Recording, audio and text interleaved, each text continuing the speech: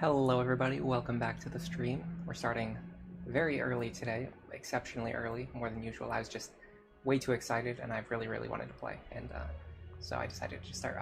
For those who don't know, we're picking up right where we left off last week. I had to end the chapter because I was just running out of time. I streamed for like over 7 hours last weekend. I was running out of time, so I just made a bookmark save in the middle of the chapter, or kind of the end of the chapter. So we're going to set up for this boss kill now. Before that, I've had a week to think about it, and I've decided I'm going to go with Dark Mage Robin, which means we are going to be doing the Maribel pair-up, which means we need to start grinding staff experience onto Maribel, so let's start doing that.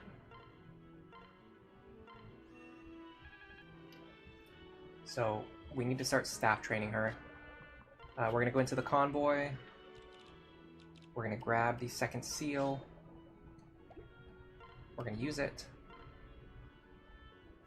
And we're going to Dark Mage. So my decision basically is between Mage and Dark Mage. And I feel like Mage is going to run into a lot of problems. Not only is it going to be less bulky, it's going to be less capable of surviving on enemy phase, which is something we occasionally, honestly often, need Robin to be able to do.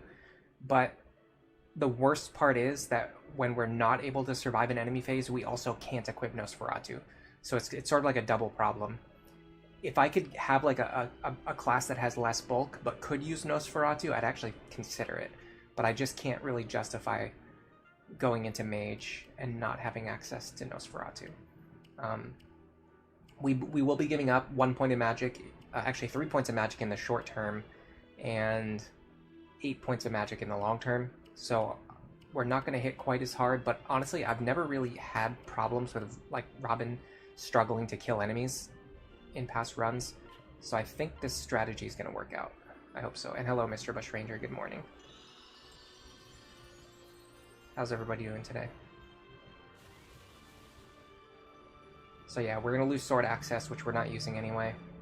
We're going to gain dark magic access, and we're going to be able to gain probably 20 more levels before promotion. So we're going to get some nice inflated stats. We get access to Hex, that's pretty good. Also, Maribel will be able to use her staff one more time. Now, the pair-up here is magic, speed, and res. We definitely want magic, and we definitely want speed. So overall, this works out really well too. That's why I like this pairing. This does mean Saria is probably just going to like sit on the bench. I can't really imagine anything that I'm going to want her to do if she's not paired up with Robin. I'm not sure yet, but I can't think of what I would want her to do. I'd like to get Rick at another level before the end of this chapter if I can. Virion's looking okay. Sully's fine. She's just going to be a stat boost for Frederick. Now, if I could get her to 10 speed or 10 defense, it would be great, but that's probably just like a goal we're going to have to work towards. I'm not sure about Lanzu.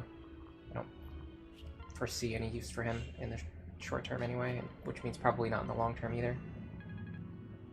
I'll see if I need him next chapter. I have needed a speed pair up more than a few times already. I think we concluded that Robin and Maribel are going to reach their C support no matter what. So we can just give these shiny spots to Robin. Just to fish for experience, basically. Lisa is already at level 13. Oh, she's actually kind of under level 2, which is weird because we had to use a bunch of staff charges earlier. Alright, Raken's going this way. Chrom is going this way.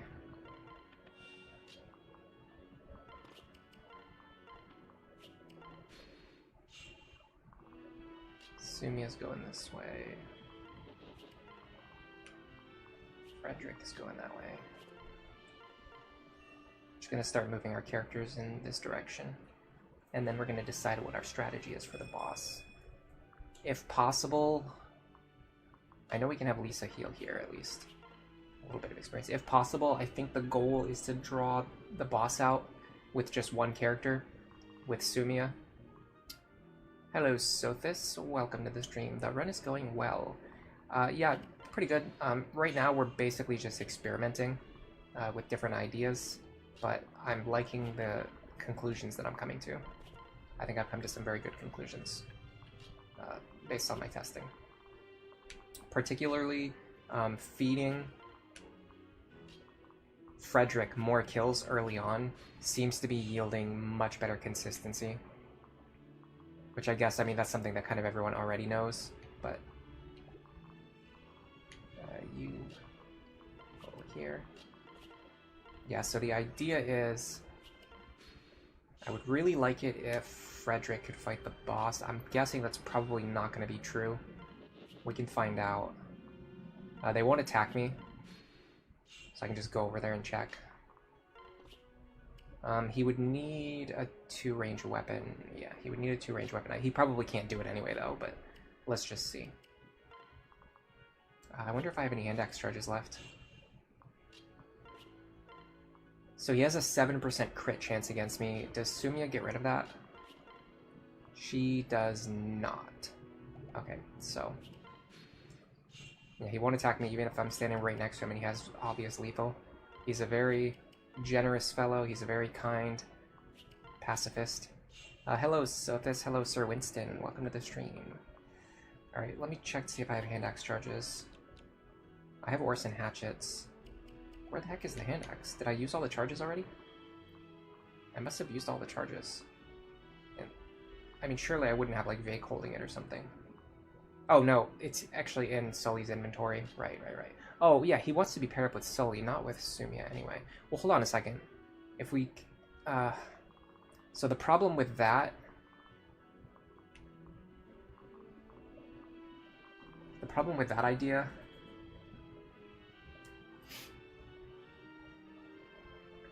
is that Sully can't stand on any of these mountain tiles. She can stand on this woods tile, but if she stands there, then the boss is going to attack her, which we don't want. He does have counter, too. Okay, hold on. Water tiles. I could use... well, I can't use Robin on the water tile anymore, because I just switched him out of a water walking class. I could put Robin here, or even Frederick here, but again, Frederick doesn't work. I can't deal with that 7% crit chance. Sir Winston, what a kind berserker. He's letting you check the combat forecast. Yeah, he will wait patiently for... what is it? He will wait patiently, but only for 13 turns. I don't know what the exact number is. It's the meme from Fates. I don't think I need Longku for anything. I'm gonna have him stand here. Actually, that's not true. I might need him to bail me out later. Who should stand up here then? Probably Lisa. Yeah, Lisa should stand up here. Gosh, I'm honestly struggling to think about this. Okay, so this is one of the like kind of puzzles that you need to solve when you're doing like Iron Man style play. You cannot fight this guy with a 7% crit chance. Okay, we would be like hours into the run right now. You cannot take a 7% chance to lose hours of progress. So you have to think, how could you minimize this crit chance? So my ideas are... I mean, I can't even... it's like Sully can't stand on these mountain tiles, so I cannot use Sully Frederick. I just can't do it. And Sumia Fred doesn't work because I didn't build up their C support. And even if I did, I don't think it would be enough. So then the question becomes, can Robin do it? Let's find out. So Robin with Sumia standing next to him. The boss still has a 5% crit chance. We just can't not get away from this guy. Okay. And because of this mountain tile, if we stand here in order to bait him, we're not going to be able to get away. I could put Chrom here. I'm going to show you why that works. Yeah, in fact... okay, it has to be someone who can stand on a mountain, so it has to be Chrom. So his partner has to be either Frederick or Robin. It's probably... honestly, if I can get... If I can get Frederick to do it, I'll actually be pretty happy. Okay, so now what I want is someone over here that Chrom can attach to in order to get away from the Berserker. It has to be someone who can walk on mountains. So let's use... I don't know. Can we just use Virion? I kind of want to use Lonzu.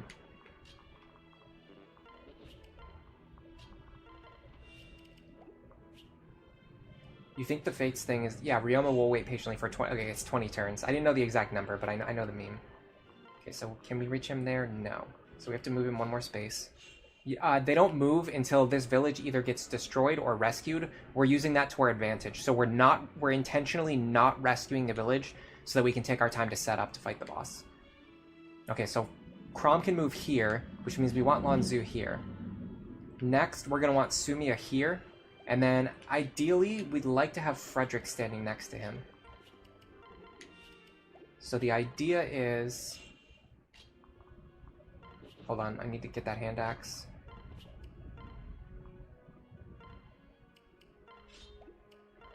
So the idea is... You drop Freddy here. Okay, so... Hand axe equipped. Now I'm going to check the forecast. So the boss has a 7% crit chance against me. Standing here, I have 1, 2, 3 support stacks. I believe that's minus 10 crit. I'm going to check really quick. I'm sorry about that noise, by the way.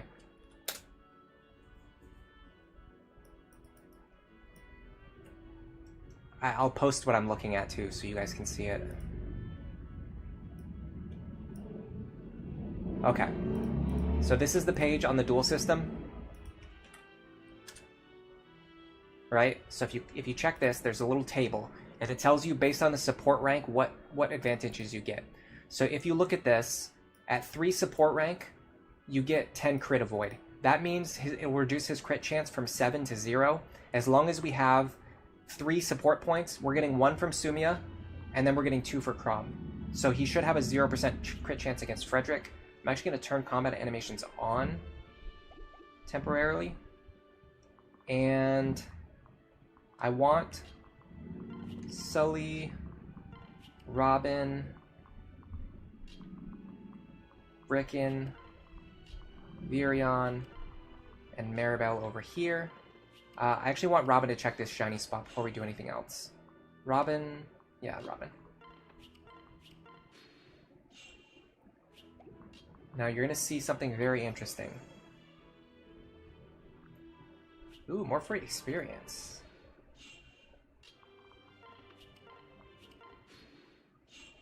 Alright, so here's the idea.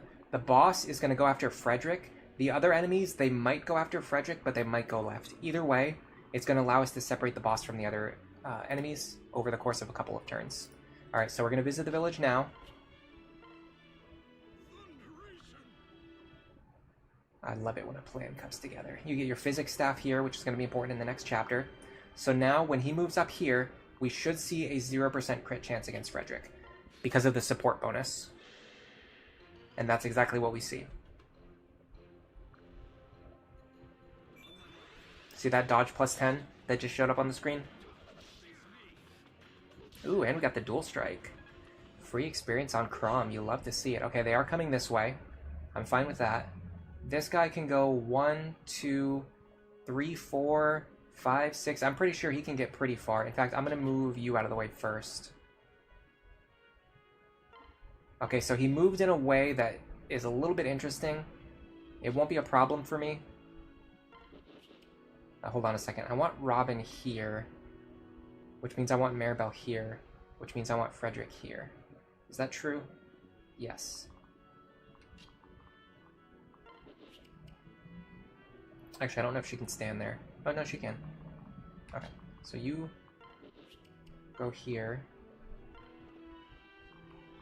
Maribel heals him. Now, Robin should be able to stand here. I want to calculate how the combat's going to look.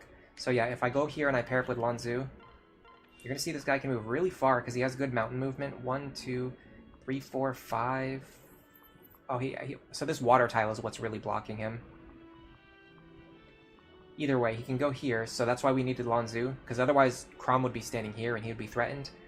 Now we can go like this. We can actually drop Chrom onto the water, so we can get even further away on the next turn.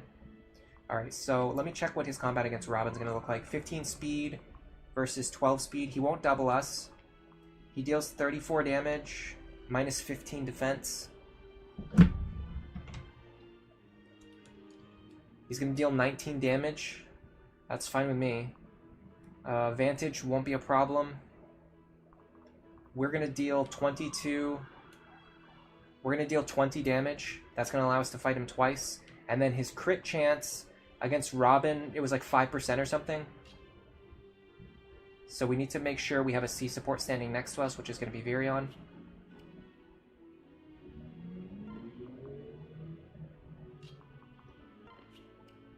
I think this will be okay. We can have Lisa start moving down here. So we should see 19 damage, no crit chance. We deal 20 back to him. Now I can either heal Robin and then pick up this kill. I want to make sure I pair up before I do that so I get the veteran bonus. He does have Vantage Plus, so anyone who attacks him is going to have to be completely safe. With that in mind, I'm just going to have Robin do it. This is fine.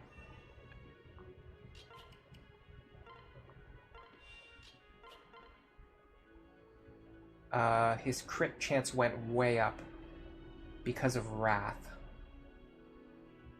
I don't think I can play around this anymore. I don't think I can play around the Wrath crit chance. I was not considering that. That's something we're going to have to keep in mind for the actual run.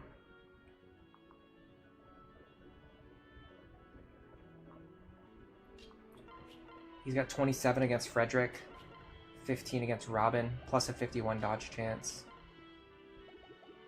Oh boy, this is not fun.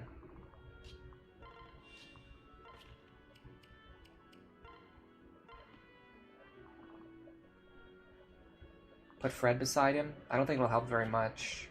It's we have 1, 2, 3 points already. Going up to 4 points will give us +5 hit rate. It doesn't even help us. If we hold on a second, he's +2 points. We'll actually get +5 dodge. That should help a little bit. So that should bring his hit chance down to 46%.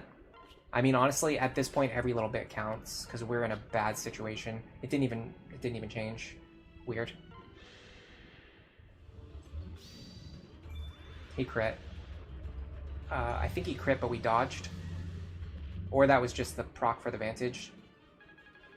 Something happened there. Because I saw the flash. I think that flash was a crit, but then we dodged it. Maybe. That was total luck. We have to remember that. So when we do the Ironman run, we have to make sure that when on the second time we fight him, when we enemy phase him, we want to make sure that we kill him. I left him alive so that I could get more experience from him. I should have killed him so that I don't have to play around Wrath. I'm gonna add that to my notes. Give me a second. I want to update my notes. This is very important. I need to not make that mistake during the actual run.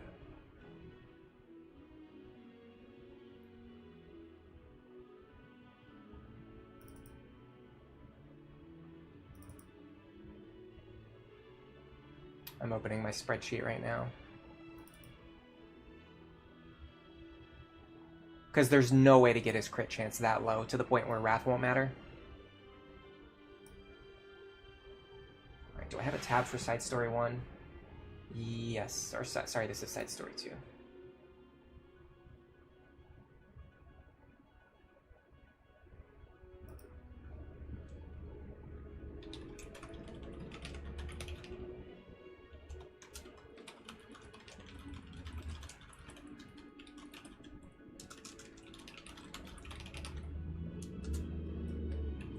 Okay, I just made a note that the boss has Wrath and I need to kill him before his health gets below 50%.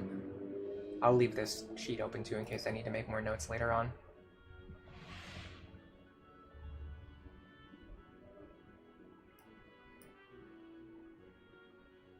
Does Charm reduce enemy crit? No, it just boosts hit and avoid. I'll show you. Oh no, I don't even have it yet anyway, but no, it doesn't. Solidarity does. So what I could do is have Robin stand next to someone in order to make it so that person doesn't get crit. These guys are overlapping on their ranges now. That kind of sucks for me. They are guys that Robin can easily fight, though. Am I inclined to do that? Let's see. 12, 22. I actually kind of like this because I don't want to double them. I want to fight them twice each for more experience. So you stand here. Again, we're going to have Maribel heal you. Yeah, so the one bad thing about Solidarity is that Robin can't stand next to himself or herself. So you can't give the Solidarity bonus to yourself. So now we go like this. Then we drop Chrom here.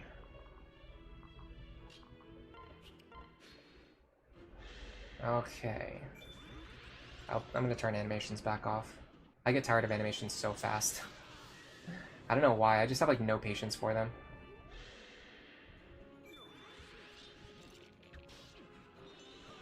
Hit for 22. Get that juicy veteran boosted experience. Alright, so I want to do something now. I want to go...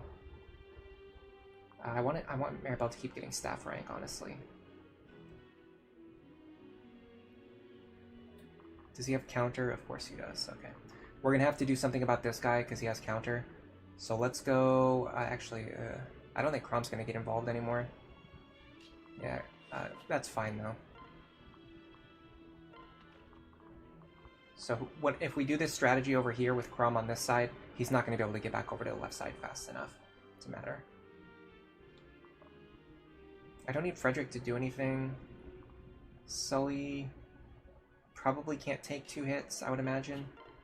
No, she can barely take 1. That's fine. I can have her attack this guy later on. So let's move under that assumption. We want an axe equipped. Pair up here.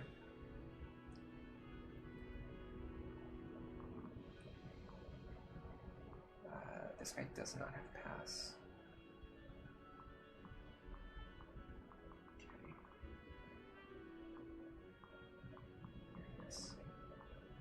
This seems to work.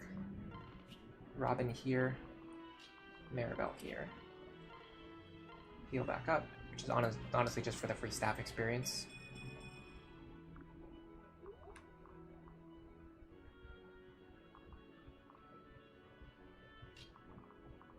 I'm gonna stand here so I can bring Chrom back over if I need to. I doubt I will need to. Here. Lisa back. Alright. 1, 2, 3, 4, 5 here. You stand here. You actually have more movement with Frederick's boost than Frederick has. So having her in the lead actually works. Okay. Oh, I forgot to turn the animations back off, sorry. Alright, so there's another level. We really need these levels on Robin too going into the next chapter. I really wanted a magic level up though. Okay. Alright, so the last guy. I want to let Rickon get 1 shot. I want to let Sully hit him once. We'll deal 7 damage to him, which is 19 total. We cannot crit though, that's a problem. I can't play around a crit here. Who has the javelin? You?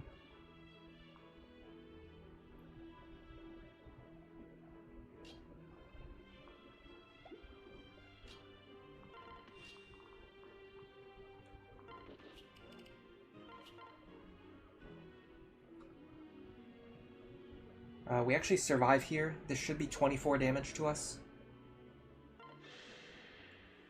Oh my god, turn animations off. Yeah, so we only take 6 instead of taking 12. Then we take 18 from his hit.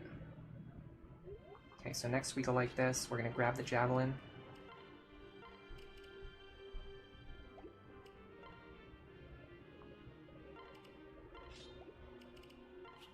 Actually want to unequip here.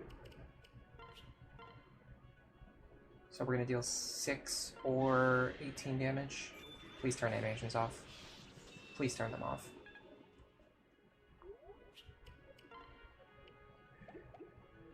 Yeah, I need to have Lisa heal once before the end of this chapter too.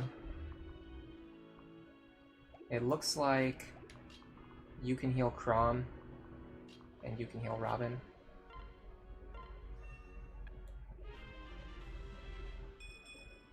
Speed and luck, unfortunately, didn't give us what we needed. Alright, let Rickon get a shot here. Didn't quite get the level up that I wanted. Is there any way for... Yeah, there is. Okay. Last thing I'm going to do is go like... actually, hold on a second. Yes. Okay, it's all coming together. Unequip Robin. Go like this. I don't want this crit, but I'm willing to take it if I get it. Really? Remember last stream we had like 2 characters land crits that ended up stealing experience, and then it just happened again? This has been the run where crits have been like the biggest problem. Hello Frozen Helm, welcome to the stream, and TPP and Tricky as well. Is this pre-chapter 6 or post-chapter 6? Yeah, pre. So we're about to do chapter 6 right now.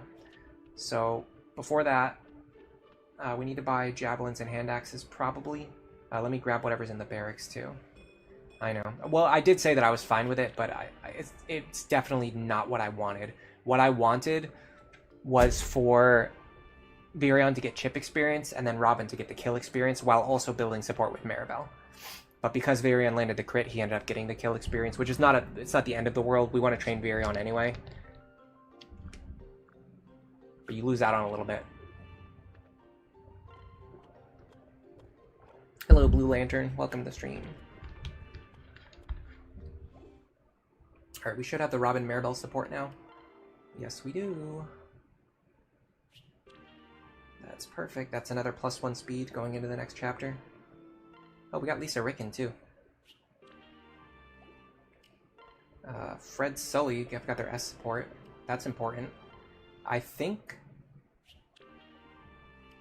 S support does not give extra stats. It only gives extra dual strike and dual guard chance, which is still important. Yes. I've read this one already. And then we got Virion Sully too, which is also nice. Alright, can we get away with just 5 javelins? There's no reason to. There's honestly no reason to. I think I already have a lot of hand axe charges though. 16. Is that enough? I definitely buy a javelin here. I don't think I buy a hand axe. Are we going to do voice acting today? I don't know. I'm planning on a long stream, so I don't want to strain my throat too much. Because you're level 18... Oh, sorry, hold on a second. You're facing Lunatic Chapter 12, and you're pretty scared. Adding 3 more Beast Killers makes it much harder to hold the line. Yeah, Chapter 12 is very brutal. I think Chapter 12 is the biggest difficulty spike in the game. I think it's actually worse than Chapter 5. Your level 18 Robin only has 11 speed. Oh, wow, that's bad. You're also doing Lunatic Plus, and you keep getting speed screwed on your Robin and Frederick. Ugh. Alright, let me put Long Zoo's items away. I'm trying to decide if I need to buy more axe charges now. I actually have a lot of Orson Hatchet charges. Excuse me. I definitely want this. And I can probably give the other ones to Sumia too, just in case I need her to get chip experience or whatever else. Should I bring the Beast Killer with me too? It's 27 might, effective might, 27 effective might. I think so.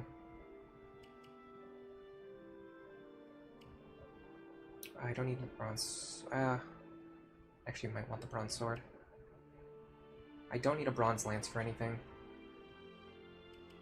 Silver lance I do need badly. The elixir I'd rather have in Sully's hands. In fact, let me give him the bronze sword. And then Sully can hold... I mean, do I need the Fin Lance for anything? I kind of want it. It's a good replacement for the for Silver Lance charges. And I want to bring the Beast Killer too, just in case. Now the problem here is that... Oh no, I still have the elixir, okay. So I still have the elixir. I have a ton of equipment. Virion doesn't need anything. Sumia looks good. Robin wants... in fact, I think Robin actually wants the elixir in this chapter. Yeah, Robin wants it. And then I'll give Frederick the Vuln. I think you can get away with a Vulnerary. You get Bible Master Seals after Chapter 12, yeah. You get Bible Rescue Staffs and Bible Master Seals. It's a huge deal. It's probably why it kind of, I think it's kind of meant to be like the last big difficulty spike. And then after that, you kind of have like a complete team, a complete build. Physic should be in Lisa's hands. I need another heal staff, either this chapter or next chapter. I might as well just buy it. I can't because the idiot's blocking the shop. Okay. I can get one here. Oh man, I really want this extra rescue staff. Here's the thing. I'm very unlikely to get an extra rescue staff in the actual run, so I'm not gonna buy it because I don't want to factor that into my plans. I don't want my plans to revolve around me having an extra rescue staff that I'm probably not going to have, right? That's the idea. So I'd rather not get it for this run. If it shows up in the actual run, I'll definitely consider it, but I don't think it's an idea for a testing file to be grabbing an extra rescue staff that I'm probably not going to have for Chapter 12. Alright, so let me see who I can actually bring with me. Hold on a second, I need to check Robin's gear really quick. I carry only the finest. Yeah, they've got plenty of tome charges. Alright, so I think we're fine. I'm just worried that I'm going to make a mistake. Long Zoo, if I need to give him swords, I have extra swords. No, everything here looks good to me. Yeah, the stat booster C rank and A rank. You're planning to promote Callum? Callum is one of the few characters who can use a beast killer, and he does not have a beast weapon weakness. Okay, so we do have room for Lonzu here. Interesting. I don't know if he's the one that I want to bring. I might even actually reduce the number of characters I bring. I do that sometimes on this chapter because I don't like having to protect a bunch of people over here. Alright, so you definitely want Frederick on this side. We're gonna have Sully backing him up. We can even do this. So over here, we want Maribel, Lisa, Robin, and Chrom. I think. I need to put Vyrion over here. Yeah.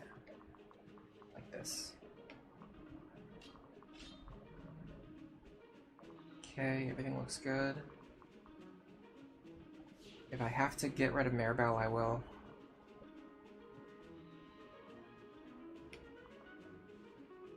So, like, what I would consider is actually just dropping Rickon, Long Ku, and Sumia. I'm not sure yet. I could also put Vyrion on the right side and Rickon on the left side, because the enemies on the left have lower resistance. I should also check to see if I can one-shot these thieves. I need 30. I actually don't know how much I have. I have 24, 29, or 26. I cannot one-shot them. I can do it with Maribel's pair-up.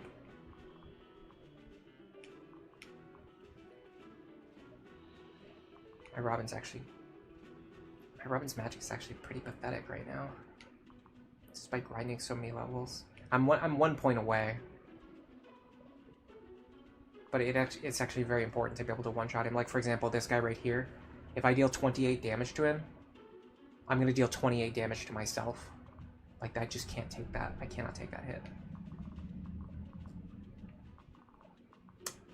And you can't get magic tonics this early either. I think there's an energy drop. Not an energy, sorry. I think there's a spirit dust in the rewards. I'll grab it if I have to.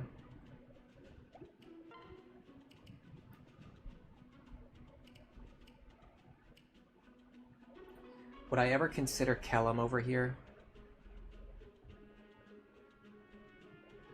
Probably not. I think it's just Long Ku.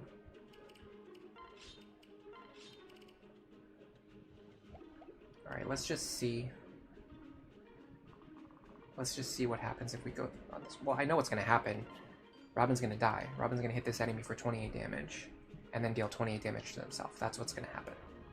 We already know that's what's going to happen. The only way to for that to not happen would be for me to gain a level and get +1 magic. The tome is already max forged. I can't add any more might to it. I have to get the spirit dust. It's the very next reward. It's 470. I think we calculated you always have like over 400 when you start a new run. So if we beat like 7 chapters, we would be on 470 already. I can't remember. I'm kind of at the point now where I just take, like, I want to take as few renown rewards as I need to beat the run, but if I need to grab something, I'm not going to sit here and like cry about it. I'm not going to be upset about the fact that I had to use renown rewards. I need Maribel over here.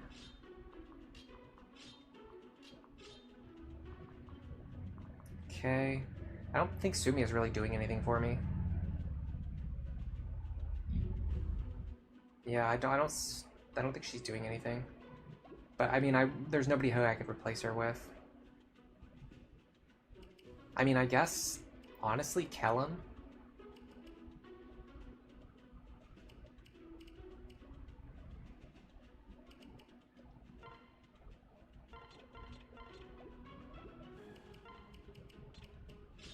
The whole point of this team over here is just to sit in the corner and keep enemies busy.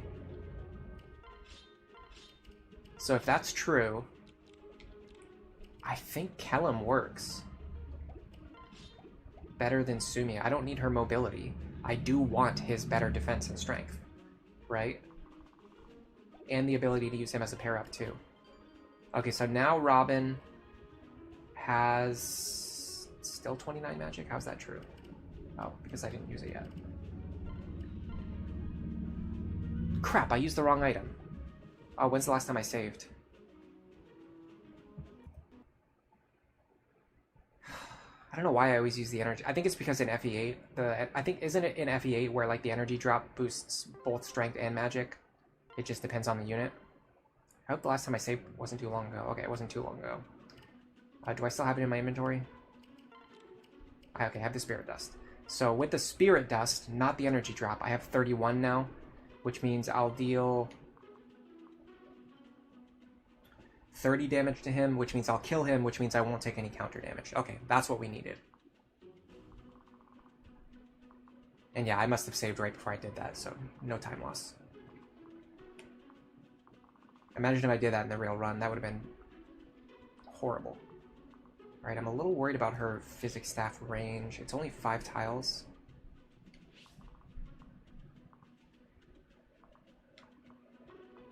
I might need to use the Maribel pair-up on her. Alright. Let's just take a look at this and see what it looks like. What about Vake Lonku? That's actually an idea too. But I don't have a lot of axes to hand out. I have a bunch of spears, so I can use Chrom without spending any money. To use Vake, I would need to buy him an axe, which would cost money to just use him for 1 chapter. I don't know. Okay, we definitely don't one-shot this guy. In fact, this guy rolled the worst possible skill for him to possibly have. I might need to reset here. I didn't even think to check his skills. But with this, yeah, there's no way. 15, 17, and then we kill ourselves on the second hit anyway. I mean, I guess we play for a crit here.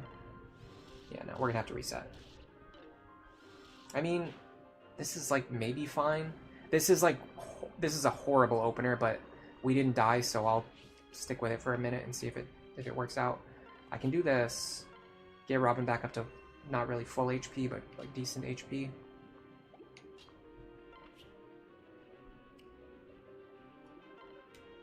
Alright, so over here, we can't fight him.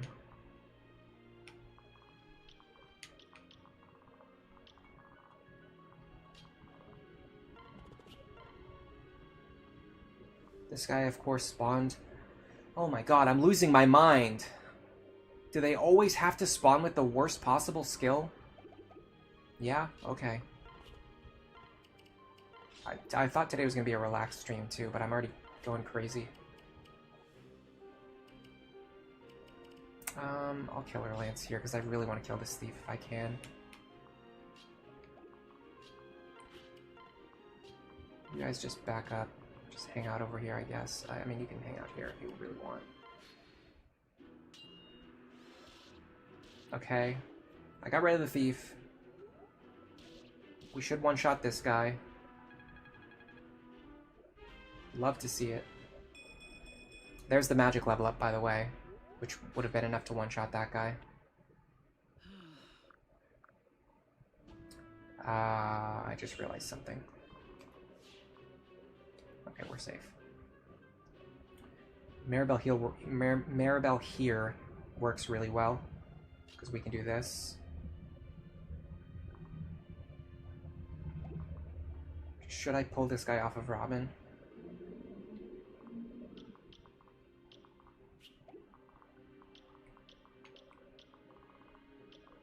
I don't like the fact that he has Aegis. Yeah, I can't kill him anyway. Okay, so here's the idea. Nope. Go like this. Yeah, I like this a lot. That's 28 damage. Okay. I don't want him to move here. So I'm gonna move here. That's gonna allow him to stand on the pillar. Well, maybe I stand on the pillar. Yeah, look at that, I stand on the pillar. But then, does he still move behind me? I can't imagine a reality where he chooses to move that way and intentionally try to block me. I just don't think the AI is smart enough to do that. Okay, now you...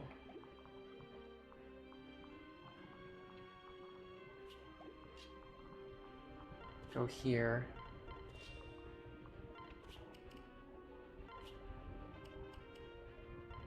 And go like this. Now, we want to stay out of Gaius's range. I don't care about him. Or him. Alright, so most likely, they definitely prioritize Lucina, so we want to stand here. I can even dip into the convoy because I have Chrom with me.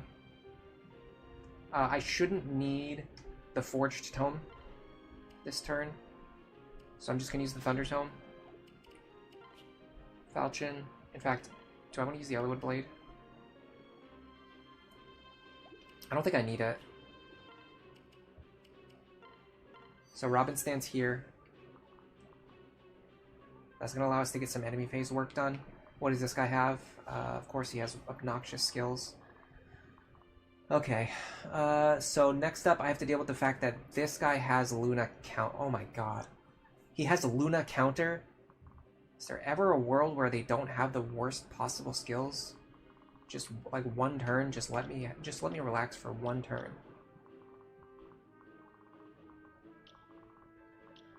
I literally cannot think of a worse skill combination for this guy specifically to have.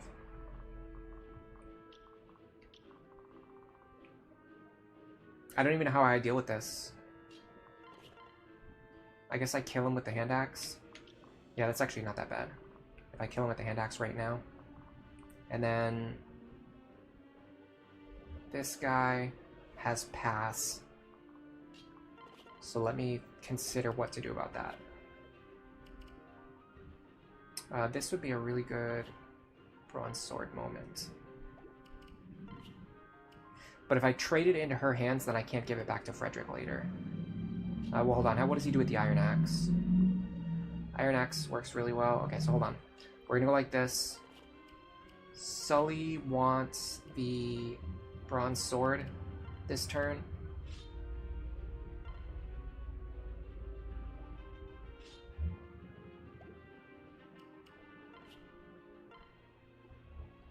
We kill him.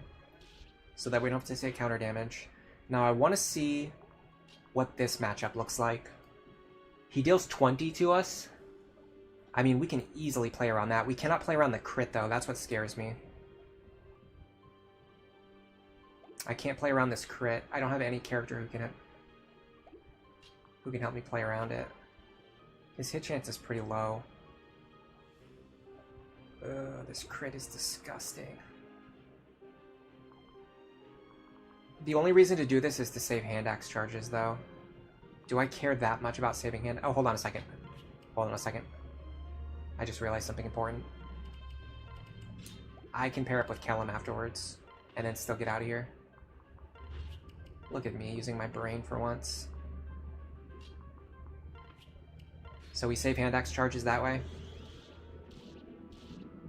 Okay, I would have liked to dual strike there. Didn't get it.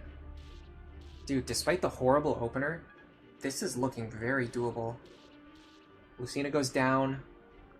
That's not great, but honestly, if we can win under these conditions with, number one, a terrible opener, number two, Lucina goes down after one attack, we're looking really good here. Alright, now I have to stay in range of this thief so that he doesn't open the door. This thief is going to be a problem next turn. I'll have to worry about him when that happens. This guy I'm not scared of. This guy I'm extremely terrified of. I don't know what to do about him. I can't actually. There's nothing I can do about him. I needed Lucina to still be alive to fight this guy. He rolled counter Hawkeye. He can't hit me if I'm standing here. The thief can hit me. Okay, so I can stand here. I don't love this, but it's what I'm going to have to do. But if I stand here, the Dark Mage is going to move onto the pillar, and then I'm also going to deal counter damage to myself. So it doesn't work. No matter what happens, I'm going to have to fight someone with counter. Well, hold on. I can 2-range him. I think this works. Okay, so let's recruit Gaius.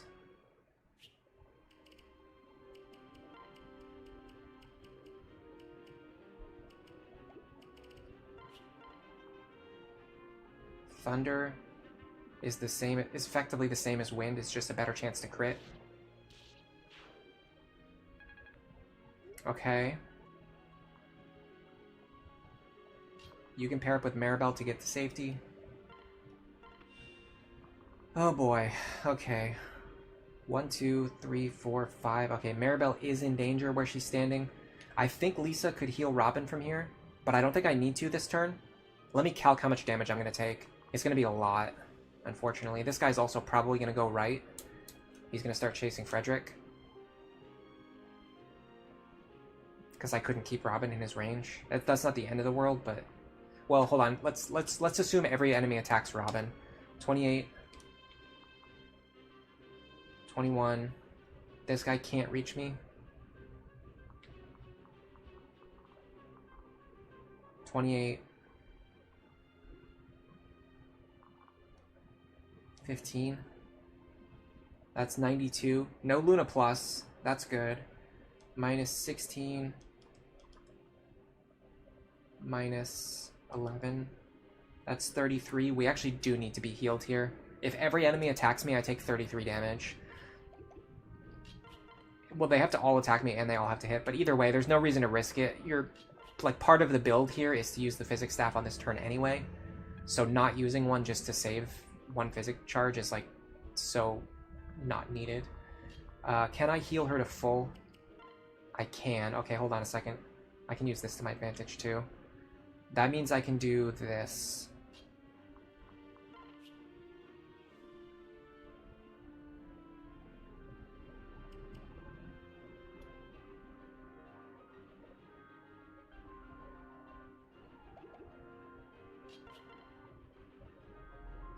Okay. That means I can do this. Transfer Gaius over. And then heal her to full. Now I have my staff units unpaired, which means I can do more with them. Pan's gonna kill this guy, which is also gonna pull him off of Robin, most likely. Alright, what do you have? You're not scary. You are terrifying. You're not scary. You're not scary, okay. Interesting. 17. Can I deal 17 to him? With the hand axe? I can. Interesting. Very interesting. Okay, hold on a second. If I can take him out with the hand axe, I won't have to enemy phase him. So then we're gonna take... Man, I'd like to actually stay in his range, but I can't. So we'll take 0 from him, so that's not a concern at all. And we'll take 14 from him, which is also not a concern at all. Okay. Interesting. I do want the Killer Lance this turn. Specifically for that Dark Mage. Alright, so this should be a kill. Nice. Honestly, probably could have saved that for the Dark Mage, though. Alright, so this guy is the big concern now. Can Kellum fight him? He has 11 speed. I can get up to 10 speed, so I can fight him for 1 turn. Honestly, I'd rather have Frederick fight him, though. I can't. I have to have someone fight him up here. He does have pass.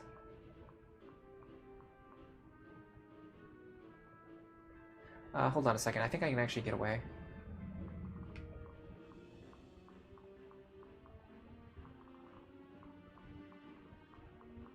I think this tile's safe. Let me move Rickon into the corner first.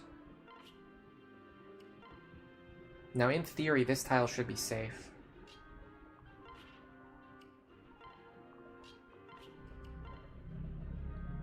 Yeah, it is. Okay. That pulls him onto Frederick, which means Frederick can kill him, which means I don't have to worry about him next turn. Oh, nice dodge. Now we should... I want to one-shot this thief, so I'm going to put the Thunder Tome in the convoy. I can't one-shot him anyway. Because of Aegis. Honestly, this is looking extremely good. And we got that dual strike that we needed. Hello, Neff Champion. Good morning. No damage, and then we kill. Oh man, this is looking so clean. This is looking so good. Dude, this Iron Man is going to be very... If we can get past like chapter 5, 6, this Iron Man is going to be so consistent. Okay, we have to be in range of this thief, otherwise he won't open the door if we're in his range. But if we're not in his range, he will open the door. I have to kill anything that has count... Oh, there's 2 enemies with count... There's 3 enemies with counter? Come on. Come on, man. I doubt it. I doubt that. Will he open the door? I think he'll open the door if I don't... Oh, man. This sucks. This is trash. Every single one of them had to roll counter, though. It was looking really clean up until the moment when every single enemy rolled counter. That threw a little bit of a wrench in my plans. This guy's pass. There is one thing I can do. It's a little bit wonky.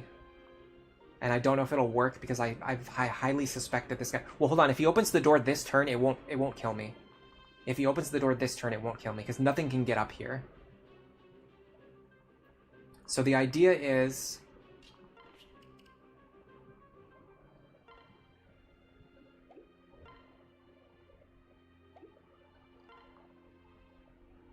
So the idea is you go convoy. Use the wind tome here.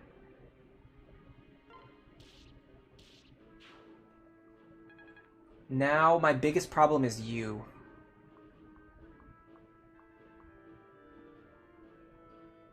Yeah, there's actually no way for me to block you. Oh no, there is. I see it. I see it. I see the line. There's no 2 range attackers. So I want Maribel here. We can heal Pan back up to use her next turn. Before that, let me take the Wind Tome and put it into the convoy. This is disgusting, but we have to do this because so many of the enemies have counter. Okay, so now you drop Gaius here. You go here. This blocks. So this guy has passed, but we're blocking all of it. You see those tiles? How they're. It's hard to see, but those tiles over there are still blue underneath Gaius, Pan, Virion, and Lisa. But because we're standing on all of those tiles, he can't actually move over here, which means he can't get past us. Robin's gonna have to just soak some attacks here. Let's see if we can get Frederick involved. I'm not worried about you. I'm not worried about you. In fact, I'm so not worried about you, I'm considering moving over here. But I have to be able to one-shot the thief.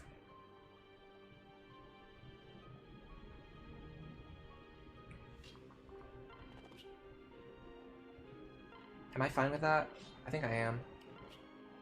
Let me make sure I one-shot him. 29. 37. Oh yeah, we definitely one-shot him. We might even be able to do it with the Fin Lance. What does he have? 32. Yeah, we actually one-shot him with the Fin's Lance, which gives us more defense while it's equipped, which is even better. So we're going to go like this. We're going to Vuln up.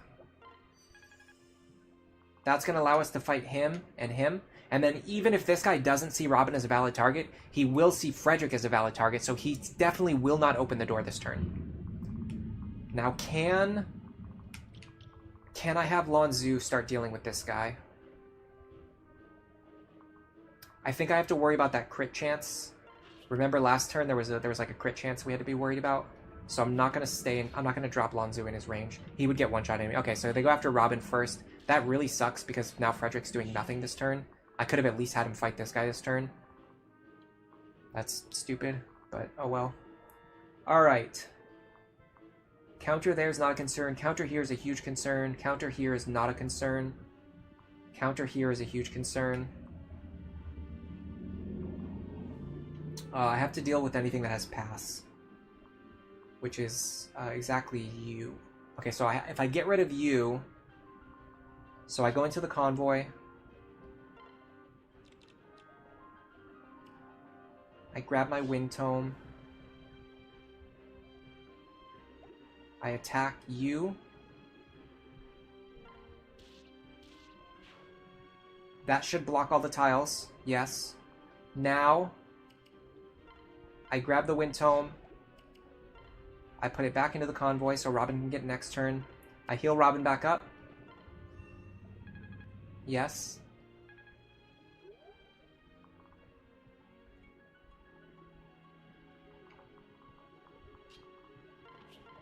Okay, no crit on this guy. That means Lanzu can keep him busy. He will eventually lose, though.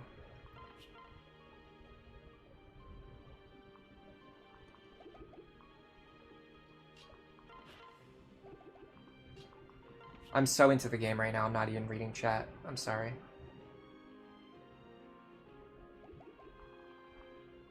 I'd really like Frederick to be able to do more this turn other than just kill this one guy.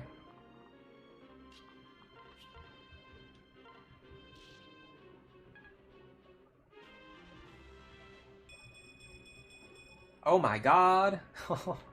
Sick. Virion can't get into... Oh no, he can actually. He can almost kill this thief. Can he kill this thief? Hold on a second. None of the other ones have pass, right? Hold on a second. Am I smart? Oh no, he has Oh, okay, well, there you go. He had Aegis Plus, but I could actually one-shot him anyway. Or, I dual strike him anyway.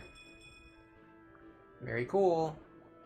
So I still have to be worried about this guy having counter. So I can't have Robin, like, sweep yet. I still have to sandbag for one more turn. Let me get this chest now while I have free actions. Alright, so now we go like this. We play for the crit. which would only deal 21 damage anyway.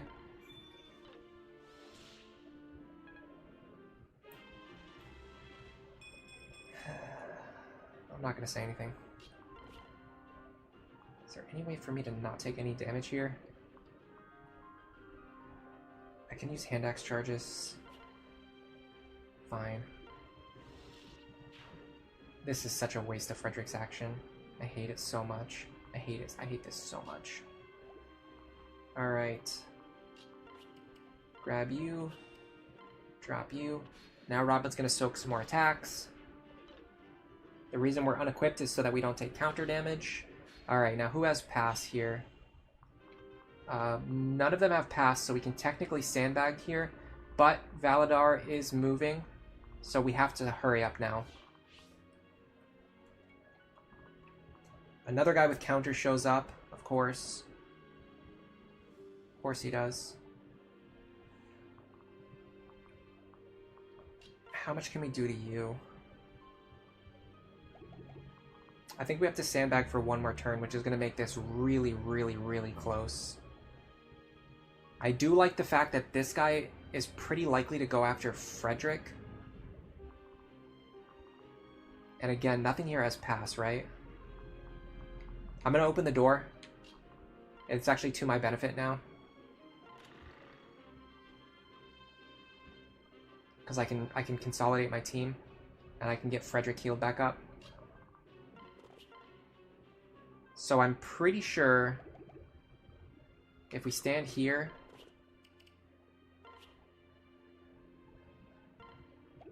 let me see how much Sully is doing. 8 damage. 14 damage. 10 plus 10 plus 14 would be exact lethal if he doesn't heal. He won't heal because he's going to hit me first. Okay, so we do want the Killer Lance here. With the Killer Lance equipped, if we get one dual strike, we kill. Lisa can grab this heal.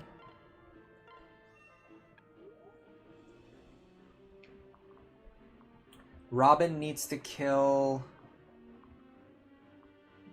this guy right here. Ooh, there's actually no clean way to do this anymore. No, hold on, I can still do it. It's going to be a little wonky, but I can do it, I think. I mean, surely he goes after Frederick. Okay, so this is a little bit weird, but I think we can make this work. So we pair up here. Step back. Go into the convoy. Grab my wind tome. We kill this guy.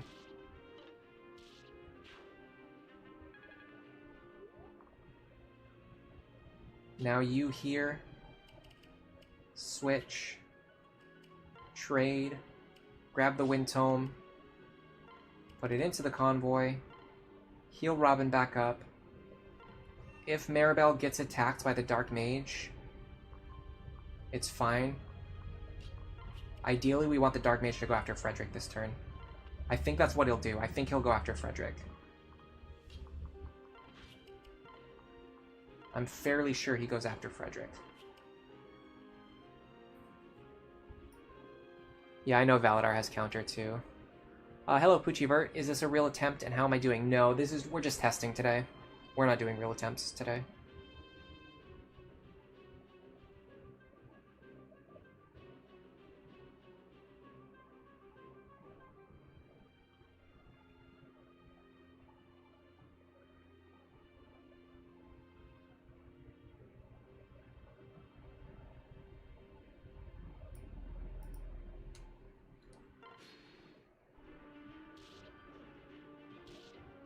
Okay, that's exactly what we wanted. And we got the dual strike. Very clean. Alright, and this guy standing in the way actually plays to our benefit. Yes. Yes. Okay. So, I'm terrified of Valadar, but I've got one more turn to get ready for him. Actually, honestly, I'd really like to set up this turn. If he's standing here, he can go 1, 2, 3, 4, 5, 6... He still can't reach Emerin. So we've got 2 more turns to set up.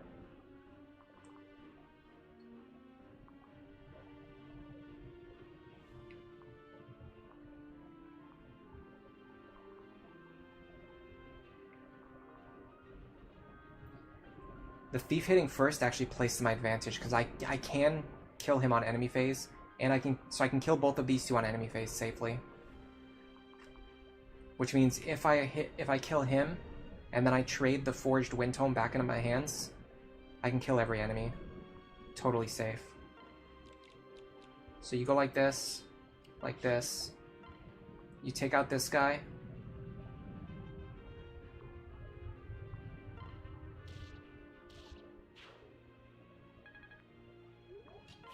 You trade the Forged Wind Tome back into his hands. Heal him back up. Now, when the Thief attacks me, I one-shot him,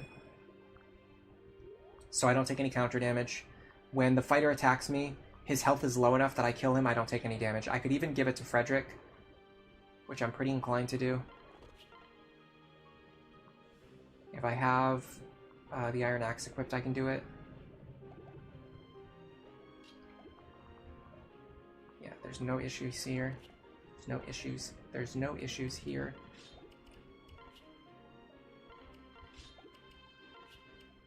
I wonder if actually Sully can do it. Sully cannot. I'd have to use a weapon with bad accuracy.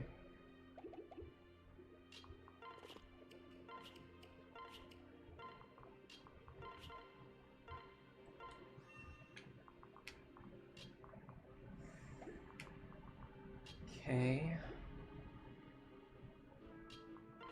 I'm not sure exactly what I want my other characters to do. So I'm just going to start moving them up here. So that next turn, if for some reason I need extra firepower up top, I have it. This should clear everything on the map other than Valadar. So we one-shot there.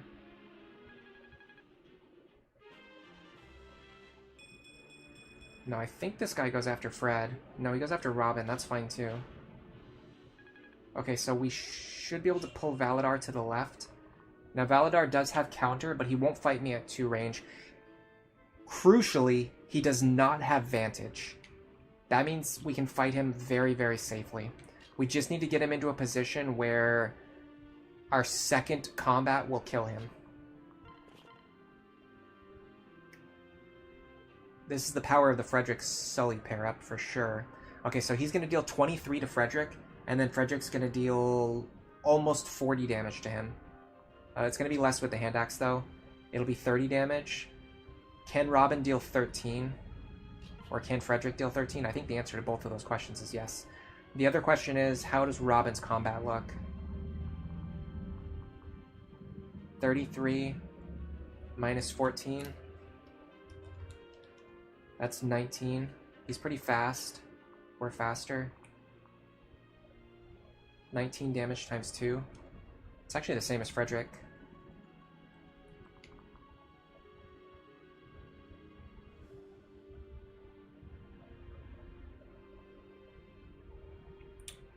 Alright.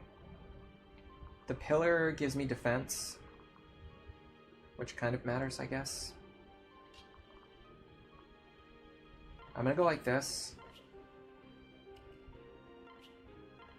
I'm buying a new hand axe soon anyway, so I'd rather use the hand axe above anything else. Maribel heals here.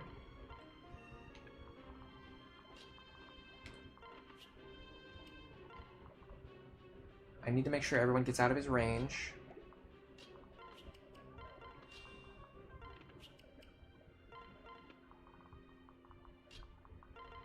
That includes you two.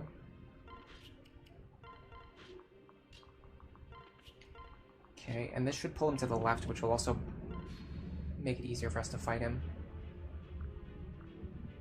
Ooh, nice dual guard. Oh my god. That went really well. Alright, he is totally set up now. I can pretty much give this kill to anyone that I want. This is one of those moments where like you could even give this kill to Sumia if you wanted to. Obviously, Robin is the best target, but I want to consider the merits of either Frederick or Sumia. So the merits of using Frederick is that he doesn't get boss kills against promoted enemies very often. This is one of the few chances.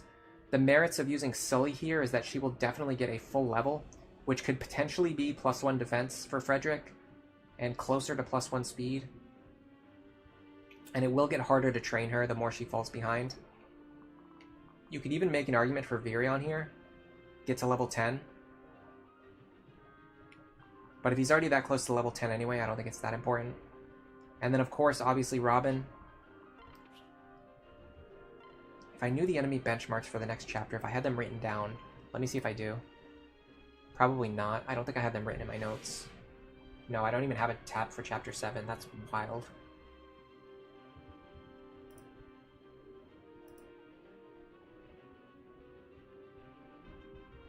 I made a special note just for Chapter 8 not to give the boss kill to Frederick because he gets, like, no experience from the kill.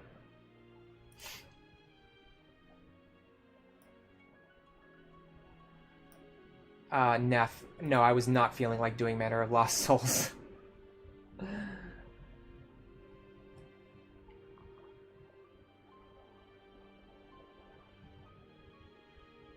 The Wyverns have 11 speed on the next chapter. Okay, so we don't have any problems with our speed. I'm a little bit... So the main thing I want to think about is the magic stat. But honestly, with a Forged Wind Tome, we should be able to one-shot anything that we could one-shot on Chapter 5. Especially with our magic being way higher than it was back then.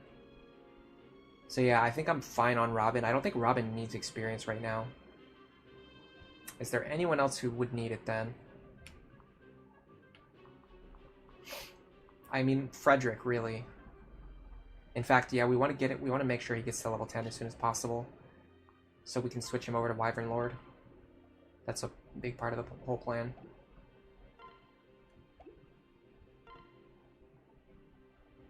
Man, I kind of like the idea of giving this to Sully.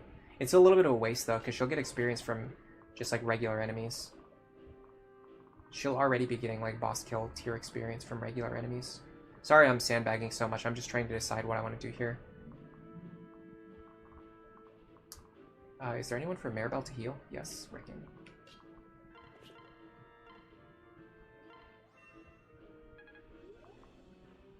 And Lisa can heal Lonzu. Alright, let's give it to Fred. I want to see what kind of experience he gets from this.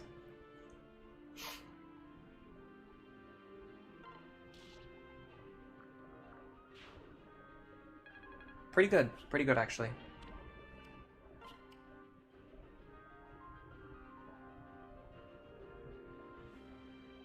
Could be better, but still pretty good. Hello, Claude Prizer, Sophis, Esteban. What is my plan for Noe in this run? I'm definitely not using her in the Ironman, sorry. I like her a lot, but she's not that valuable for an Ironman. Frozen Helm, the largest magic soak on Chapter 7 is Barbarians, who need 40 magic damage to kill in one hit, or 45 if they roll +5. We're on 33. We could actually probably hit 30. How much do we get from Maribel? Probably not enough. What do we get, like +4 from her? We would need to get the Forged Flux Tome. Oh, we can use a Magic Tonic now. That actually brings us closer to our benchmarks.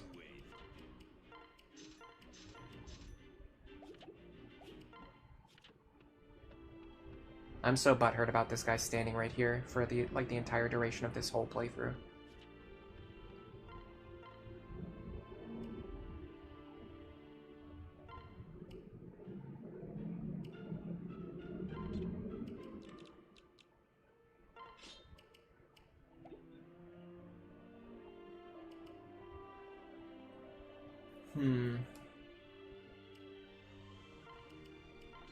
Probably not going to use Pan. I'm not sure, though. She might be useful. Honestly, I need characters with high mobility in this chapter, so Sumia's probably getting back on the team, even if it's just for mobility reasons.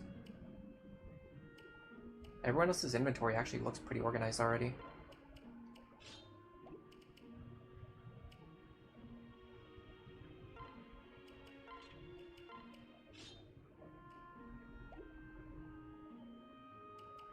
Man, my Lisa is really magic screwed.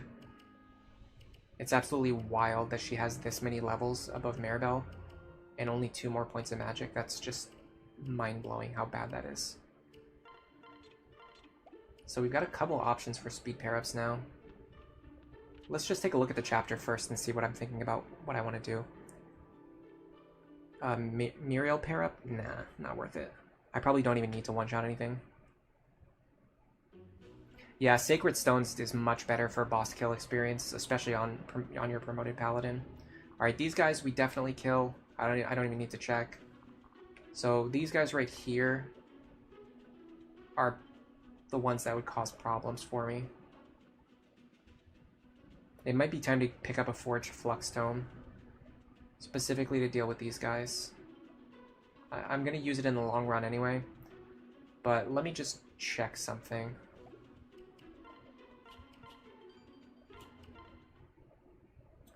Because I think Maribel gives us enough speed, and it gives us a good amount of magic too.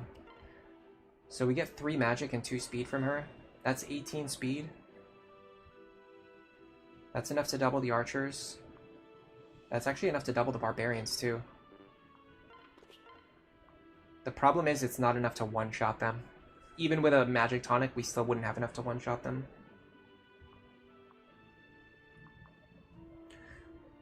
So we need to forge a Flux Tome. And we need... So hold on, this is 6. 6 might. Is that true? We need 5 more? That seems like so much. Why do we only need 4 more against him? Oh, he's standing on a forest.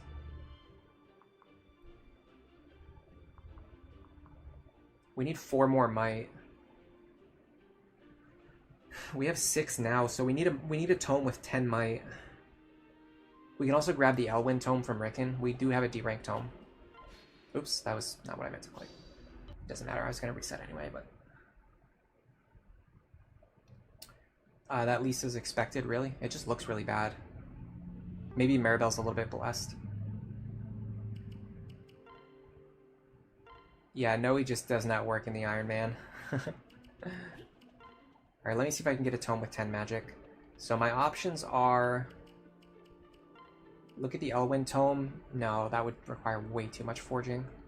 What about Flux? Flux is 5 at base.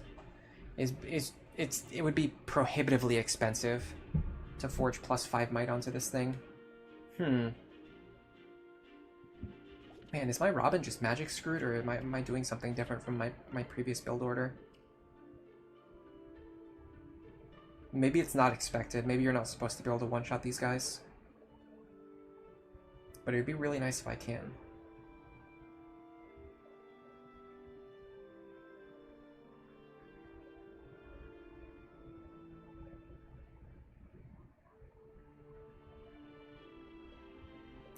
So if I don't need to one-shot them, what do I prefer having instead?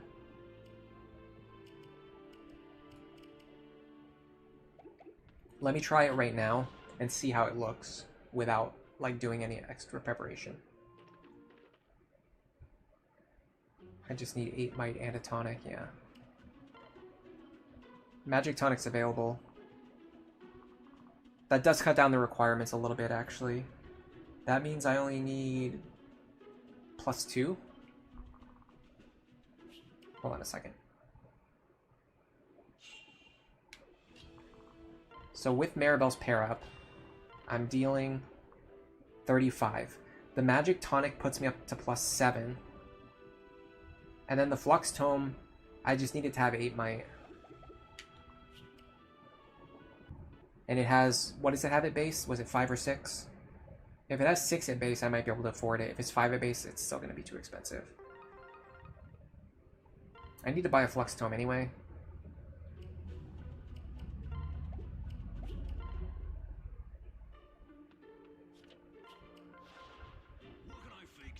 At base, it's only 5. Yeah, I don't think I'm going to be able to afford this anyway. I would need to use a more magic-based pair-up. But then I lose out on the speed, which I also need. I need the speed. So, like, it has to be Maribel, but I have to be getting more stats from her, which I'm just not getting. Imagine if she had leveled up magic and speed once more. Then I'd be getting another extra +1 magic and +1 speed. That would help a lot. I mean, I need to buy a Flux Tome anyway.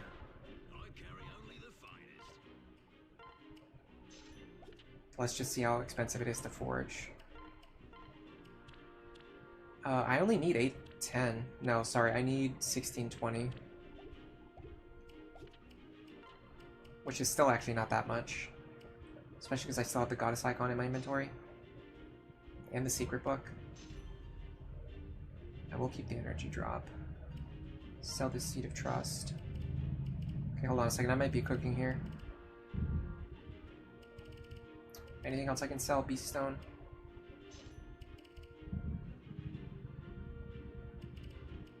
I need to buy another hand axe too. Let's go do that while we're here. What can I fix you with? And then we're gonna forge Robin. This needs 8 might, which we can't afford. Okay, so with the magic tonic, I think we one-shot these guys now. And then Maribel's pair up. So this is one of the things I've been working towards, and this is why I want to do the Maribel pair up for this Iron Man. Whenever we start doing serious attempts, the fact that you get magic and speed from her is actually pretty clutch. Because the other partners only give magic or speed. They don't give magic and speed. She's like the only one who gives magic and speed. So we would equip this. That's going to put us on 35 attack. We use the magic tonic. We want some defense tonics too, probably. Oh man, I can't believe I just beat that last chapter without using any defense tonics. That is crazy. I beat chapter 6 without using any defense tonics. I didn't even think about it. Like, I didn't even think to use them. Alright, so now it should be... he's on the forest. That's why we're not one-shotting him. We do one-shot this guy because he's not on the forest. The big problem now is accuracy. We need to buff our accuracy.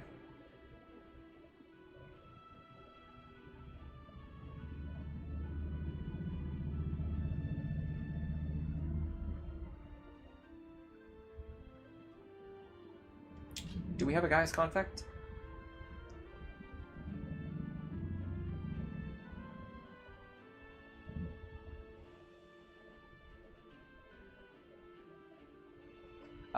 The extra stats from Tonic do not count towards your parent bonuses, no.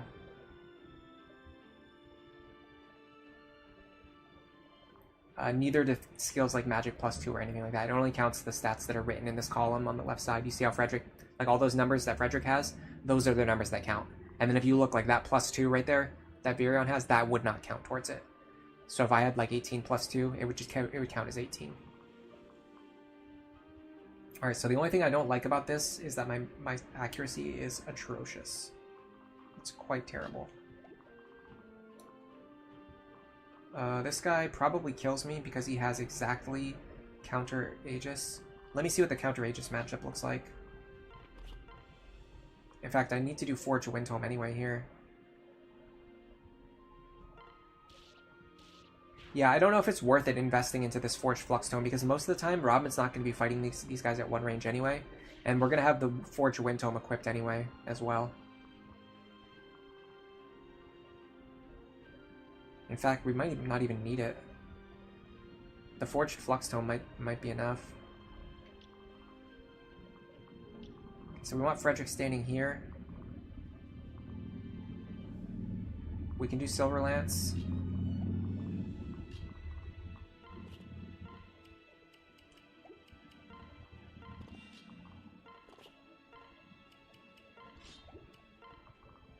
This guy unfortunately has pass. I didn't notice that. That means he's going to go after Robin. Nothing I can do about that. So typically putting Frederick here actually blocks Robin because he has to, because this guy has forest tiles in the way. But because he has pass, he can move through Frederick and then attack Robin anyway. So it is what it is. Let us stand on this tile right here to bait the archer. Does that work? Yes, it does. Okay, let's do this. Now we need a good partner for Virion. Honestly, Kellum works. Let me get my items back out of the convoy. Dude, is the age of Kellum Virion? Is that what we're doing here? Is that what I've discovered? I've discovered this Kellum Virion strat. Alright, now this guy I'm very concerned about. I'm not even sure what to do about him. I don't... So typically I have like some kind of extra character that I can put down here. But this run I don't really have that because I haven't been training Chrom. I guess you still use Chrom. And then you want to double this guy. So you would use Long Cruise pair up. And then you want to not get one shot, which you don't. So you go like this. Use the Falchion because it has 15 effective might.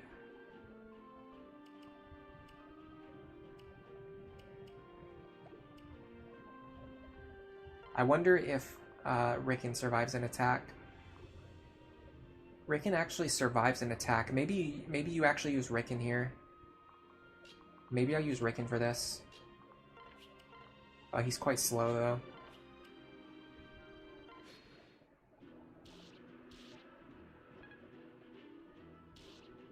Yeah.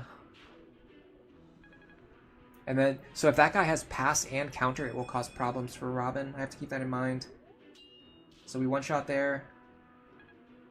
Honestly, we save Silver Lance charges. I'm actually fine with that. I'm not done with the Silver Lance yet. Actually, I think I am. Oh, yeah, see, if he has counter Aegis, I can't win. So I have to plan around that. Let me start writing these down. Yeah, Armor Knights in the back are great. You know what I'm gonna do? I'm gonna make this page that I already have open. I'm gonna make it my notes for chapter 7 and 8. Just to consolidate. Do not give the chapter 8 boss kill to Frederick. There you go. So, a couple of notes here.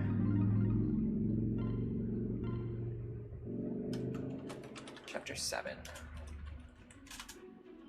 Robin. How much attack was it again? 40? 40 attack to one-shot barbarians.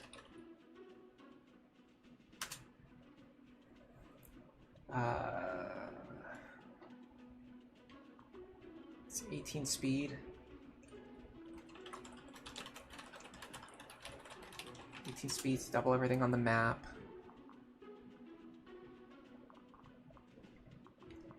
So, yeah, here we go. Pass counter. This is exactly what we wanted to show off. So if this guy has exactly pass counter, so problem enemies. First middle barb. Pass counter sends him into Robin. But Robin can one-shot him and not take any counter damage, so that might be fine, but he's still a problem to at least think about.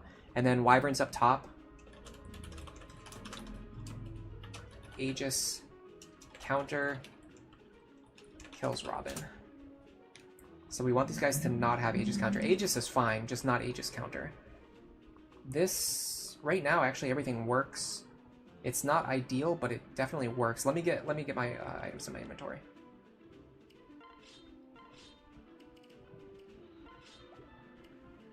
Yeah, I'm very strongly considering the merits of using Rickon here instead of Chrom. What about the guy in the bottom?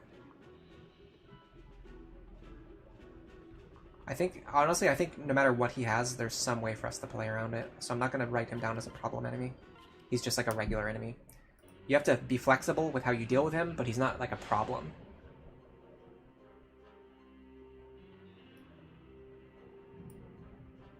Yeah, if that guy has Aegis encounter, I would just reset until it goes away.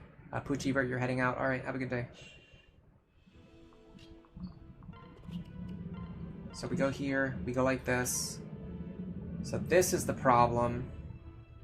I can get away with...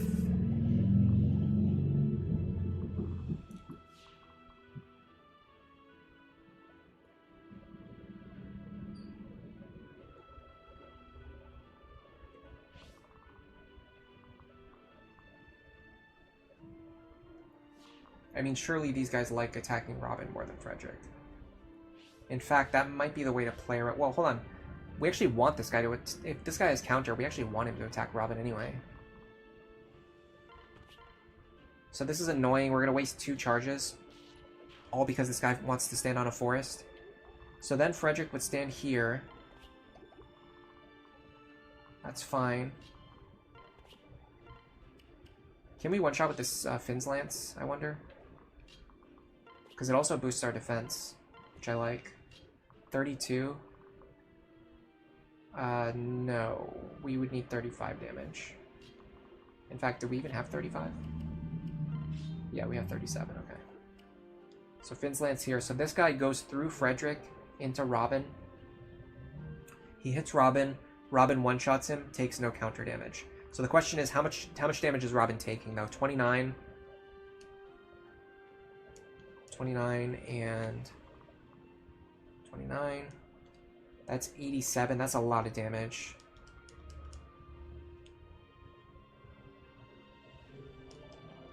We take... this is actually exact lethal. If all of these attacks hits us, so Robin really needs a defense tonic. Add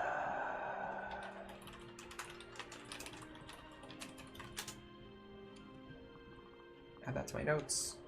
Alright, if this guy rolls Luna, I don't think Rickon can take him. I think if he doesn't roll Luna, I can just barely survive. What about you? Virion should be fine here. We go like this. Now we want to double here, and we also want to dodge if we can. So let's do this.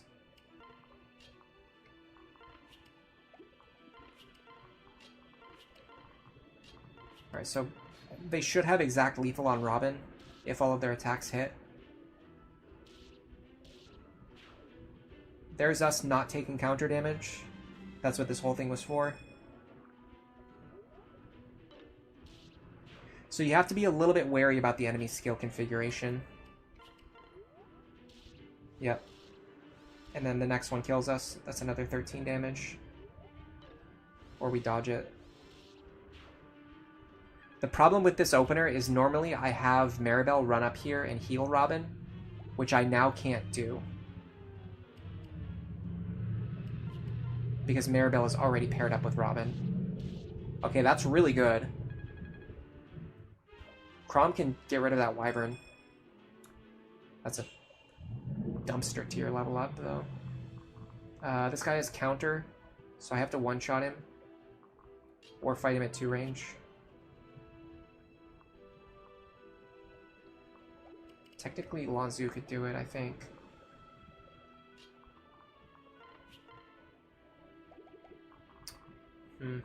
Not sure. Okay, so for the hammer... He has counter too, of course he does. So we need to stay paired up with Maribel, but we also need to get healed. Should I just let a Physic go here? I wonder. AD has Vantage, of course. Of course he has Vantage. Alright, hold on. Can we get enough speed to not get doubled? I think so.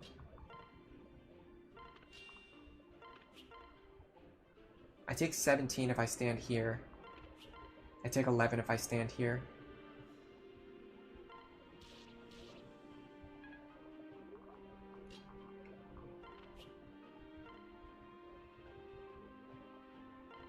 Chrom picks up the kill.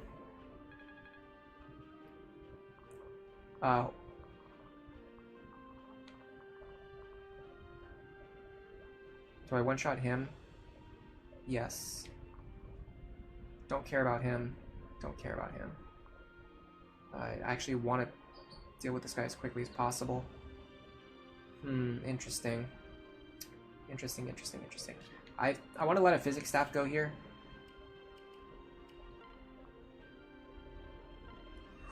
Health is still kind of low. If I had that defense tonic, I'd be on 37 right now. Okay, I can't reach anyway. I'm gonna stand here.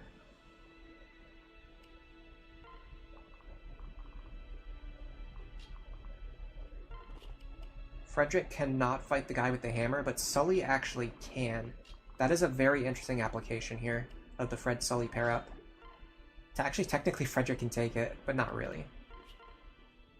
That's 25. That's exact lethal again. Man, there's a lot of situations where they just have exact lethal on us. So we want to go here. We actually want you to be here and unpaired now.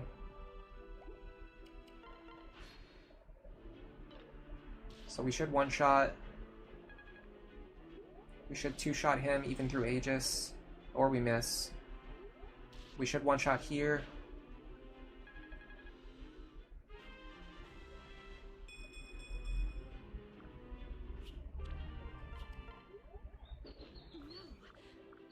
And we did learn.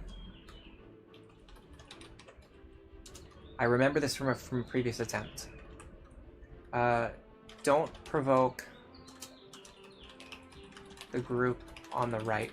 If you provoke the group on the right, it actually causes the boss to start moving a turn earlier, which ends up being really bad. Alright, so you go here. You can pair up with Virion this turn.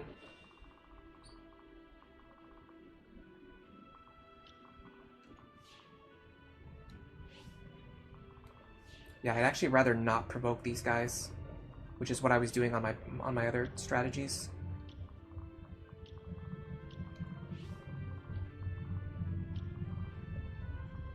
All right. There's actually nothing here that has counter that's actually scary. That means we can do this.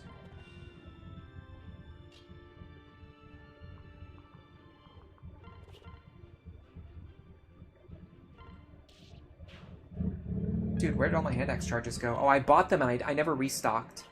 I have a full stack of hand axes sitting in the convoy right now. That's so goofy. Alright. Trying to figure out where Robin can go to get the most amount of work done. While also getting not killed. I can use the concoction this turn.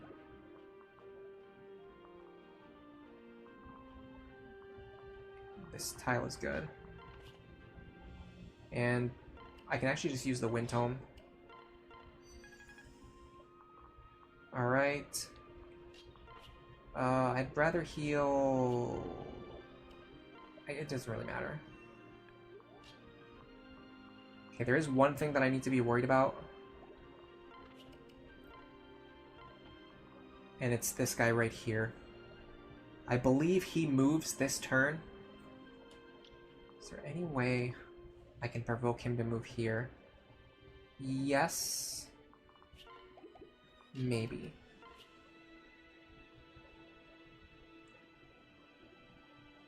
You have...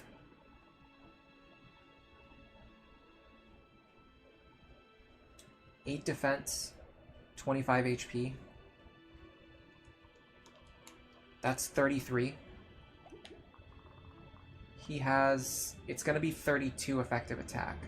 I think we survive if we drop Cordelia here.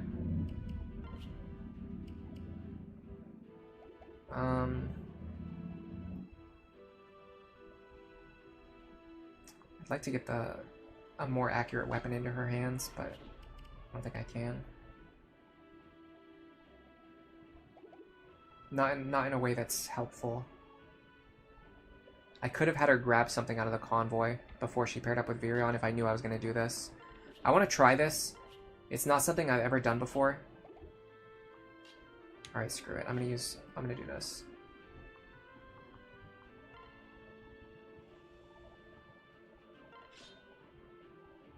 This is kind of important. I want to try this. It's not something I've ever done before, but if it works, we can use this to control the movement of this Wyvern, which is a huge deal. The movement of this Wyvern is like a massive issue on Ironman attempts. It's not a big deal if you have the time and the ability to just keep resetting it over and over again, but if you're trying to Ironman, you need to control the movement of this Wyvern, and this is one way that I see to do it. So this should move him. Yes. Oh, even better. Virion, the goat. That moves him into a tile where I want him to be.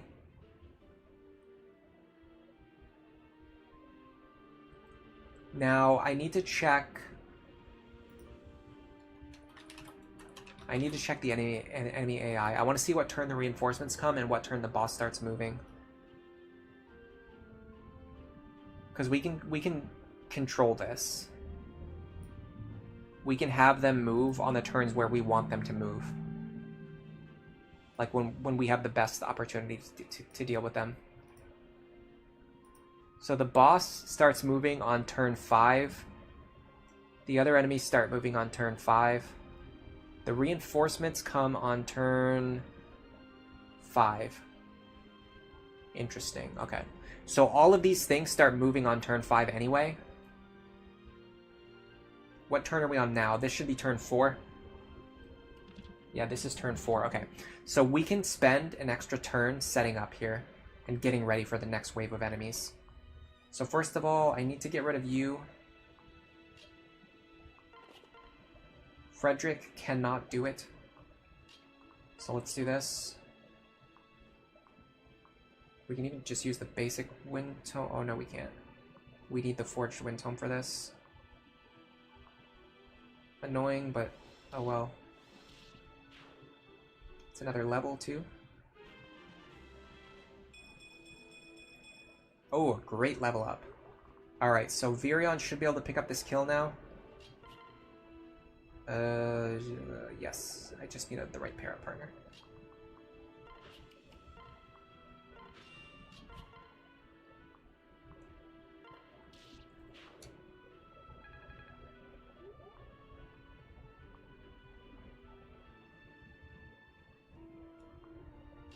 Now I'm going to take Chrom.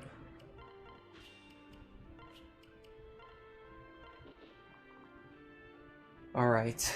Frederick, you don't need to do anything this turn.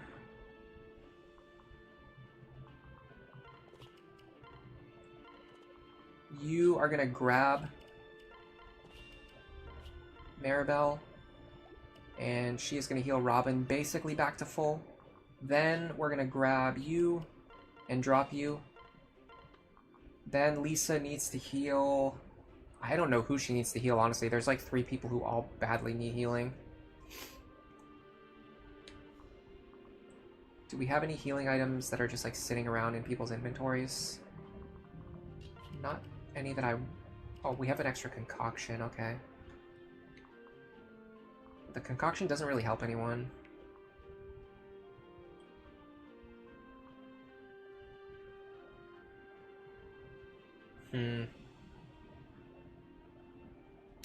I don't think Vera needs to be healed. He's not a priority. He's not going to fight anything that can attack him at 2 range. I do think Cordia's... I think Cordelia and Chrom are both very likely to fight enemies. Chrom is a sword user, so I'm going to heal him up.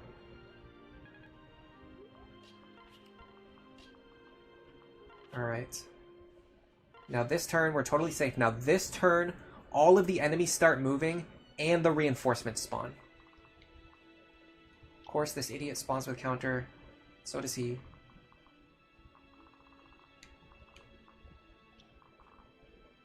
If Robin goes all the way down here, I should be able to clear all 3 of these. This Luna Plus probably makes that not true. I can clear these 2, though. But I wonder if Robin is actually better to have over here. But the problem is, so you want Robin over here in case the enemy's reinforcements spawn with counter. But you need Robin here because this guy just has counter anyway. I wonder if Frederick can fight him in any capacity. 25. 15. No, that's not going to cut it. We would actually deal 30 damage to ourselves. So yeah, we definitely want Robin down here. But that's a problem because then we also want Robin over here at the same time. Is there any way we accomplish both of those things? It's actually tough to even get Maribel where I want Robin to be. Alright, let's do this.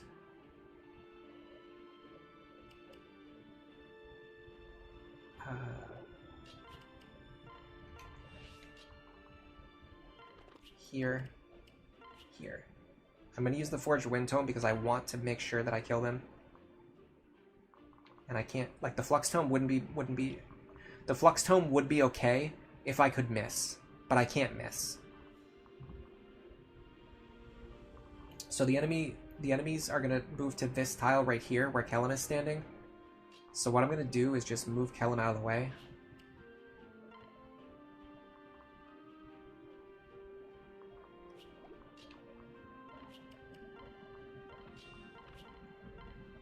Heal you back up to full.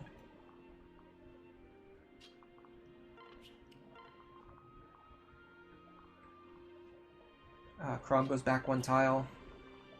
I want everyone else to be unpaired if they can, so that I have as many actions available next turn as possible to clear the group on the left. Okay, I'm not in love with this, but I think this is what I have, so I'm going to see how this looks.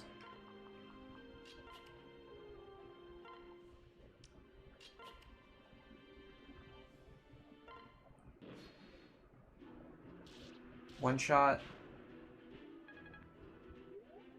One shot.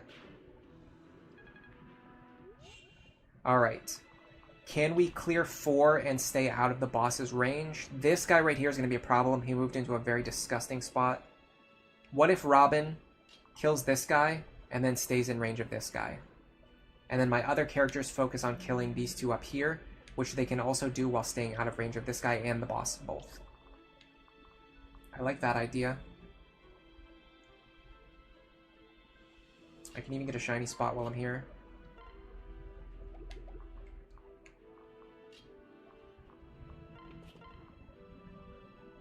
Oh wow, we do it without the Forged Wind Tome. That's crazy.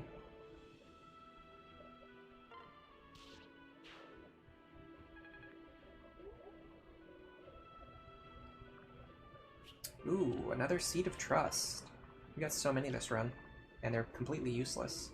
Someone asked a really good question about arm scrolls on one of my videos recently. I get comments sometimes, even on my older videos. Someone was asking about arm scrolls and wondering what I thought about them. I think it's really awesome how you can go from E rank to D rank instantly and get access to like super, useful weapons like hand axes, javelins, and things like that. But what's really cool is that if you save it for later, jumping from D rank to C rank also gives access to really useful weapons like Killing Edge, Beast Killers, Levin Swords, things like that. But it's also more total experience. So the longer you save it, the more you actually get in the long run, which is really cool to me. I wish the Seed of Trust worked the same way. If the Seed of Trust instantly went from like 0 points to the full C support, or from the C support to the B support, or the B to the A, that would be so cool. Because then you could plan around it. You could plan around like, oh, I can use it now to get the C support immediately, or I can wait and use it later to get more total points. But unfortunately, because it always just gives like a minor +1 point, it ends up usually not even mattering, especially because most people don't even like keep track of how their points actually work. All right, we want probably Rickon to attack this guy, and then we want our physical attackers to attack this guy. That's what I'm seeing right now. Can Chrom get fast enough to double him? I think so. That would allow us to one-turn kill him.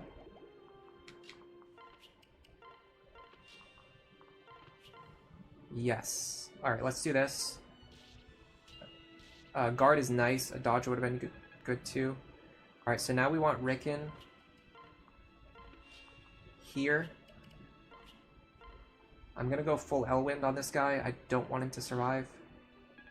Now, this guy should always attack Robin instead of Frederick, but even if he attacks Frederick, it doesn't really matter. In fact, we could even get him to attack Sully, probably. 29.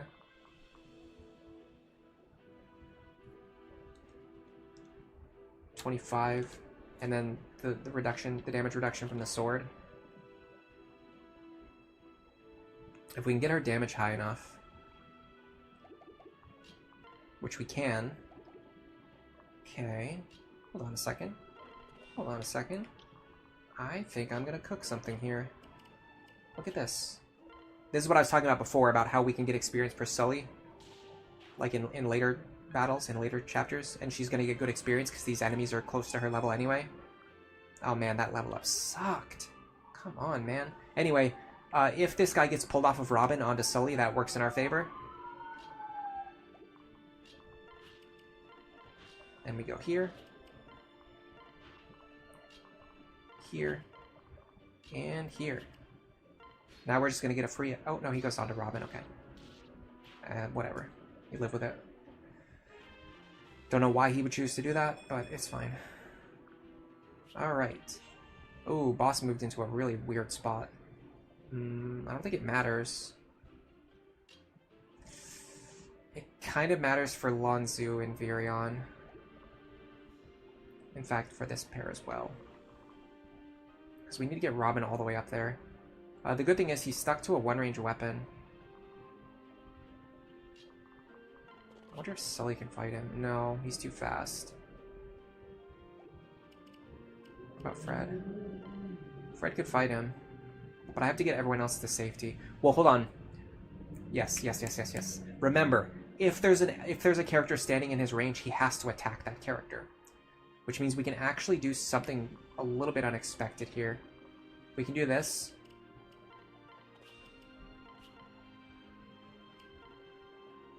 Heal Robin up.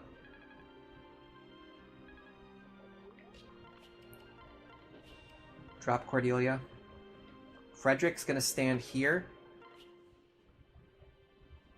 with an Iron Axe equipped. You get out of here. You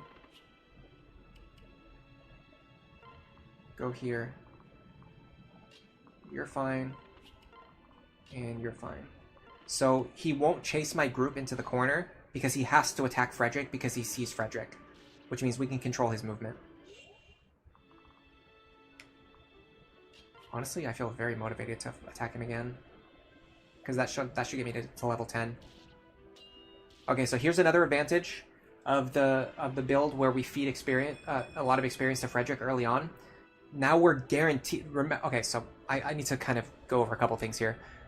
On the last Ironman attempt, one of the reasons we failed was because Frederick didn't quite hit level 10 by the end of Chapter 8. Now we've already hit level 10 by the end of Chapter 7. This gives us a much more comfortable margin. So what I'm experimenting with are different strategies that give more experience to Frederick early on. And not only has it made our early game more consistent, but it also guarantees that we can reach Wyvern Lord by the time we need to reach it. So I'm really liking this. I'm really liking what's happening right now. I might even be able to get chip experience here. Yeah.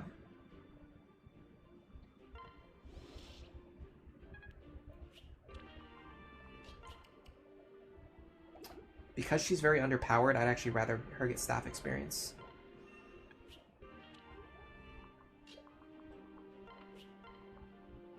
Could do this. It won't kill him. Now I have to make sure Robin can actually kill here. The answer is a resounding yes. So let's heal Robin. Free staff experience for you. Is there anyone else who wants some extra little chip? I wonder if she takes a hit. She does not. What does her attack look like? It's nowhere near as good as it needs to be, right? 12. No, I can't get enough attack to chip him with the javelin.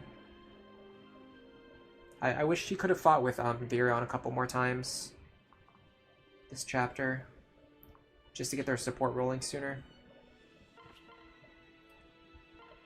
He grabs Maribel, which is good because that actually gives more support points with Maribel versus just standing next to each other. If you actually like grab them and pull them over, you get a few extra points.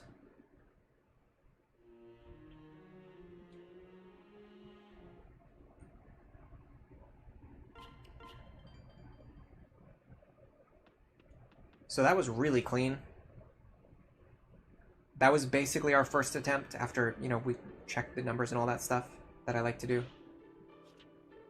Oh man, extra Master Seal and Second Seal. Oh, that's so tempting. I don't think I have the money for it.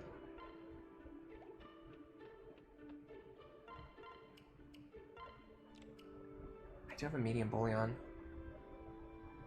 Dude. Again, though, I'm not actually likely to get this in a real attempt, so I'm not sure if I want to go for it. Or just stick to, like, you know, the items that we would actually have in a real attempt. What supports did we get? We did get Robin Maribel up to B. It won't give us extra stats yet, but now we're closer to the A support, so we can get those extra stats. In fact, I think it's actually worth it to use a Seed of Trust on them in this chapter, because we got a bunch of them anyway. This will just kind of help guarantee that we're going to get up to that A support quicker, so that Robin's getting extra magic and speed. By the way, I just realized that I have my chat window set up so that it wasn't loading new messages. Sorry about that.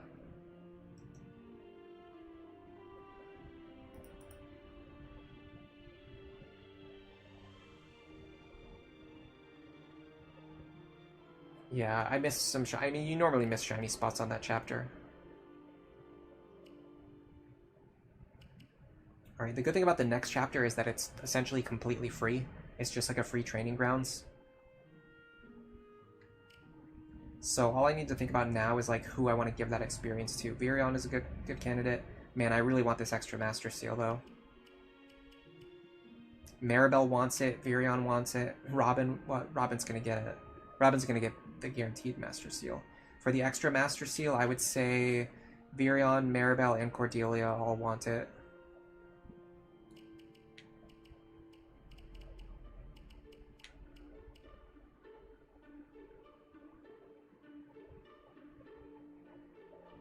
I could have used Cordelia to pick up a log. Good point. I mean, normally I don't get that shiny spot anyway, so if I like had a small chance to get it and I missed it, you know, it's not the end of the world.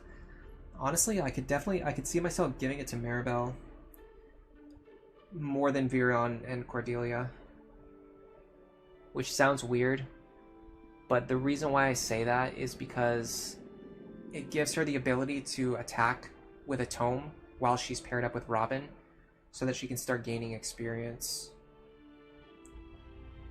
I don't know though. Maybe we just stick to Robin Chrom as much as possible, and we only use the Maribel pair up when we need to for one shots until later on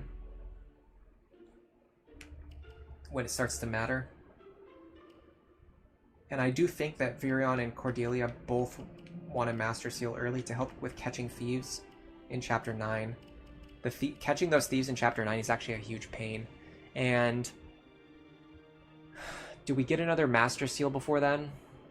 I should have it written down somewhere in my notes. Actually, I have it written down, but I don't have it written down like when I actually get the Master Seals. I can find it on Seren's Forest, though.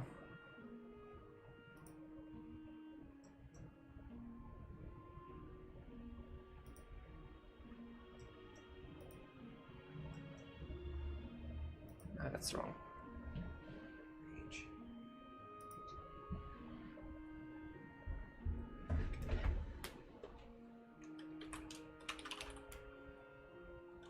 Master Seals.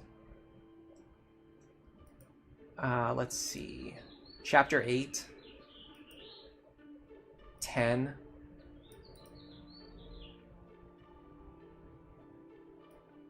12. Yeah, it seems like we won't actually get an extra Master Seal until after until Chapter 10, which is when we need it. We already need it before we go into Chapter 10.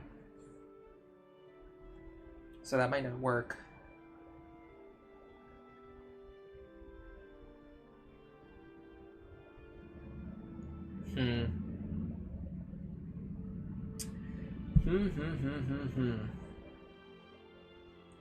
Is there any way that this works? I have one other idea, which is to have Gaius pair up with Frederick to give him the extra one move. Because there's a thief that you need to kill, and in order to catch him, you actually need like extra movement of some kind. Like you either need a promoted character with the right pair up, or you just need a character with like extra movement pair ups.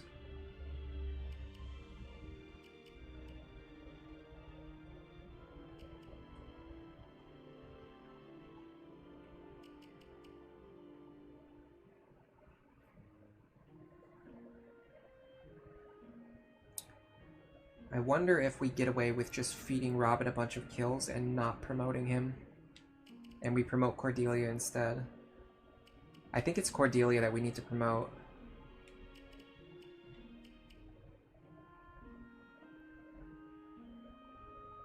So let's focus on hyper training Cordelia.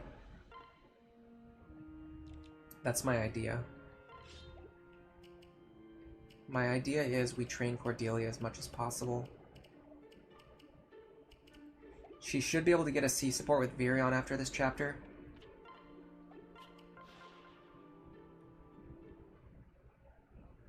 I want to play under the conditions, like, how would I have to plan this out if I don't get the Lucky Master Seal?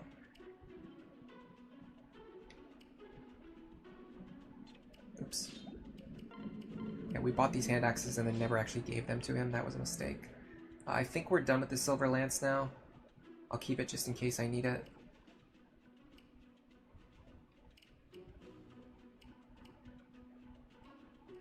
So we're probably done with Kellum now. Ricken's more valuable. We need speed pair-ups, so we can't really get rid of Lunzu. Alright, so Robin is going to go left. Can bring Maribel with us. On the right side... Oh, you kind of want Sumia here, too. I don't know if she's necessary, though. Oh, hold on a second. Frederick can actually kind of do this on his own. Without a flying pair up. Frederick can get here. And then Cordelia here.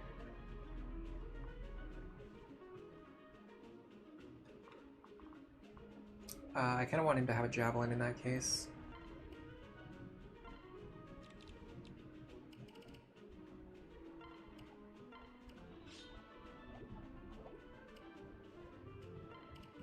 So Sully would have probably a killer lance equipped.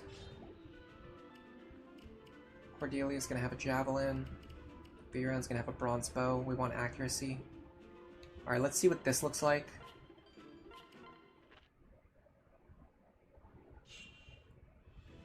Here's the concept. Here's the idea. You go here. You hit this guy with the javelin. You want a dual strike, you get it. That's awesome. That's fantastic. That means Frederick can kill this guy and this guy. That massively frees up Cordelia's actions. Next.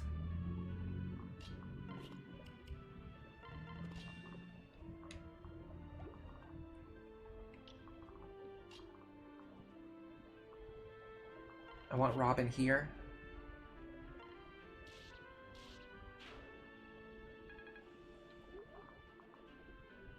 Counter Luna's annoying. Aegis is really annoying. Let's see, because this guy has Aegis, what if we have Cordelia fight him instead? She deals a hilarious 12 damage. That's going to be 6 total. 8 times 2 is 16. 16 times 2 is actually not enough to two-shot this guy. It is enough to just keep him busy, though.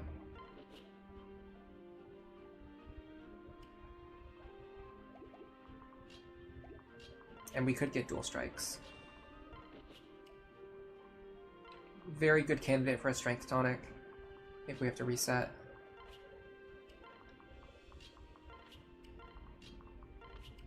Alright.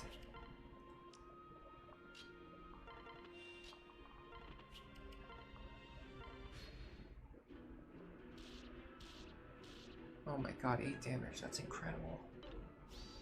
Kill this guy. Now this guy should go after Robin. The Horse Master in the middle. Here he comes. It's actually really good because we get rid of that guy this turn. We don't have to deal with him next turn. Alright, now the problem is I did keep this guy alive, which was probably not smart. I probably should have just let Robin take care of him. Got a little bit greedy there.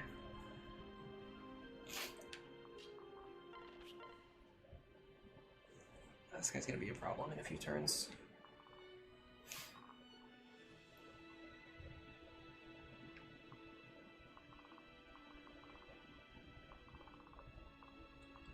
has a problem right now.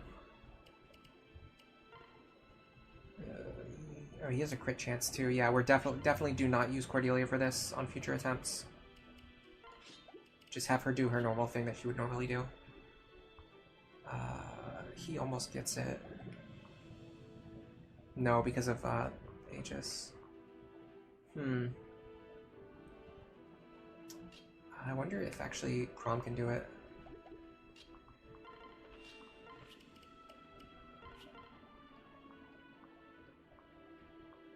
$17. How much strength does Wyvern have? Not enough. Darn, I'm 1 point short. Again, this is a good candidate for a strength tonic. Well, I can do this.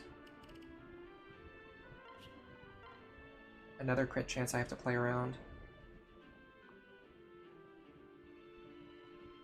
If I'm doing this anyway... Ooh, nice dual strike.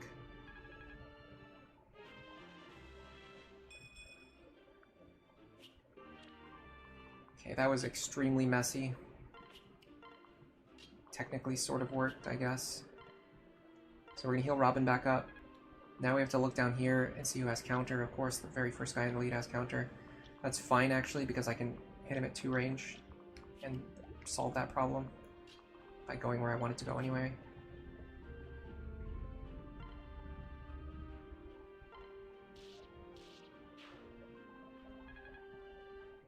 Now I should be able to pull this Dark Mage away and kill him with Frederick by standing here. Now we trade with Sully, we get back our hand axe. She only needs a bronze sword. Yeah, that guy doesn't scare me at all. You're gonna go up here. And you, I don't know what you're gonna do.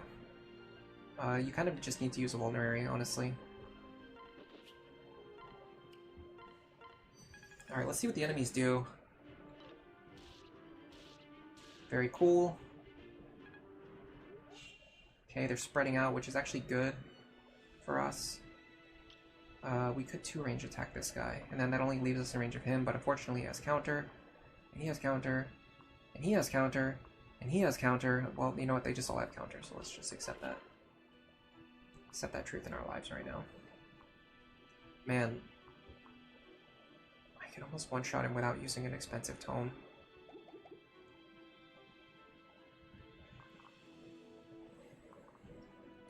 I hate the fact that every single one of these guys has counter. It's making me extremely mad.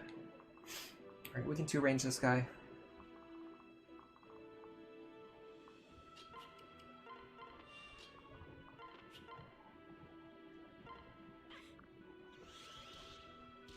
Nicely done, Gregor.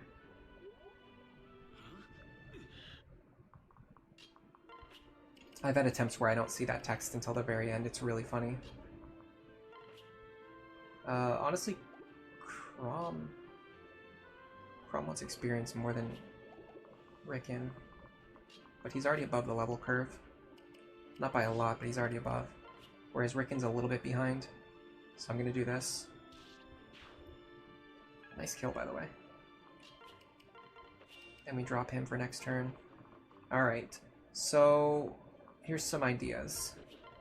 Javelin here is a bad idea because we're gonna get crit. Hand axe here is a good idea because we're not going to get crit. And we have at least a chance to kill this guy.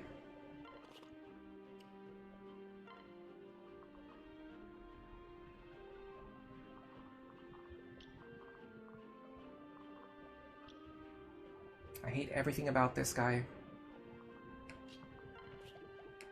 I can at least stand here. I'd like to use the Thunder Tome, but I can't, so I'm just going to use... probably the Forged Flux Tome. Forged Wind Tome's more accurate. I need to use a Forged Tome to one-shot him so I don't take any counter damage, unfortunately. I'm at the point now where counter is not like making clears impossible, it's just costing me money, which I don't like either, but it's not nearly as bad. And then you can heal Cordy. Nice dodge. Nice crit. He moved into one... Oh, never mind, never mind. In my brain, I was thinking I was using a two-range strategy, and then I realized that's not what I was doing. Okay. This actually works. So this is what you do. You go here. Get rid of this guy.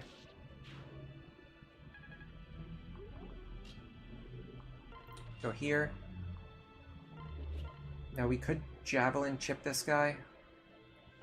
And then get a dual strike from Virion or not. And then Frederick should be able to grab this kill now. Silver Lance. I can do it with the Fin Lance.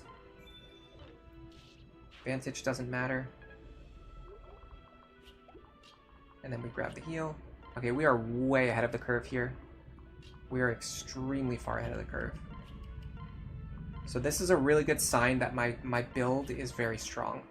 Because if my team build was weak, I would be standing up here with my units clustered together, slowly grinding away at that group of enemies. But because my team is very strong and very well built, I'm making very good forward progress across the map.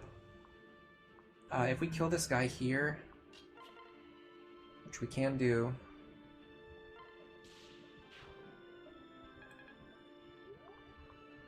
we can enemy phase this guy pretty safely. He shouldn't attack Robin. I mean, he definitely prefers to attack Cordelia, which is exactly what we want. I'll even unequip Frederick.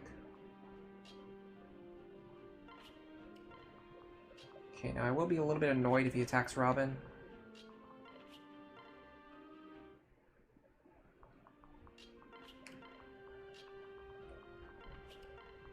Let's see what he chooses to do. Okay, he goes after Cordelia. That's great. That means we can actually sit here for a couple... No, he has pass. Okay, hold on. If we block these tiles, we can sit here for a couple turns.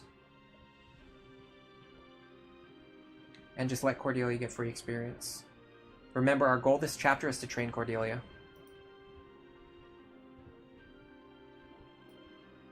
Do we wait for Frederick to hit 15 before the second seal? No way. There's no way he gets to level 15. By the way, welcome to the stream, J-Shock. Yeah, no, there's no way he reaches level 15. You have to promote him in order to beat chapter... what's the chapter after this? We're in chapter 8, right? Yeah, we're in chapter 8. So in order to beat chapter 9, you need Wyvern Frederick. It's just not possible without Wyvern Frederick or some kind of strong flyer. So, and he's not getting 5 more levels before then. I can actually do this because I can heal for 20 with Lisa. Question mark. Ooh, nice crit. Yeah. That's the power of heal touch.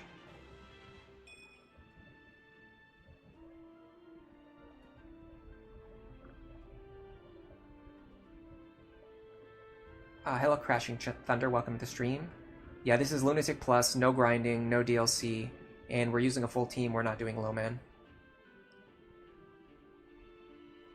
You're asking about reverse Lunatic Plus? I don't think there is reverse Lunatic Plus. Lunatic Plus is... So, you're talking about Lunatic Reverse from Fire Emblem 12, where all the enemies have Vantage. Lunatic Plus is basically just even harder than Lunatic Reverse. Oh crap. How did that happen? I'm so confused about how that happened. Well, I'm glad that wasn't my last move of the turn. I can still get this kill to Sully. That's annoying. I wanted Cordelia to get this kill.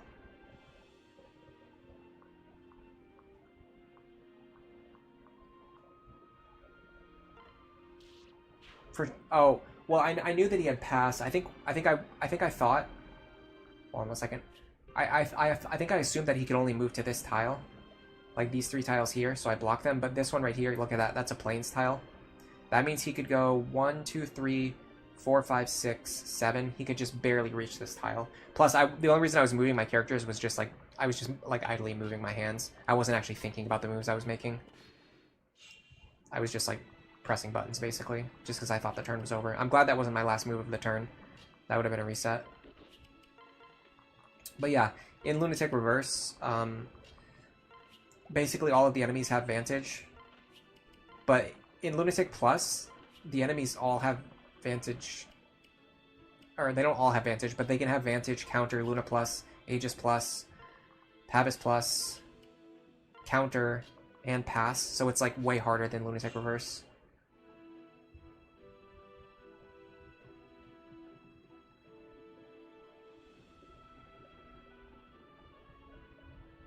Yeah, I mean, Dual Guard Plus is nice, but it's not something to rely on. Like, it's not a guaranteed anything anyway, so it doesn't matter that much. This guy's gonna be annoying. This guy's already super annoying. Can Frederick get rid of him? I wonder. So I'm pretty sure when I stand here, he won't come out. I'm fairly sure of this. If he does, it's also not a big deal. Yeah, he doesn't come out. That means I can take out this guy.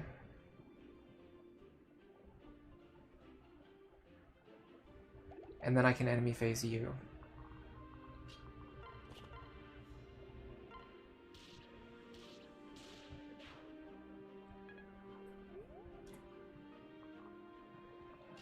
This is really bad for my Cordelia training, though. I haven't gotten her any good experience, and then I missed that one kill that she could have gotten.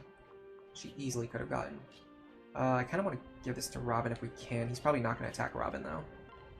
In fact, let's just use the Seed of Trust this turn.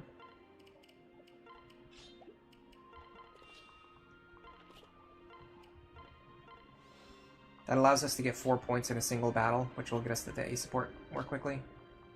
I'm very inclined to have Noe and Gregor just run away. Okay. I wonder if we can set up a kill for Cordelia here. Almost certainly not, right? Yeah, we would need to be able to deal 32 damage. Or get his health lower. Which doesn't work without just killing him. Alright, let's do that then. In fact, give me the Bronze Sword.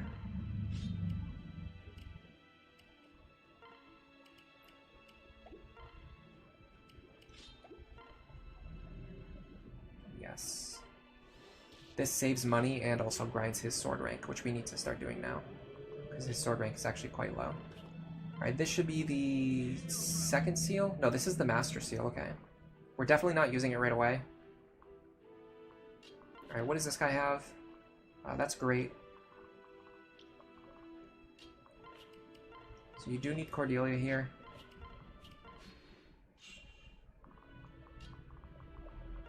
I complain about bad enemy skill RNG a lot, so I'm just going to say right now that RNG down there looks really good. That's the opposite of complaining. That's me acknowledging when I do get lucky. There's Demoiselle, that's going to help us for sure. I think it's all defensive bonuses. Yeah, so it's avoid and dodge. So basically it makes him more likely to dodge, and it also makes enemies less likely to crit him, which is going to matter a lot, especially when he's fighting alone. Not alone, but like with just Maribel, and I can't have other characters stand next to him to reduce his crit chance better. Remember, the biggest, I said this earlier in today's stream, and I say it a lot as well, the biggest weakness of Robin is that he can't give solidarity to himself. Getting Demoiselle from Maribel is basically like getting solidarity. It's getting that 10% crit reduction, which is the main thing that we want. So it's the one way to patch up Robin's biggest weakness. Now this tile here is completely safe. If you attack this guy, it will provoke all of the enemies on the map to start moving, which is what we would like for them to do. We're not going to do it yet. We're going to set up. So we're going to go down here. Cordelia is going to be ready here. We want probably Frederick to one-shot this guy. In fact, I don't even need to one-shot because he doesn't have counter anyway. So if I stand in his range, he won't attack me, because they have linked AI. And they want to all move at once and attack me like they want to pile all of their attacks onto one character. Okay, the Fin Lance doesn't kill. The Silver Lance probably does. Yeah. Is it worth a charge? Let's see how dangerous the other enemies are. He's not dangerous. He's not dangerous. He's not dangerous. Oh, actually, we got really good enemies here. Yeah, we don't need to do that at all. We're totally safe right now. Honestly, I can even use the Bronze Sword here. Like, we are completely safe. These enemies are so not threatening. It's actually kind of crazy. It's been I can't remember the last time I've seen like a set of skills down here on the bottom side of the map that looks this good. This looks incredible. Like, I can very easily, safely fight these guys. Okay, now I think when Robin stands here, it will provoke the enemies. So I have to be a little bit wary about Robin's movement, specifically. Also, I'd like for Robin to go down here if I can. Just so I don't have to worry about enemy movement RNG. Next, I want to see if either Rickon, Chrom, or maybe Lonzu can stand down here.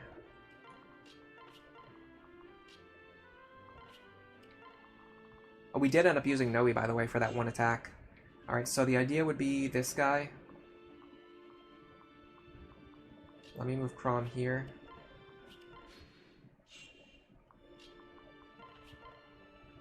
We have a pretty favorable matchup against him.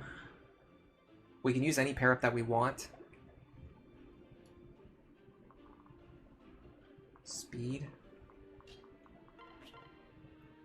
24. I actually like the speed pair up.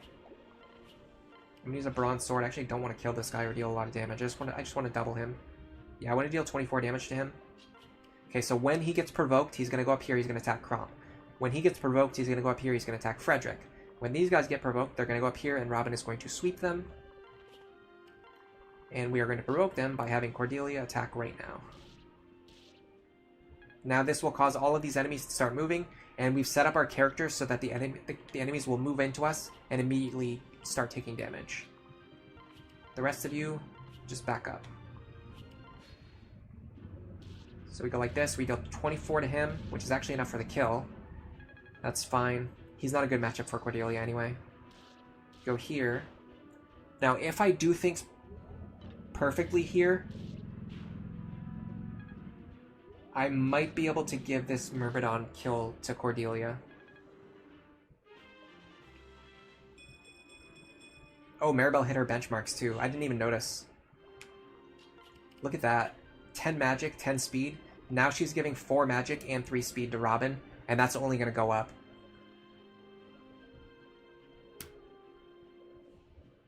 Yeah, Vantage Plus is actually one of the weakest skills. It's so funny at how like hyped up Lunatic Reverse is for being so difficult. Now, don't get me wrong, Lunatic Reverse is very hard, but it's so funny how like like Vantage is just not that hard to play around because, for example, like this guy right here deals 2 damage to Frederick. So if he had Vantage, it's like, who cares? So all you really need to beat Lunatic Reverse is just a character who's like really bulky, and the enemies don't deal very much damage to them, because then you can just have the enemies attack them, and it doesn't matter. They just don't really take any damage. All right, so this guy has 19 speed. We have 15, which means we can safely fight him. He deals 25 damage. We can easily take that hit. Yeah, I like this. I'm gonna go Javelin here. In fact, I'm not even going to. I'm just gonna use the Bronze Lance. He does have Pass, which is gonna make this a little bit annoying, just like the last guy. But at least for this turn, we're pretty safe.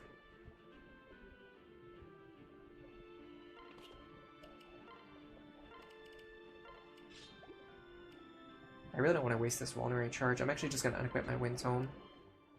This guy definitely can't kill me. Frederick doesn't even need to be here. He can move up here. Again, I'm going to unequip him. And then you're going to go up here. Lisa's going to get some heals. So I want to set up a situation where we can start maybe backing up into a better position where we can fight this guy. Okay, he moved into a really annoying spot. They love doing that. But I can move to the edge of his range this turn. So I can move here. I'm going to be a little bit careful about this guy. Okay. Move here. Heal her back up. Lisa's going to grab Robin. Drop him just in case I need him next turn. You're going to go here. You don't have Charm yet. Interesting. Okay, well, we get another round of combat. That's more free chip. I wish he didn't have Pass. That makes it so hard to train here. Oh, level 10 Virion. Look at that. Now, technically, we don't really need to train him at all anymore, because he's already reached his level 10 benchmark. So any extra levels here are just extra stats that he gets before his promotion. Yeah, it's definitely balanced differently. I'm not saying Lunatic Reverse is just like easy or anything, but it's just funny to think about how easy it is, or how much easier it is to play around Vantage compared to like Counter, and even like Luna, and then even like Aegis and Pappas Plus.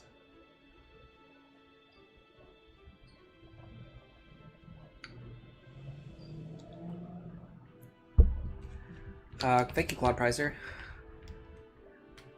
Yeah, Maribel in particular. I talked about this too during the last stream, but I love talking about it. Troubadour Valkyrie is actually the equivalent of the Cavalier Paladin pair-up on the magical side. So on the physical side, the only class that gives strength, defense, and speed is actually Paladin, or Cavalier and Paladin. And then on the magical side, the only class that gives magic, speed, and res is Troubadour Valkyrie. Now, honestly, if you could get magic, speed, and defense, it would be even better. But, you know, you'll take what you can get. Res is not completely useless. It does mean my Robin's going to be a little bit less bulky than usual, though, because typically I'm running a Saria pair-up, which gives a lot of defense. So we're not just losing. So this is another thing to understand about pair-ups. So I'm going to go to the pair-up page because I want to show this off, because I want people to understand. I'm going to link it in chat too, so everyone can see what I'm talking about. Hello, Hunter B. Welcome to the stream. Would I sucker punch somebody for a chalupa? No, I don't even like chalupas.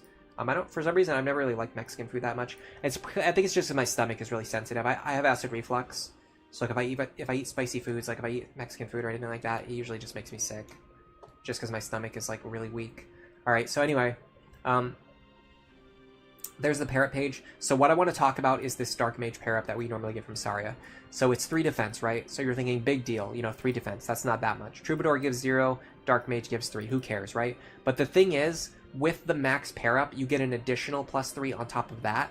So now you're talking about 6 defense versus 0 defense. And then on top of that, from Saria's stats, so Troubadour has like 4 defense, or Maribel has like 4 defense. She's not giving any extra defense. Saria's going to give like an extra 1 or 2 points of defense. So now you're talking about 7 or 8 defense. So it's not just this 3 versus 0 comparison. It's actually like 8 versus 0. Like I'm giving up 8 points of defense. However, in exchange, I'm getting like 8 points of speed. So it might be better. Yeah, Valkyrie, Trickster is really good too, for sure. We're using Trickster. So in our fully optimized team build, we're using Trickster for one of our character slots. It's that good.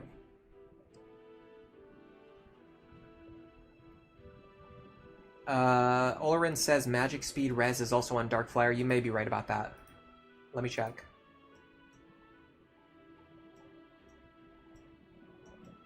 Where even is it?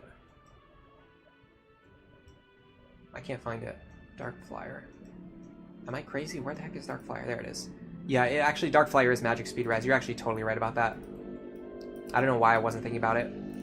But technically, though, that's a promoted class. So, like, for example, Maribel is a Troubadour. So I guess I should say it's the only base class that gives magic speed and defense. The other ones are promoted classes like Darkflyer and Trickster. Which Trickster doesn't even give a defense stat. It only gives magic and speed, which is still good, though. We're mainly using it for magic speed, which is Trickster, which is promoted, Darkflyer, which is promoted, and then Troubadour, which is the only way to get it unpromoted. And then you go into Valkyrie and you get even more. But Cavalier Paladin in particular is really good on the physical side though, because there's no other way to get like strength, speed, and defense, and then it also gives skill on top of that, which is crazy. It's just like, you want some extra stats? Here they are. Okay, so at this point now, he's kind of backed us into a corner. Oh, by the way, this guy had the killing edge the whole time. I was playing around crits there without even realizing what I was doing. That could have been so much worse. Alright, we need to get rid of this guy now. He doesn't have Vantage. If I can chip him down,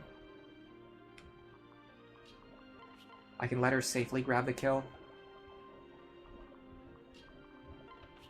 This is one of those examples where like I get a little bit too comfortable and I stop paying attention and I miss really important things. This is how Lucina died during that previous stream. Okay, so now we can grab this kill safely. We just fought 2 extremely risky combats because I was paying more attention to chat than I was paying attention to the game. Good level up too, and we wasted 2 charges on that killing edge as well.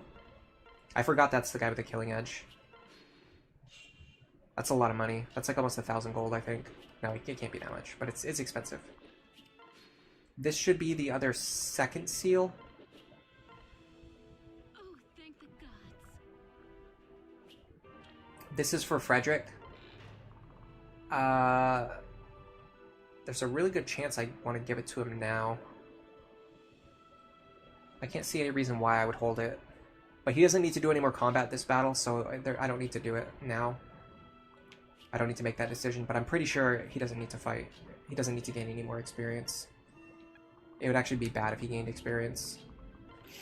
So what I want to do now is set up a situation where Cordelia can fight this boss, like, literally like 35 times.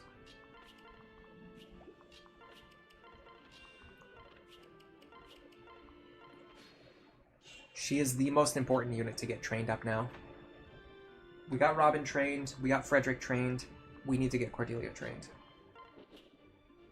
Does he have counter? Of course he does. Okay, that's no crit chance, right? Yeah, no crit chance. Okay. This looks pretty good, actually. How much does Virion do? 5 damage? That's not bad at all. This means we can actually just sit here and fight him without a pair up, without like any like extra planning. We can just stand right here and just fight him. Let me get Lisa and Maribel over here, though. I want to make sure Robin's not standing next to Cordelia, because I do not want the boosted crit chance from Solidarity. Yeah, I can just stand right here and just fight this guy like a bunch of times. I can even hit him right now to make sure that he uses his first Nosferatu tome, or he dual guards. It's fine.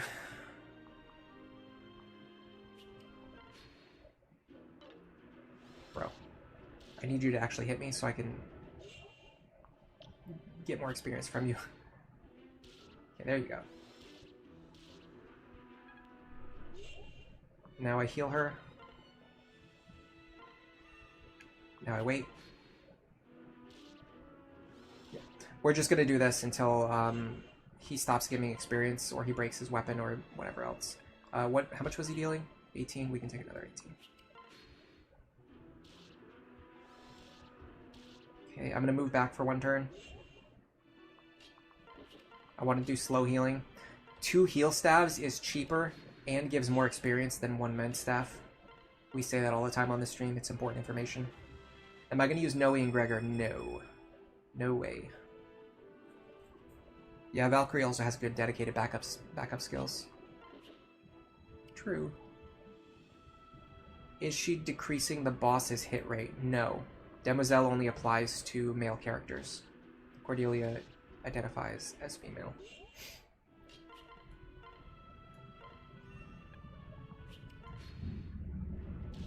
Counter is such low damage, I could use a bronze lance here. Let me check that, because if true, that is huge.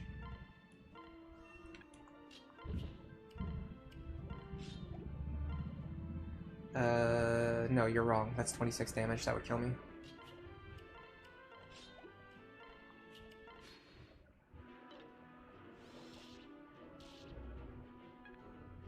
So the trick here is to make sure you don't accidentally kill him. Until you get as much experience as you can. And trust me, it is worth it. The next chapter is extremely difficult. I wouldn't say it's one of the hardest chapters, but it's probably like right outside of the top most difficult chapters. Yeah, we did the math on one stream because I wanted to check on that, on the 2 heals versus 1 mend thing. It's crazy that it both gives more experience and it's cheaper. If it was just one or the other, that would be, you know, kind of whatever. Alright, so we're starting to see experience decay now.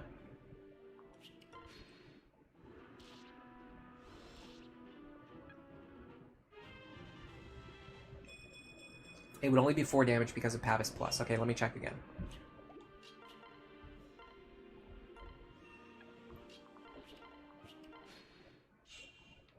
It would be 1 without the pair up. Yeah, but we want the pair up.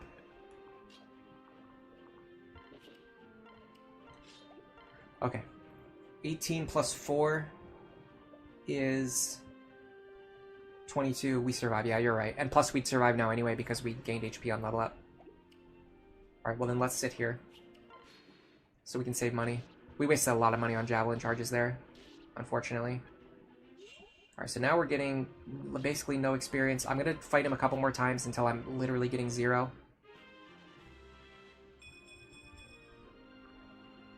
Then I'll try to set up the kill for Cordelia.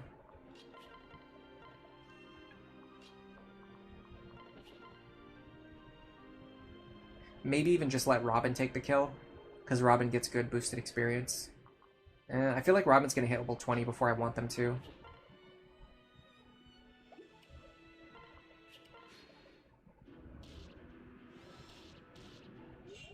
Okay, we're getting no experience now.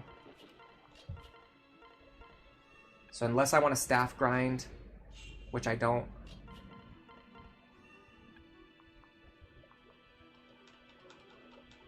Yeah, I don't want to staff grind here. I don't need to. So the question is, who do we want to give the kill to? Robin or Cordelia? I think Robin's going to hit level 20 before I want them to. Okay, so what I want to do instead is just this.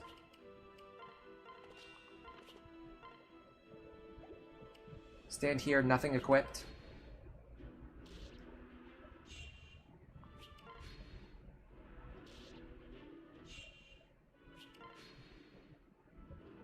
Yeah, the next chapter is the one where you recruit Saria and Libra. It's extremely difficult. It's probably like right outside the top 3 or maybe top 5 most difficult chapters. I'm gonna heal. Just to be careful. It's not that I need the heal to survive right now, but I might need the heal to survive in a few turns. And I don't trust myself to be paying attention, especially right now when the whole goal is to just sit here and press end turn over and over again quickly. So we just need him to break 5 more tomes charges.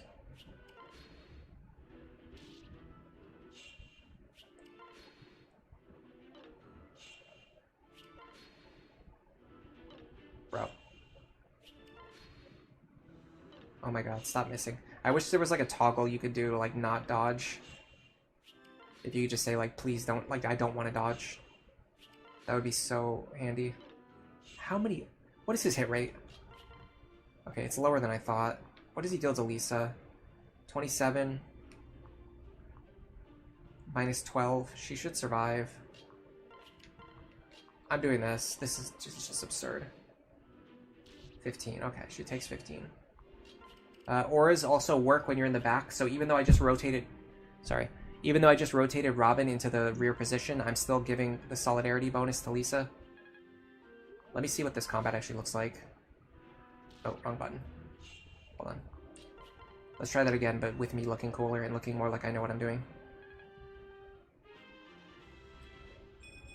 Quixotic. I think you can still dodge with Quixotic, it's just less likely. Okay, now let me see what this combat looks like. Oh, there you go. Okay, yeah, so no crit chance and very high hit chance. That's exactly what we're looking for. And this gives Maribel more staff experience. Alright, this is the last charge. So now what we want to do is we want to damage him to the point where Cordelia can finish him off as cheaply as possible. Because we don't get any more experience from this guy, So all we want to do now is just save money. So Robin, without the pair up, might be able to do it. But I'm worried that I'll crit. Yeah, I don't want that crit. So who's the next best option? Probably Frederick. But we want to make sure he doesn't kill himself with counter damage either. 15. I need to do some math. 18. This makes sense to me. In fact, hold on a second. Remember, we're going to be dealing less damage because of Pavis. So let's use the iron... actually, let's use the bronze sword because I want to gain sword rank. Oh, I can't gain sword rank. I've already damaged this guy too much.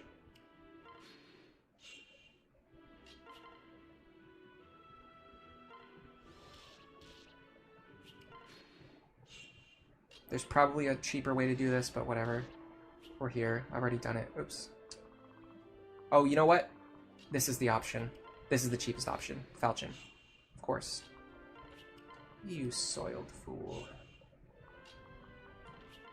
Yeah. It costs 0 money to use the Falchion. And you technically get support points with Lisa. 4.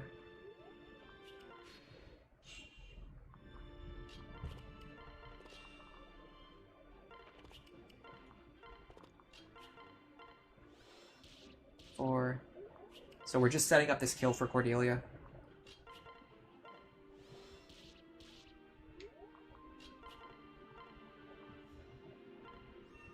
Grind some staff experience while we're doing this.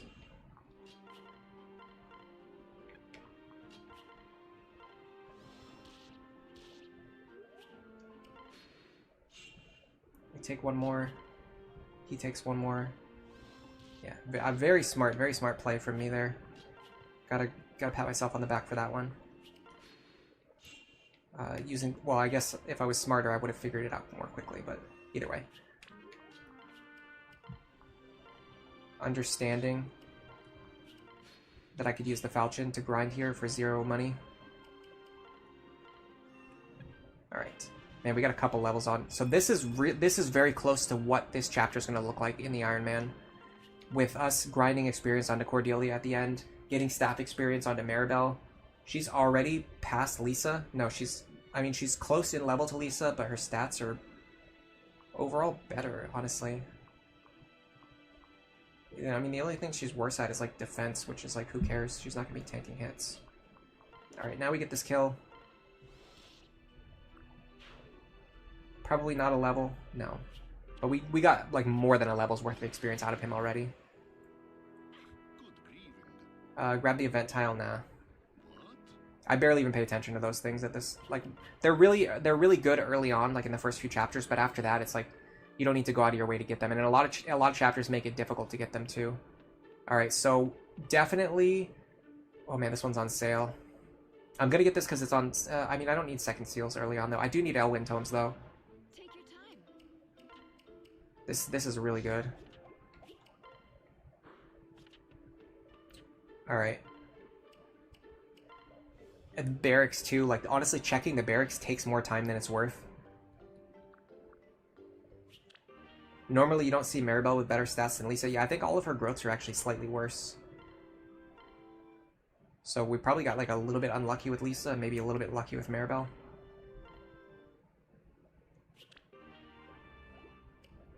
We did get Vera and Cordelia C support, that's important. That's extra strength and defense on Cordelia, and extra speed on Virion, which are stats that they want.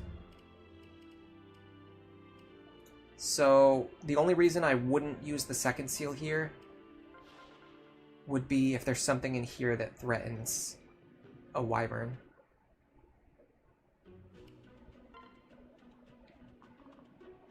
Which would be this archer,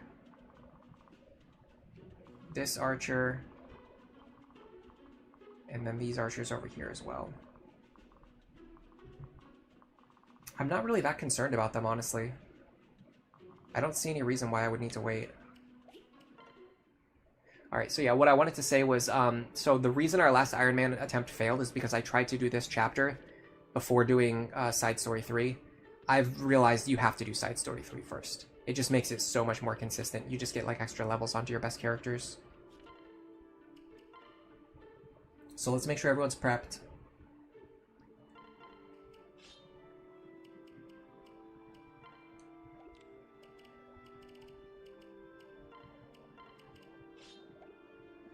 It's fine. The other thing I like about Maribel is that she's basically extra, like, free inventory space for Robin. We actually don't even need to buy another heal staff. We're pretty much stocked up. All right, yeah, I'm gonna go Wyvern Lord now. Now our internal level is about to go up by 15.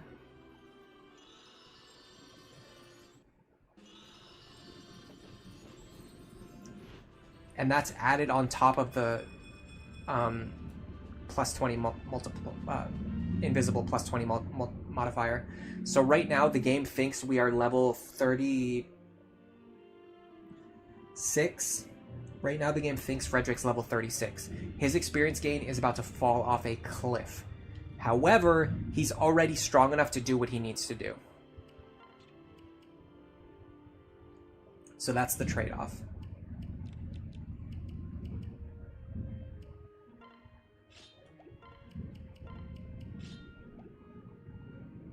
Finn's Lance.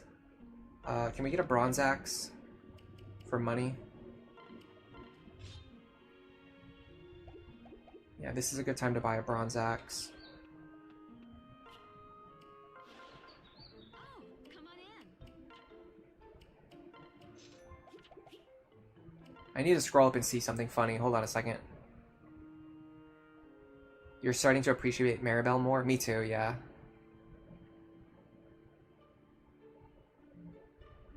Oh, sorry, I missed the question. Somebody asked a question.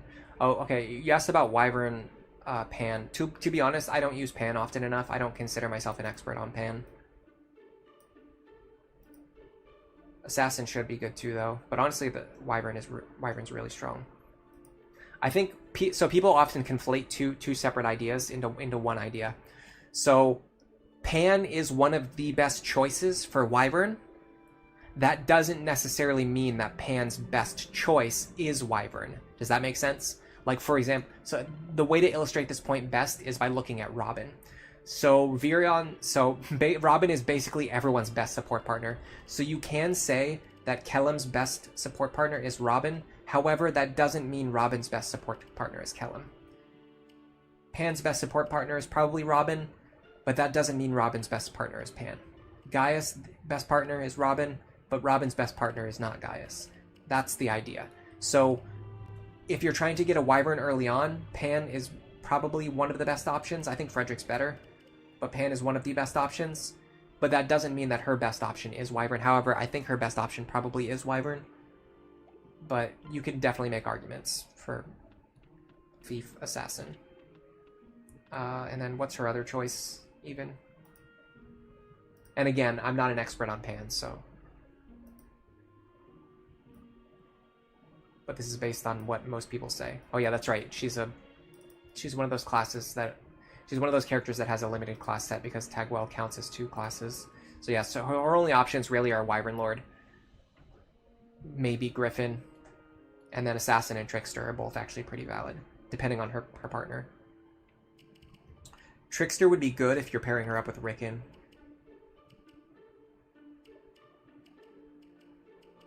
Trickster Pan plus Rickon.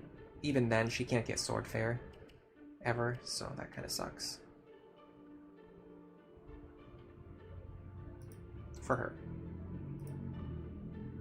Passing down Lock Touch is really good, yeah.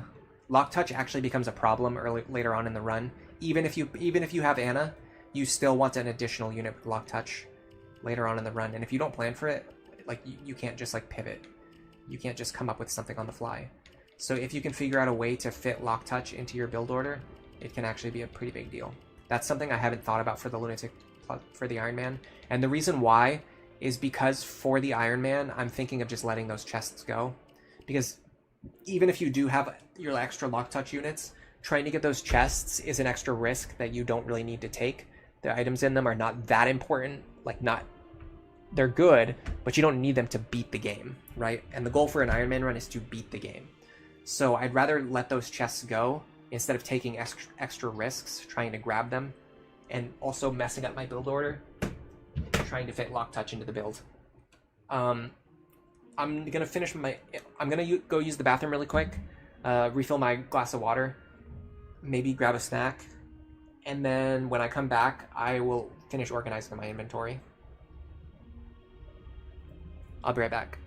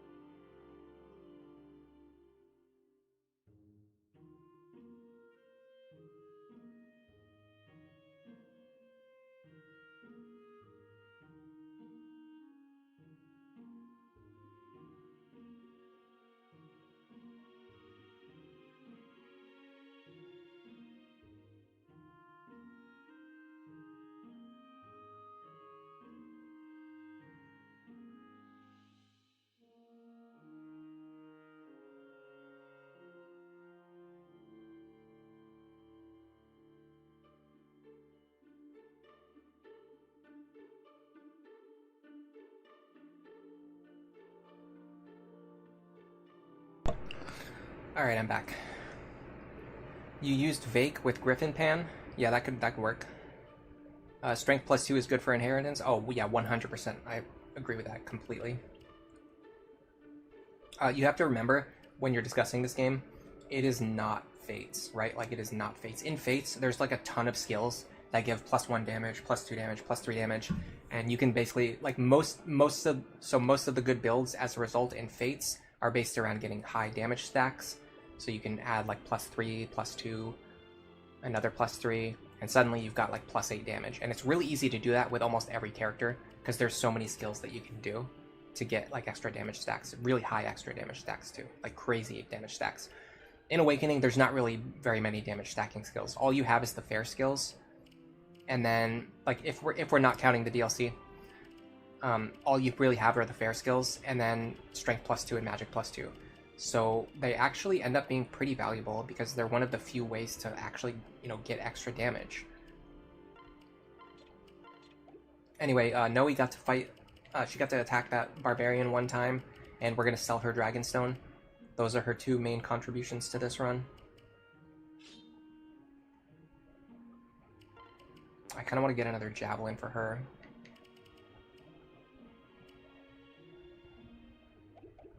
Yeah, let's do it.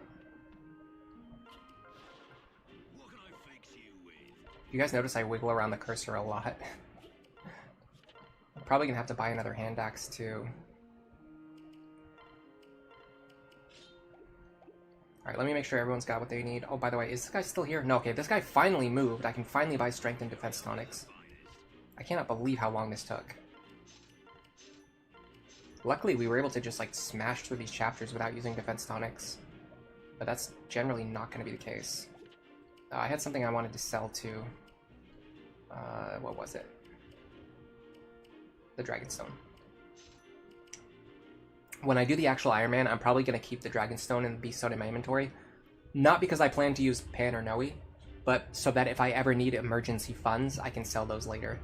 Because I'll forget about them. And then later on, I'll be looking for stuff to sell, and I'll be like, oh wow, I had these the whole time. That's fantastic. Alright, so let me make sure everyone's fully equipped.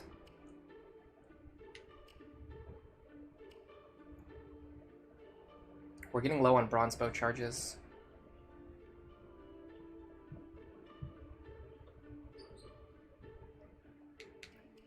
You need a healing item for Frederick to use.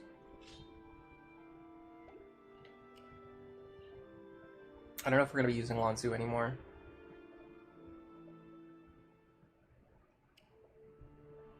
Rickon, we probably will. Definitely Maribel. The other thing about Maribel that I like is that she's basically extra inventory space for Robin. You can just have her carry a bunch of extra things. It's more powerful than you might imagine. Alright. Don't need anything from you. 10. 8. I kind of want to give Sully a steel sword.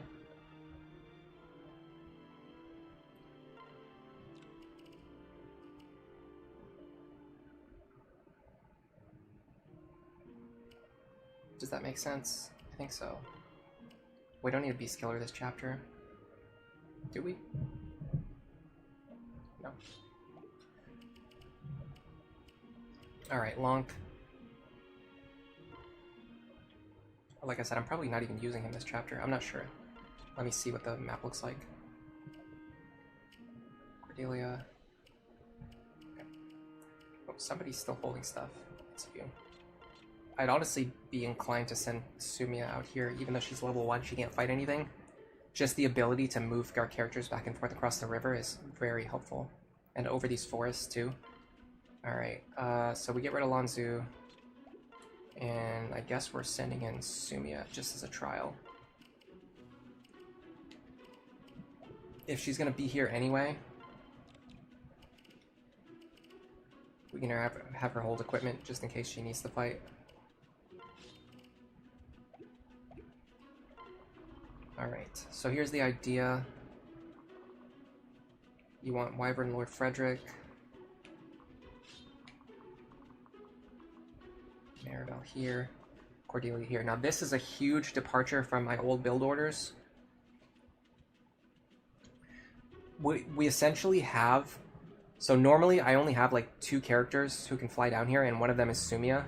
And Sumia is usually bad at combat, or she has a partner who's just like mid at combat. Now we have one of our best combat units who can fly anywhere that we need them to. We still have Cordelia who can fly anywhere that we need her to. And then we also have Robin able to fly anywhere that we need him to. Or not fly, but we can have Robin run down here, down the center. And because the number of deployment, like the position and the number of the deployment slots is pretty limited, like you can't, you couldn't put like, how do I want to explain this? If you want to get a character from here down to here on land, there's only one spot to do this. Like Maribel is the only person who can stand here. If Frederick was a mounted class, he would have to be here, here, or here, which means the closest he could be is 2 spaces away. So we would need 1, 2, 3, 4, 5, 6, 7, 8, 9, 10 tiles of movement to be able to get to the same spot that Maribel can easily reach. For Gaius, is it better for Trickster or Assassin? It 100% depends on his para partner. So Trickster is a really good class for support. If you have a magical partner, you want him, if you're planning to pair him up with a magical unit, you want him to go into Trickster so he can give them speed and magic while still providing strong dual strikes, and he gives them +1 movement, which is really nice too. Especially because most of the tome using classes have pretty bad movement. Assassin is better if you want him to fight as a lead unit, because he's very strong in Assassin and it's a very good class. And it's also better if he has a physical partner. So if he has a physical partner, you just put him into either Assassin or Warrior, depending on if they want defense or speed. They'll get strength either way. Assassin gives speed. Warrior gives defense. I'm pretty sure. Let me double check that. Warrior gives defense, right?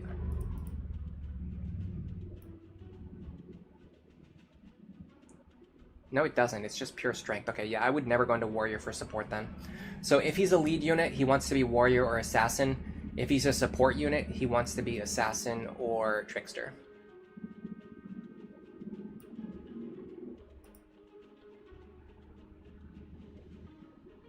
And then what is his other class set? Myrmidon. Yeah, so you can get Sword Fair and then go into Trickster, which is really nice. So what you could do, if he has a magical partner,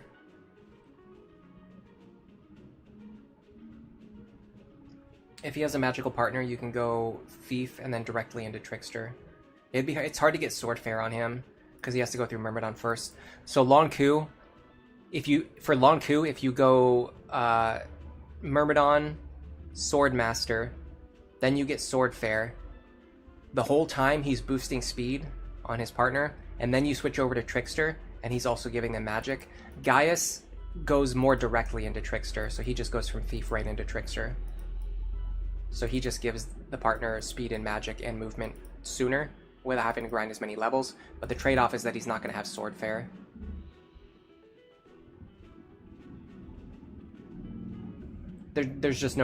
I can't think of any reason to train him all the way through Myrmidon and Swordmaster just for +5 damage on a support character.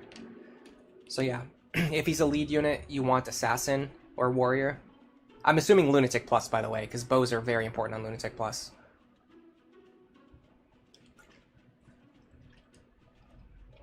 Support character is Trickster for magic, Assassin for physical partner. You could do Trickster for a physical partner too, for the movement, but you're giving up a lot of stats for that. You're going to do Pangaius? Yeah, in that case, I'd definitely go Assassin. Salvage Blow would be really cool. Do I think Fred is better than Seth? It's a really tough question. I've run polls on it. I've talked to my friends about it a lot. I've thought about it a lot. Me personally, I think Frederick's better than Seth. Because Seth is more dominant in his game, but he's fighting weaker enemies, and he's less essential. A no Seth run just makes Fire Emblem 8 more fun. A no Frederick run makes Awakening almost impossible. And Frederick is fighting higher quality. He's not quite as strong as Seth, but he's not that much weaker. And he's fighting way higher quality enemies, but still dunking on them. He's just so much more important to his army. Like, he's so much more important to the Shepherds. He's, like, almost required in order to play the game on higher difficulties. And because the enemy quality is much higher, even though he doesn't, like, dominate as hard as Seth does, it's way more impressive that he's beating enemies that are so much stronger. He's very centralized in the early game. I mean, you don't have to centralize around him, but it certainly helps. I could show off a build order that uses Frederick as minimally as possible, and I'm going to eventually get back to the No Frederick challenge. Anyway, let's see what we got going on here.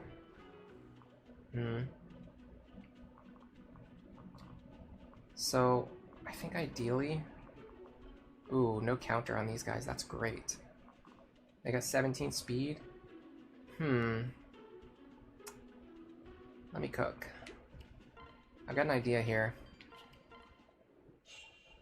Can Frederick fight these guys exceptionally well? Holy crap, he one-shots them. Okay. Without even using Silverline's charges. Hold up. None of them have javelins. Okay. They're going to deal... Here's the problem. They're going to deal a lot of damage. 24, 24, 24.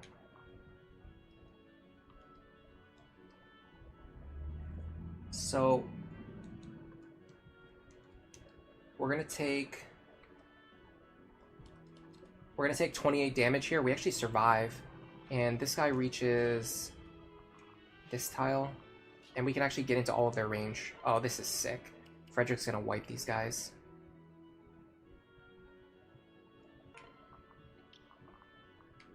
He won't one-shot... actually, never mind. They both have Pavis. Okay, it's fine. We'll still hit them really hard. Alright, for you, unfortunately, you rolled counter Luna because you just exist just to annoy the crap out of me. We're gonna go down here. I mean, you go down here anyway, whether he has it or not. It's very annoying that he has it.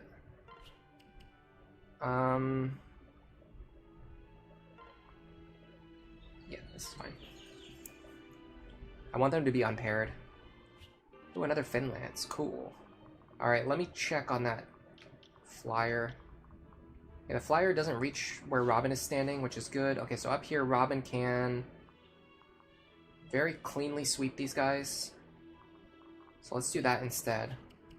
So this is very different from my normal build, but I have not ever gotten this far on a Lunatic plus Ironman attempt. So I didn't know that it was going to look this clean when we got to this chapter. This is really good.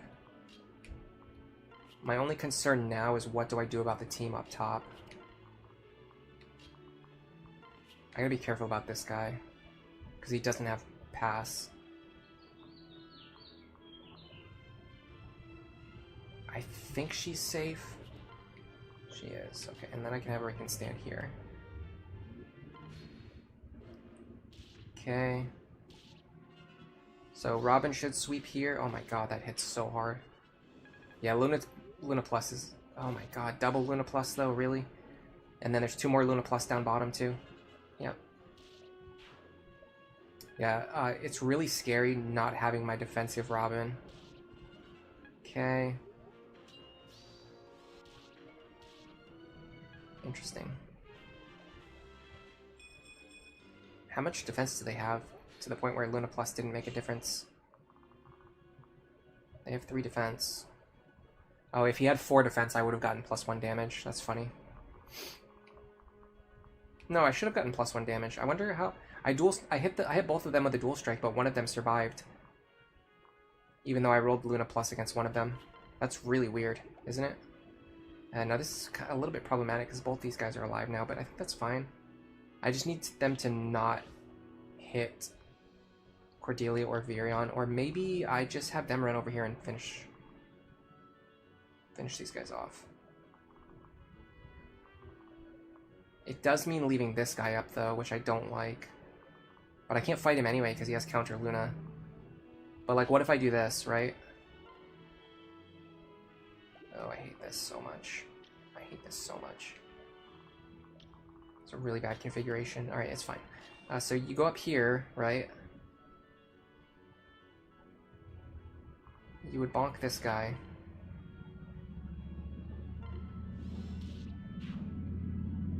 Then we want Frederick to fight this guy. I'd like to fight him too if I could, but I don't think I can. I can't fight them both. Robin can fight you.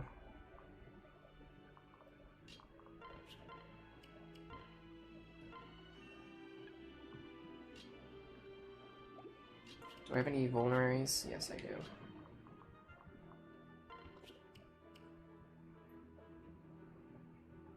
I could even do, something like this. Because this enemy's not threatening at all.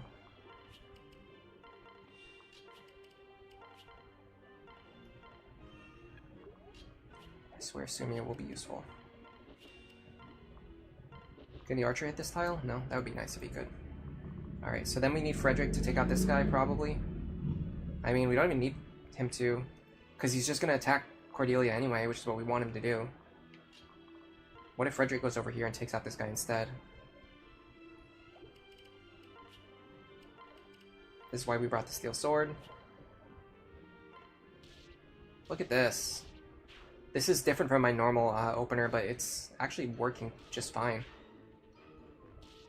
Okay, so we got our one villager who's... Oh, that's why. It's to keep that villager alive. Okay, hold on. I'm gonna reset. What did I miss? There was something else I missed. There was something else I wanted to do different. I can't remember now.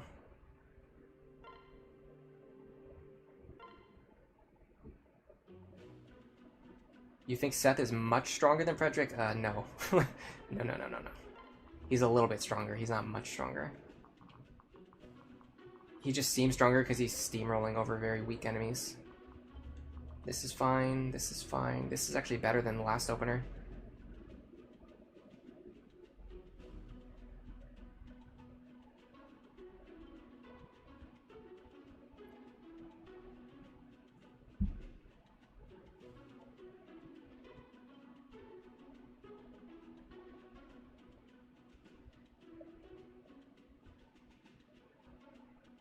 If you take Seth and put him into Awakening, he probably gets destroyed.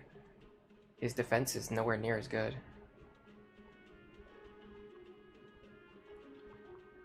$30 magic, yeah. It would be nice if he could get a fair skill for sure.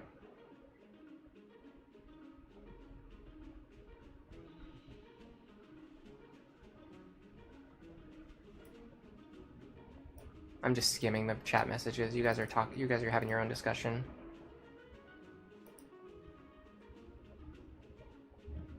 Hello Q. Welcome to the stream. After watching my runs, you now agree about my Lunatic Plus boons, plus magic, defense. Speed is overrated. All the rest are below that. Yes, I do think the speed boon is overrated. Especially because look at this, my Robin just has enough speed. Like, we just have enough speed. So why would we need plus speed when we have enough already? You know what I mean? It's like you only need enough speed to double these guys, and once you have that, you don't need any more. And yeah, the extra defense can make the early game so much more consistent. No, you don't need to keep all the villagers safe, but we need to keep one villager alive. So I have a strategy that keeps one villager alive, but I completely forgot that the flyer would obviously go after him instead of Cordelia. I didn't even check his range because we want the Seraph Robe. Alright, am I going crazy or was there not something that I forgot? Oh, these guys both having Aegis is annoying, but honestly, I kind of want to run this attempt and see what it looks like when the enemies all have Aegis. So the answer seems to be... Can I double this guy? I can, okay. I can kill him, I cannot kill him. I need a Forged Tome to get that kill, that's so frustrating. I'll use the Flux Tome. And I have to be here so that I can get back down over here next turn. Alright, so next up, we send Sully here. Yeah, this Sully-Frederick pair-up is killer. This pair-up is so freaking good. I cannot believe how strong they are.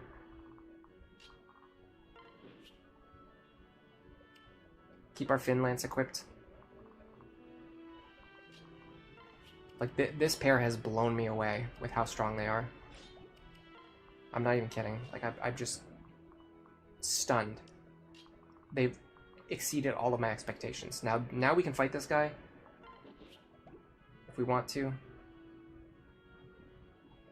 Let's start with the shiny spot this turn.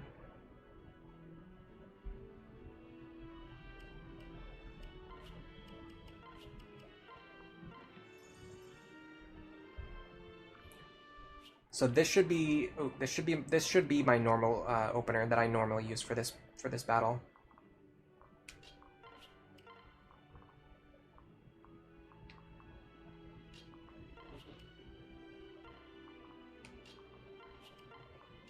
I won't need to adjust on the fly because the enemies don't have the same annoying skills to screw me over. So we should double him. I'm wasting money here, playing around Aegis. So yeah, at a certain point, like the difficult Lunatic Plus skills, they only... Oh, that was awesome. We got a dual guard against the one guy that had Luna Plus. That means we're taking like no damage this time. And this means Frederick's gonna get to the south side of the map so, like, pretty much a turn and a half quicker than usual. Yeah, this is crazy how good this opener is. And it's all possible because of this silly pair-up. Alright, now unfortunately both of these guys have counter, but that's okay because we saved an extra turn. Which means we should be able to start hammering this guy. I want to,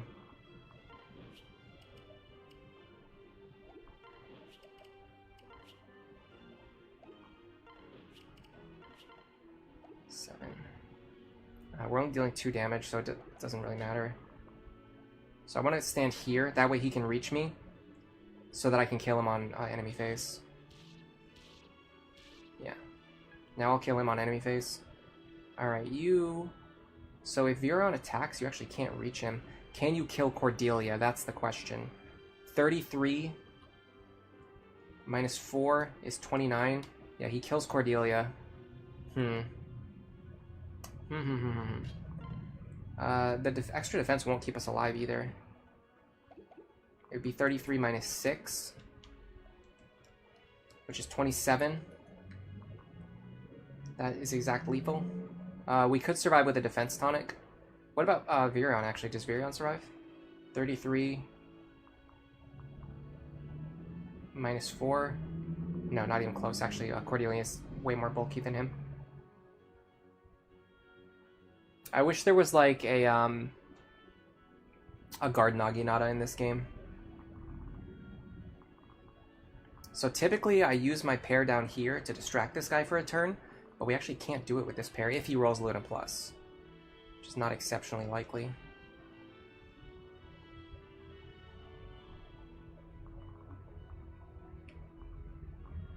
This guy rolled counter, so we have to one-shot him. So we need to have 45 attack.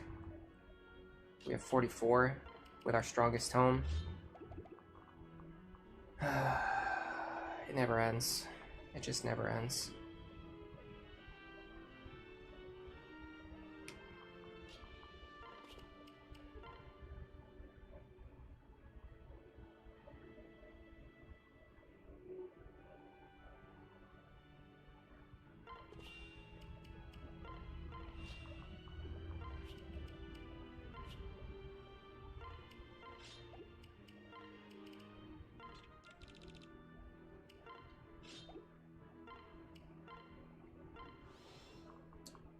And then we trade her back over. Now we have 46 attack. Minus 1 res, we can kill him without taking any counter damage. Just naturally make the assumption that the enemy is always going to roll the exact skill that completely screws you over. And life will be easier.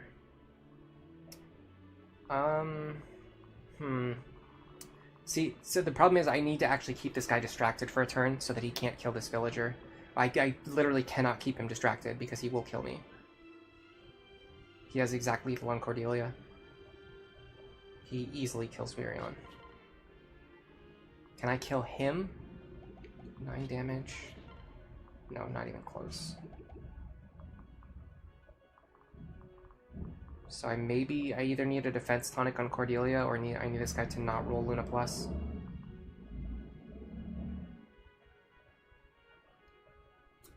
Forging 5 points of might and 15 crit onto a ladle only costs 1,000 gold. That's awesome.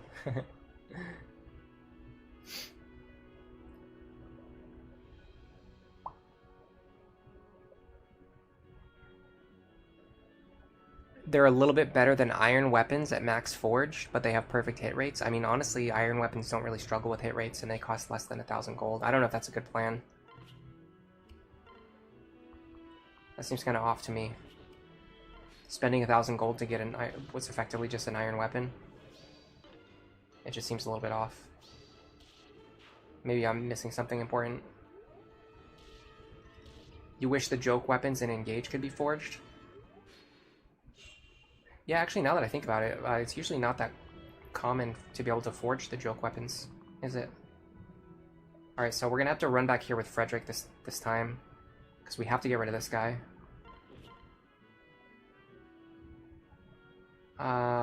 Should I unequip here?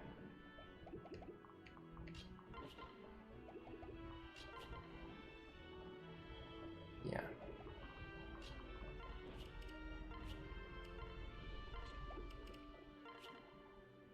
If I don't crit, I can give this kill to Virion.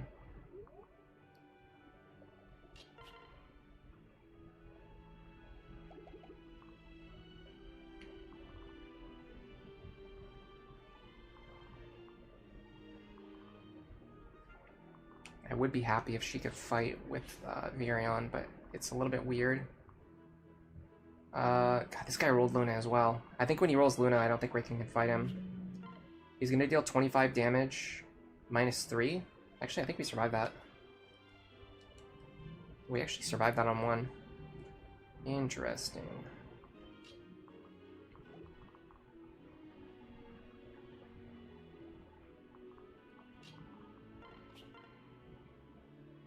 I want to one-shot this guy.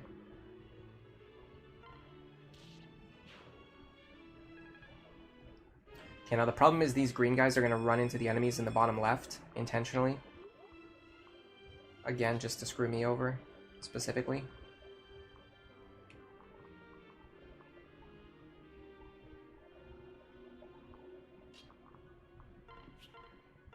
They were designed with me in mind.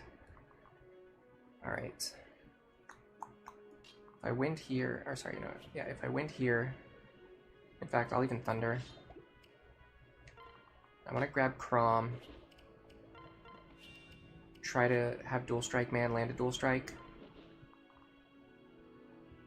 Okay, now the only thing I have left to do is take out this guy in a way that makes me feel happy, which I actually just figured out. It's this. You go here, and then you go here. I will steal Lance here. I need to hit as hard as possible. Survives on 1, 2 even. And those green Donalds. Where's Noe as a Wyvern? I used her in my my first run. The one that I fully streamed. The first run that I fully streamed. What are you talking about? Are you crazy? Can I get Robin down there fast enough? Yes, actually. But I need Robin up here, so what do? Frederick, I guess, but Frederick can't fight this guy because he has counter. What do I do about this? Alright, I got an idea. Can Sully fight him with the steel sword? Probably not. We also got this guy to worry about now, too. 17 speed.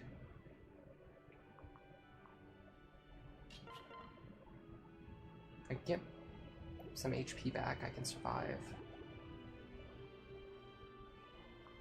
It's a little bit tricky, though, because I have to get Virion into a spot where he can survive. Which is actually fine. That's this spot right here. So we go like this. Use a Vuln. So he's going to move here. We're going to chip him down a little bit more. I think Frederick needs to go over here.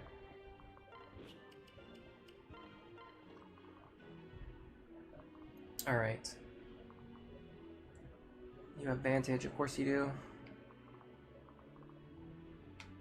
Let's get Rick into safety. Green Donalds, it's funny. I'm still laughing about that. Alright. Counter, huh? I mean, we only need 40 attack. We can actually do this. Now what I want is a little bit strange, but I want 1, 2, 3, 4, 5. I want Sumia here and Chrom here for next turn. And it's going to make sense when we get there. Which those of you who have seen my movement text probably know what I'm cooking here. So what I want is for Robin to go here and then pair up with Sumia, Chrom, and Lisa. Some combination of that. Alright, now we have to get rid of this guy. Technically, I could just block him.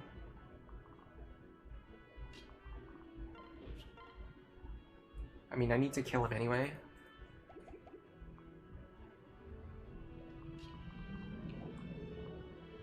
You'll probably run right through me and get yourself killed, won't you? I know you're going to do that. I'm not taking any chances. Look at this Cavalier pair up. +5 strength, +4 skill, plus 3 speed, plus 4 defense. Let's go.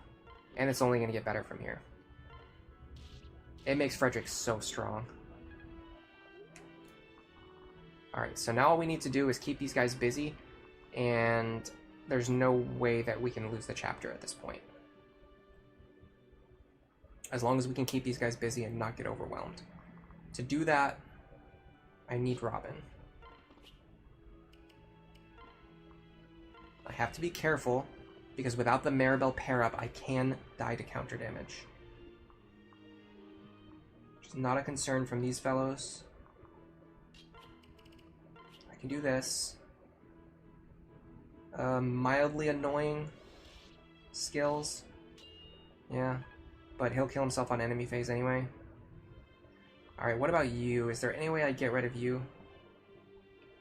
Like, realistically, does he have Vantage? Of course he has Vantage. Stop, don't say it. Don't say, does he have Vantage? That guarantees that he will have Vantage. It's a freaking guarantee. Okay, I can deal 11 with you. And I can deal 8 with you. That's not enough. How much do you deal with the Javelin? Probably peanuts. 2 damage. Hold on, there's a way around this. Plus 4 magic here. Now I deal 15 with you.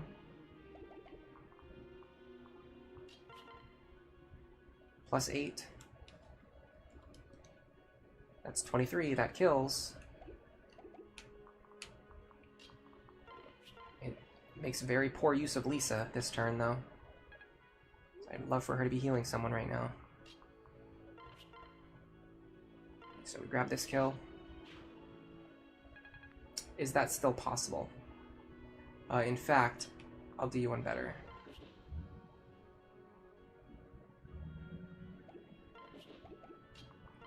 I will instead use these characters for unpairing.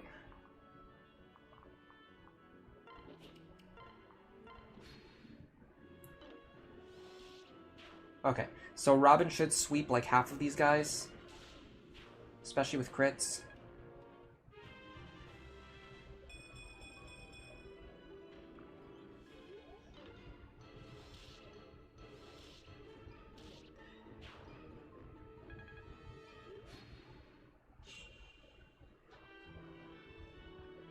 Yeah, Cavalier Paladin is one of the best classes in the game for pair-ups.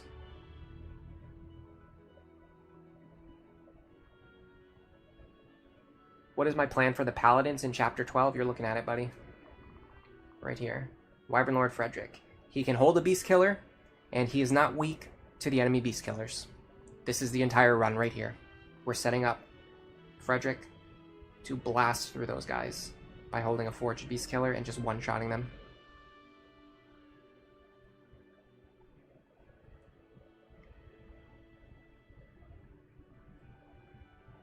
Hello, Crying Cardboard. Welcome to the stream. What's the best way to learn Lunatic and Lunatic Plus? I do think, yeah, I mean, a lot of times like, you can watch my guide videos, you can read information, and some people learn that way really well. Me personally, I don't really learn that way. I have to do things myself in order to learn them. So I would recommend just, you know, playing a little bit yourself and kind of learning that way. But certainly it's not impossible to figure things out on your own. Alright, give me a second here. I want to get some chip experience. This is a good example of something you should learn how to do if you want to play on Lunatic and Lunatic Plus. Robin can kill this guy easily, right? So the natural instinct of a lot of players, like lower experienced players who haven't played at the high level very much, your natural instinct would be to just move here and then just have Robin kill this guy, right? But if you do that, you're leaving a lot of experience on the table. Right here, we just got 10 experience on Rickon. Now,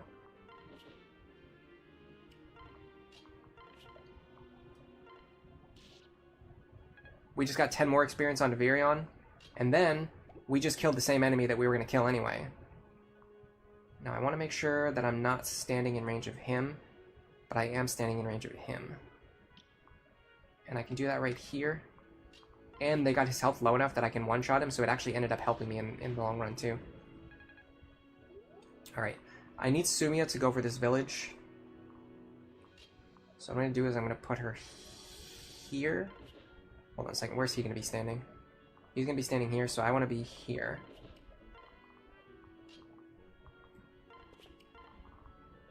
We can move these two back over. This is another good thing, like a really good movement tech. So don't just move Frederick to his max movement. Move him to his max, rotate, and then drop him one additional tile. Now next turn, Sully can pair back up with him and then fly even further. It just gives you one extra tile of movement every turn, basically.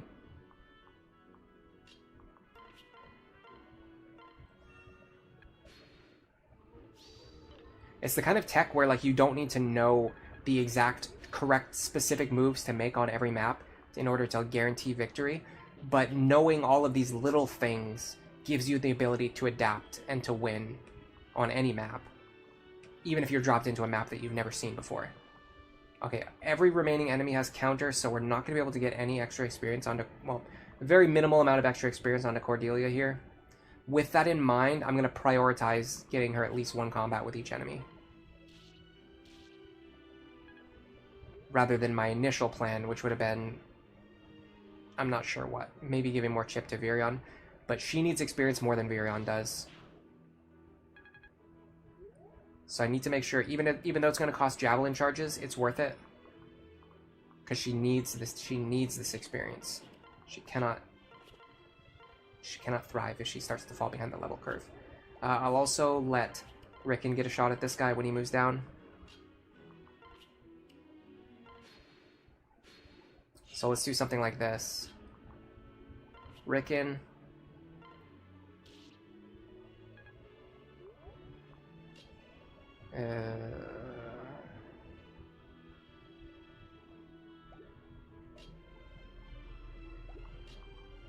Let's pair these two up. Cordelia. Question is actually, can she fight him? 16, no. This 23, this actually works. Which means the Bronze Lance should work too. 24. Interesting. He has pass though, so I can't leave him alive. But I can do this. I think I can give this kill to her.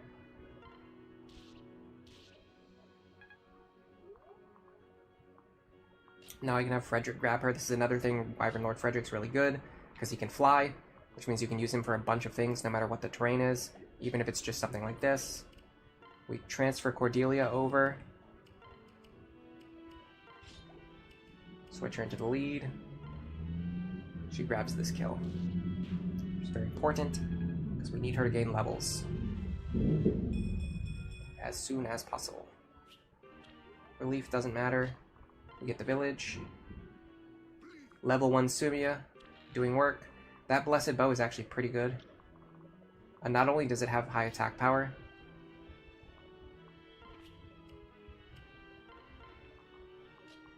but it also allows you to get a ton of free healing. No, hold on, that doesn't heal. That's extra damage against Risen.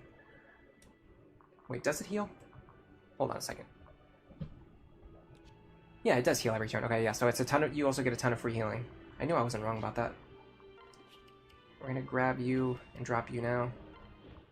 Always unpair your characters whenever you can. That way you have them available for the next turn. See how none of my units are paired up? So I have 1, 2, 3, 4, 5, 6, 7, 8, 9 actions available. If my characters were all paired up, I would only have 5 actions available. Huge loss. Grab this shiny spot. Might be another free item. No, it's just weapon proficiency on a unit we're not using. It's fine. This guy does not have 2 range, which means... Hold on a second. Let me get my brain in action here.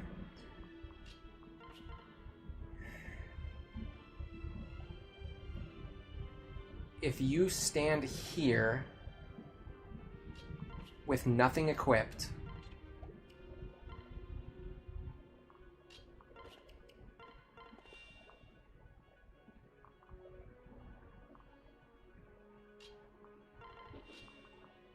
that was a misplay.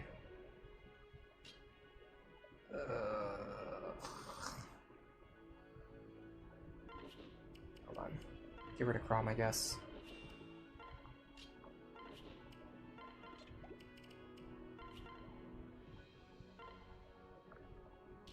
We can get experience. We can get chip experience by doing this. Now I'm going to drop Chrom so I can pair up with Virion next turn. I should have had Virion pair up with Cordelia, not Cordelia pair up with Virion. Little decisions like that matter. You will get punished. Now this guy won't move because he already sees Robin as a valid target, which means we can stand here and just chip away at this guy for a while. Okay, so now I want to do this and let this pair start getting some chip. They're probably going to crit, yeah. That's another level for Virion. Okay, this guy's going to hit Robin for 17 more damage, which we take. Oh, he's healing himself. Okay, hold on. Because I think he drops that elixir, yeah. How important is that elixir to me? It's pretty important, honestly. Alright, so we can't get any more chip here. It's just not worth it. It's not worth giving up elixir charges. I'm fine giving up javelin charges. I'm not fine giving up elixir charges. So we're going to do... Actually, we're going to do this. I can still try to get the kill on Cordelia if I can. So you go like this. Like this. He has Vantage. Does that matter? Probably not. Thunder will kill. Wind will kill. Wind will kill. Okay. No matter what I do, it's going to kill. Robin for sure steals the kill. Alright, let's do this first then.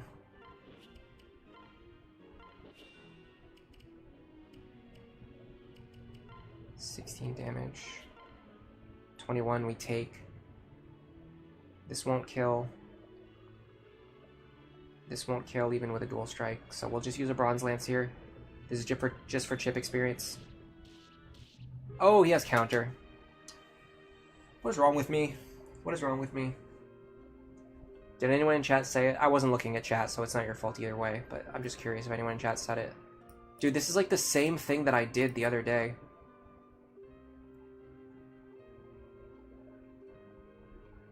Is it possible to beat any form of Lunatic without power leveling Frederick and Robin?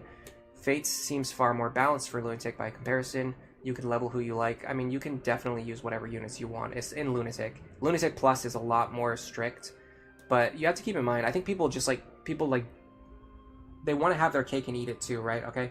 Lunatic Plus is the hardest difficulty mode in the game. What that means is that you need to use the most optimal strategies in order to win. People try to go into Lunatic Plus and use suboptimal strategies and then complain that they don't work.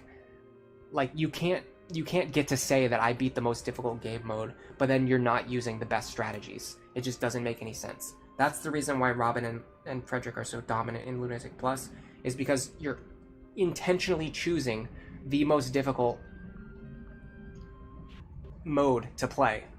So you have to answer it with the same level of strategy. You definitely do not need to hyper-focus Frederick, or even Robin for that matter, to get through Lunatic. That's just a myth. That's just a myth. That means, I mean, don't take this the wrong way, but it just means you have to get better at the game.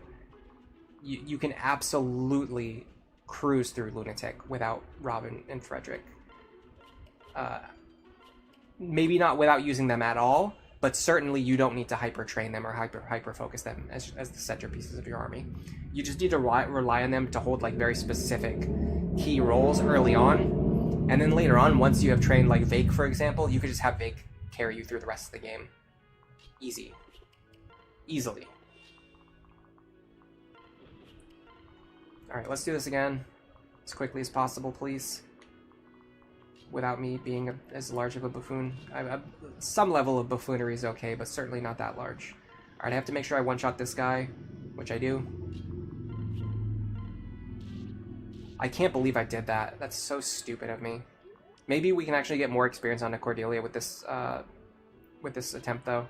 Because last time we got really unlucky. Like, every enemy had skills that made it impossible for Cordelia to fight them. Okay, that guy's counter again. Of course he does.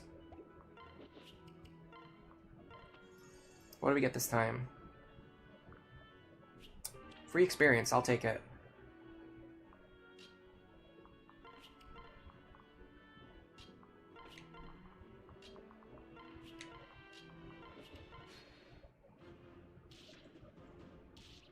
Yeah, if you don't want to use Robin, you can use Muriel.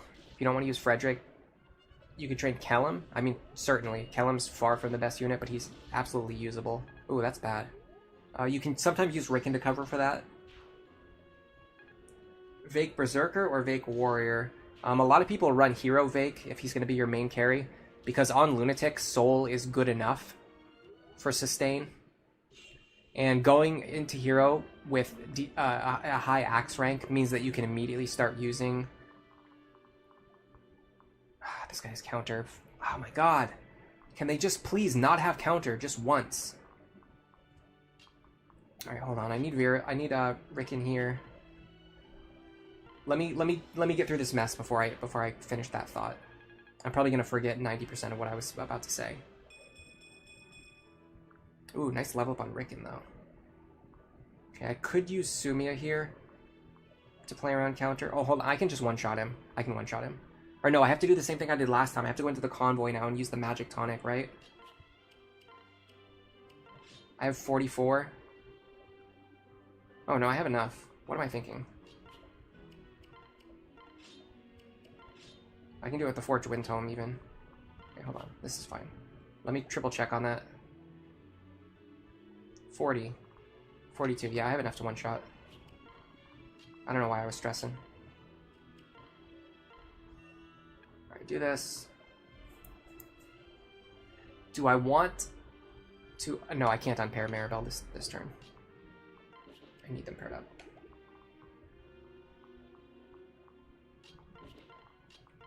Sumia there. Okay. Does this guy kill Virion now?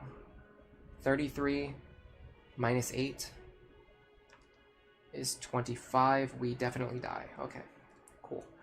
Does he kill Cordelia without Luna Plus? No, he deals 25. But then counter kills us. Okay. My god, can this guy just for one time just please roll a skill that makes it not impossible to fight him? This is crazy. This does illustrate a point that I've made that I haven't actually, I don't think I've actually made before, but I wrote it down in at least one of my scripts. It's something I've wanted to talk about, and it kind of goes back to this whole thing which we've discussed a million times at this point about why Donald isn't good. Which it's a hornet's nest that I don't even want to kick right now, but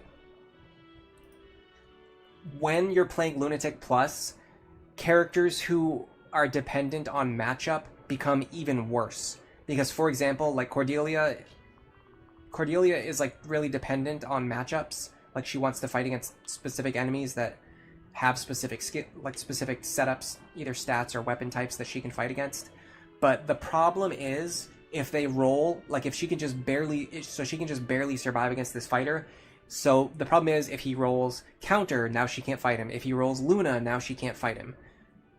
If he rolls Vantage, it might cause problems on the second turn when she needs to kill him. Like, there's just so many ways that it goes wrong. And it's going to happen more than, like, half the time. Granted, it shouldn't have happened to us 4 times in a row, but it's going to happen more than half of the time, right? On the other hand, Robin can just, like, enemy face sweep everything. So, like, even if this guy rolls counter, it doesn't matter because we just one-shot him and we don't take any counter damage. So having those contingency plans is really nice. Alright, so I'm going to do this. Iron Lance is fine. So if we do this, we won't take any counter damage next. Well, in fact, if we crit him, it's just over. But if we dealt 30 damage there, he would have had less than 15 HP remaining. Then on the next turn when we hit him, we wouldn't take any counter damage because we would kill him.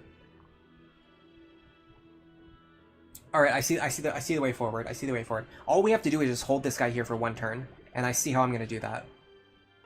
I see it. So I go like this.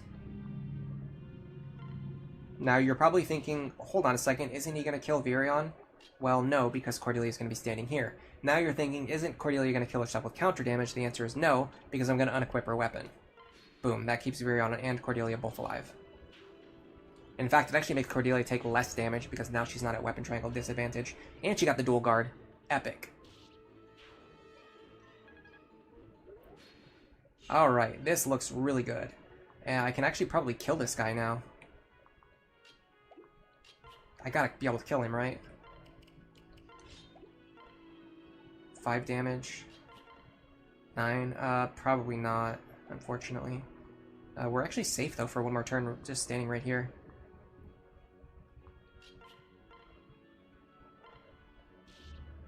Nice. Oh, hold on a second. Can we just do 5 damage now, then?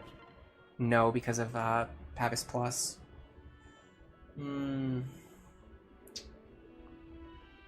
This works. And then if we miss, it doesn't matter. If we hit, we'll kill him.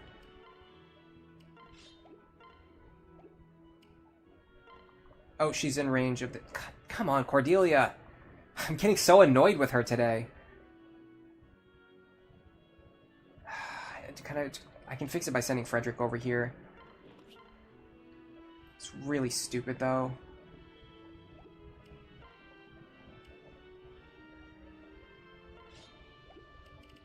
Fine. Doesn't matter. I don't need to kill that stupid... this guy this turn anyway. I can deal with him next turn. Alright, I think Robin has to kill this guy. Especially if he has... sorry. Especially if he has pass. It's gotta be Robin. Alright, now Rickon wants to fight this knight. I like warrior better than hero, personally. But I know when people use Vake as a solo carry on Lunatic, especially on Lunatic, they tend to go with hero. Because of the fact that you get the thing that I want to say that I soul.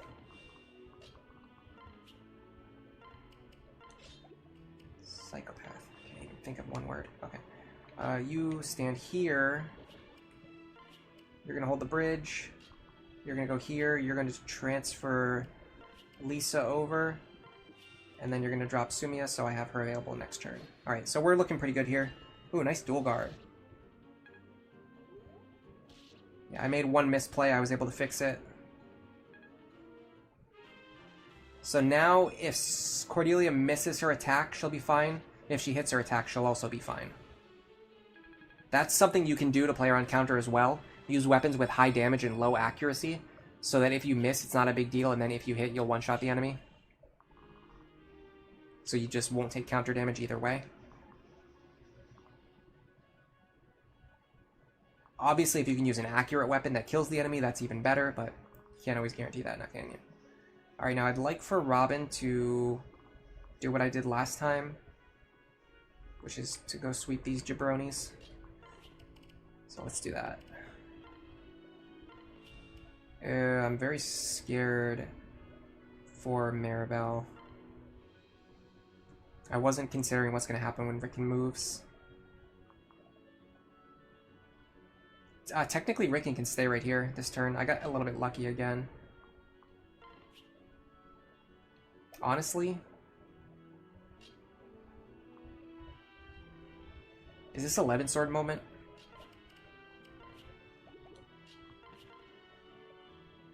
$17. I think so. Yeah. And then I can just deal with those guys next turn. Alright, what about you? Okay, never mind. Counter Luna? No way. Alright, let's just unpair. Unpair these two. Yeah, this will allow Robin to get first strike, instead of just sitting there and leaving myself open to get killed. Oh crap, I forgot about this guy. Okay, hold on. We can get Frederick back over there. Does he have counter? For once, no. Okay. I think that's like the first time in like 6 months where I've said, does this guy have counter? And then I check and then he actually doesn't have it. My god. I finally caught a break. Sully can fight him. Maybe. 33 damage.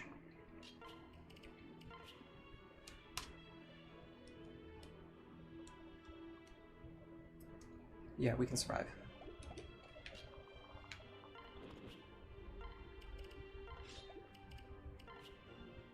Just get this chip experience onto Sully while I can. I think the enemies move before the green units. If I'm wrong, then the green unit's about to get himself killed. Like an idiot, but... they love doing that, so there's not much you can do to stop them from it. Okay, enemies go first. Nicely done. In fact, I can even do... no vantage, I can even do this. Nope, I can't. Am I willing to dedicate Frederick's Parap for this?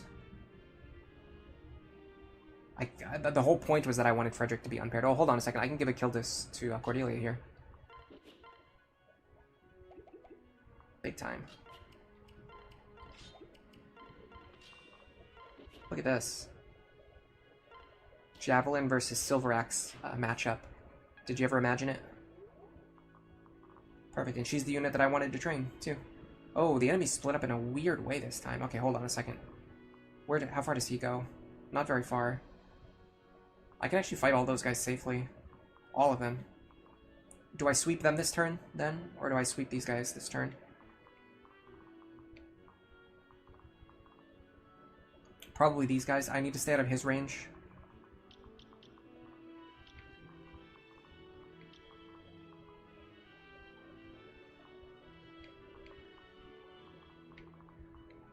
I can use Maribel. Honestly, I kind of want her to heal, though, so she gets staff experience.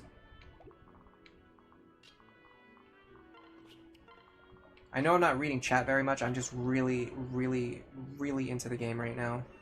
I'm having a lot of fun with this. Alright, we'll use Chrom. Might be chances for him to get dual strike experience. So we're going to go here. We're going to sweep. No, he doesn't get experience because he deals no damage. You silly, silly person. Why would you think that he would be able to deal damage? I'm going to try to get that village if I can. That might provoke the enemies to come after it.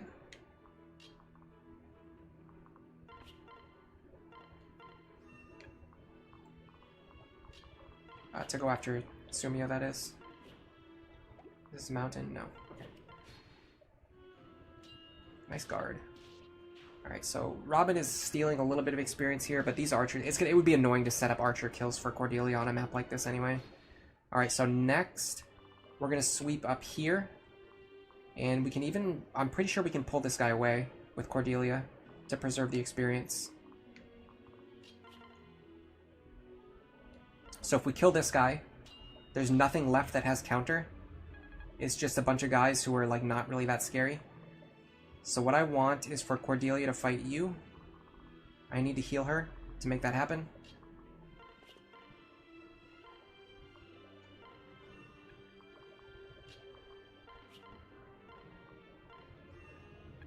Now in order to draw just you out, we want to go 1, 2, 3, 4, 5 here.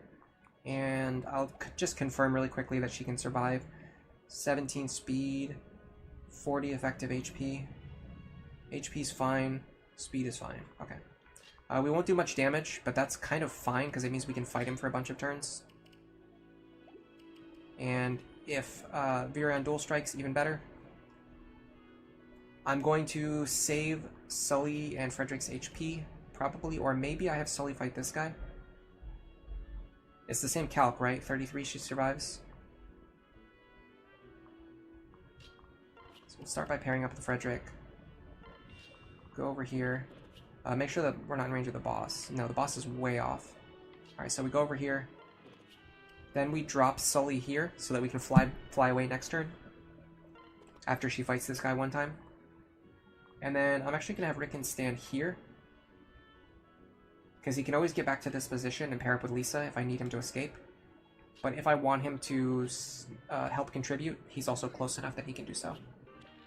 There's our Blessed Bow. Nicely done. And let me just be a little bit more careful about counter this time. Ooh, there's the dual strike experience I was looking for. It's funny how switching from Chrom to Maribel lowers my magic enough so that I don't one-shot them, so that Chrom can get dual strike experience. That's so funny how that works out. Alright, it looks like this guy has pass. Is that true? There's Charm, by the way.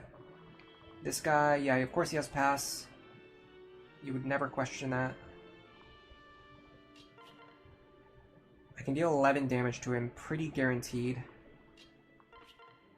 15 will do it. 13 will also... Oh, no, hold on a second. Hold on a second. I'm going to deal half damage to him, so I want to deal as much to him as possible right now. Let me go this way first, just in case. So the idea is you deal 19 here, and you don't want to crit. Or you deal 17 here. How much am I going to do? I can actually guarantee 9 damage.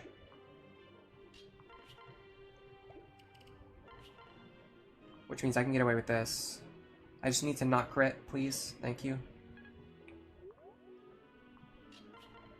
Now I can deal 7 damage this way. Perfect. Yeah, Cordelia is the one who really needs experience here. My other characters are like pretty set, I think. Frederick's fine, Robin's fine.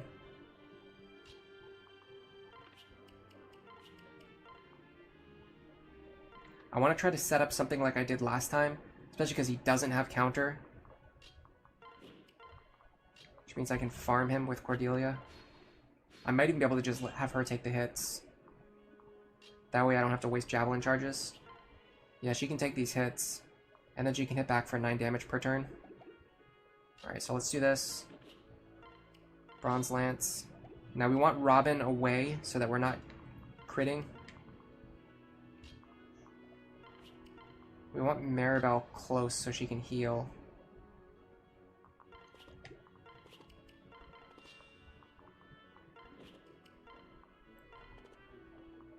And then the other characters don't really matter. You can grab this shiny spot.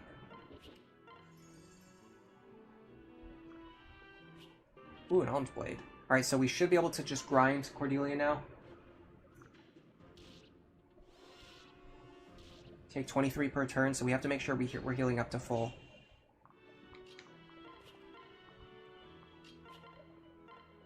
So we have to use the Men's Staff here, or no, we can use the Rig and Pair out, I think. Let's see. This will get us just barely up. Saves us Men's Staff charges. Don't care where you go. This guy definitely won't attack Frederick, right? There's just no way. There's no way he would attack Frederick when Cordelia's right there.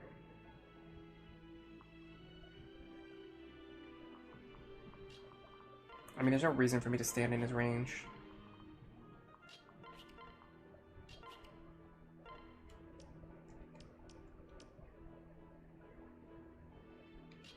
Basically done with you. Alright, let's send it. Should survive on 1.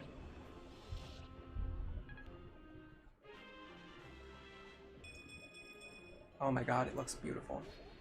Alright. This time I will... Is this worth a Vulnerary to me or a Men's Staff? Vulnerary has to be cheaper than a Men's Staff, right? Well, I don't know, a single Men's Staff charge? So a single Vulnerary charge, I think, is worth 100 gold. Let me check the shop. So a single Vulnerary charge is worth 100 gold. A single Men's Staff charge is worth...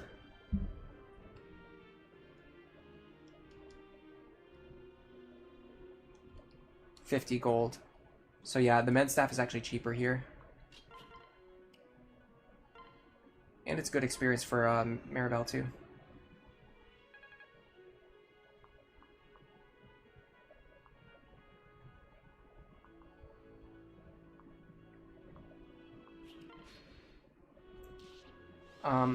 Typically, the number of times you want to fight... So in an ideal world, right? In an ideal world. And if you don't care about time.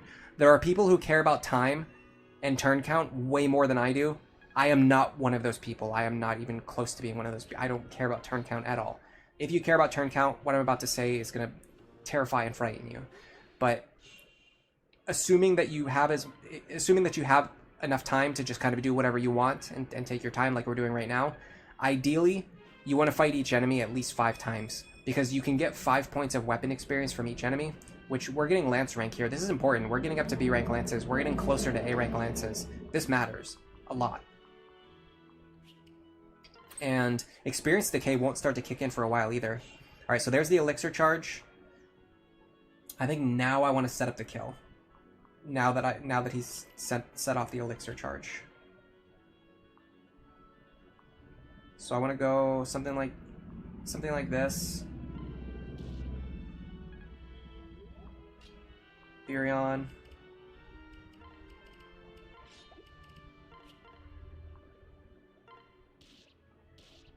And then try to pull her back into the lead and give her the kill.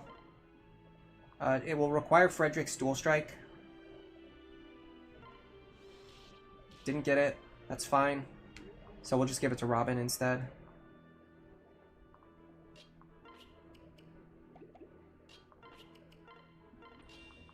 We're getting paired up, veteran boosted experience here. And there's the elixir. 2 charges, it's fine. I usually don't even use all these elixir charges before the end of a run. But certainly I'm not going to let him sit there and burn through an entire stack of elixirs just to get free training. Don't care about that. There's another shop up here. Those are the ones I would probably buy. I would probably buy that Master Seal if this was a real run. But for a test run, I actually don't want to. Oh, no. Okay, so now this is +1 speed, +1 magic. That matters. We've been struggling with our one-shot thresholds.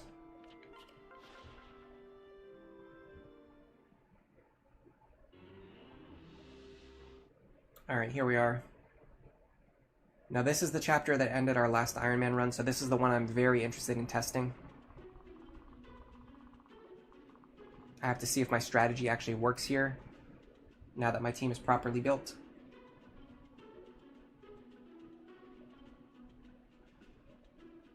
Who do I prefer in Smash? Between Chrom, Lucina, and Robin? I haven't played Smash for a very long time, not since Melee, where I used Marth. And Marth and Roy were the only Fire Emblem characters. You spent over 80 turns on Chapter 5, Paralog 2, and like 3 different Risen bonus maps. You hope this knowledge doesn't scare anyone either. I thought we died in this. Oh no, you're right. It was the next chapter. You're right. There was. Oh yeah, there's another side story after this. The one where you recruit Anna, and I didn't do that one before going into the next chapter, and I was supposed to do it. You're totally right. What am I thinking? I have the chapters mixed up. It's because this chapter also has a side story right before it. Yeah, I chased the thieves, and I actually got everything, but then I ended up dying to the boss because I just put myself in a bad position. The thing is, I think my team, even putting aside everything else, I think my team is much, much stronger this time. Like, this team is much better than the team I was using before. It's more focused on, like, a few key characters, while still having, like, good second-tier characters who can still support the party. I'm pretty sure I bring Muriel here just for desert movement. Free desert movement. Yes, please. Okay, Sumi is going to be pretty much worthless, but I can put her here so that she can pair up with Chrom. Sully needs to be here. Robin needs to be here. Maribel needs to be here. Everyone else doesn't really matter. I guess, well, hold on a second. I guess maybe Cordelia here makes more sense, but then... this is tough. Okay, hold on. Yeah, this works. So you do this. In fact, even this works. Yeah. So you can reach Fred. You can reach Cordelia. These two can pair up. Sumia can go anywhere if I need her to. She can move Chrom around. I believe I have 2 rescue stabs now. You need to be holding one. In fact, you need to be holding the max stock, because you might need to rescue more than Maribel does. You need to be holding the other rescue staff, which is going to be tricky because you're going to be paired up with Robin mostly, but maybe not. Maybe I can unpair them at some point. Alright, so we're going to figure out a few pieces of important information here.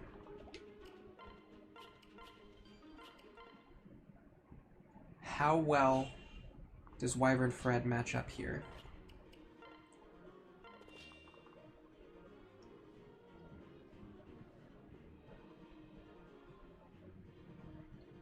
I want to make sure I'm doing everything right. Don't we need to kill this guy?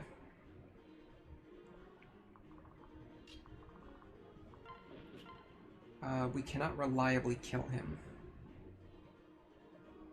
Probably we would want Chrom's pair up, but hold on. How much damage does Sully do to him? So 20 damage. So Sully deals 8 damage to him. If we get a single dual strike, we kill here. I don't like that for Iron Man. Luna Plus also kills, apparently. I'm willing to live with it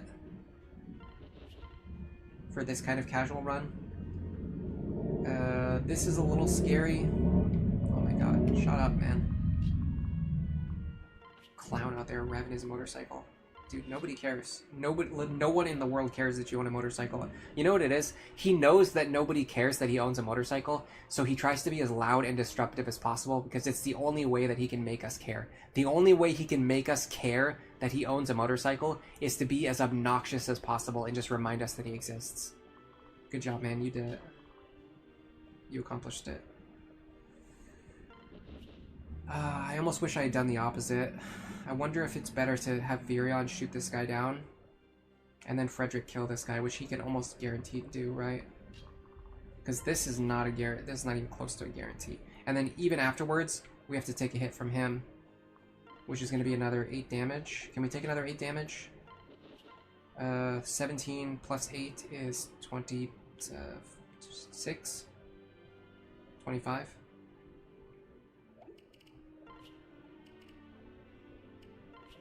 Can I kill him with a dual strike?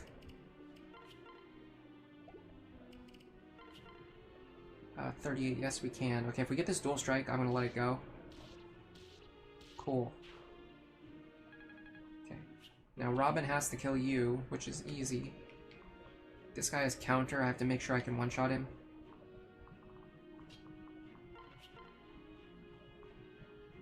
Yeah, definitely with Maribel I can do it. I can even get into position. So let's do this. Okay, so Wind Tome won't do it. Forged Wind will do it. Forged Flux will do it. Let's use Forged Wind, because it'll also one-shot these guys. Epic. Alright, Cordelia will survive here. Classic motorcycle guy. Dude, he is making me really angry today. Normally I just ignore it, but today he's been really making me mad.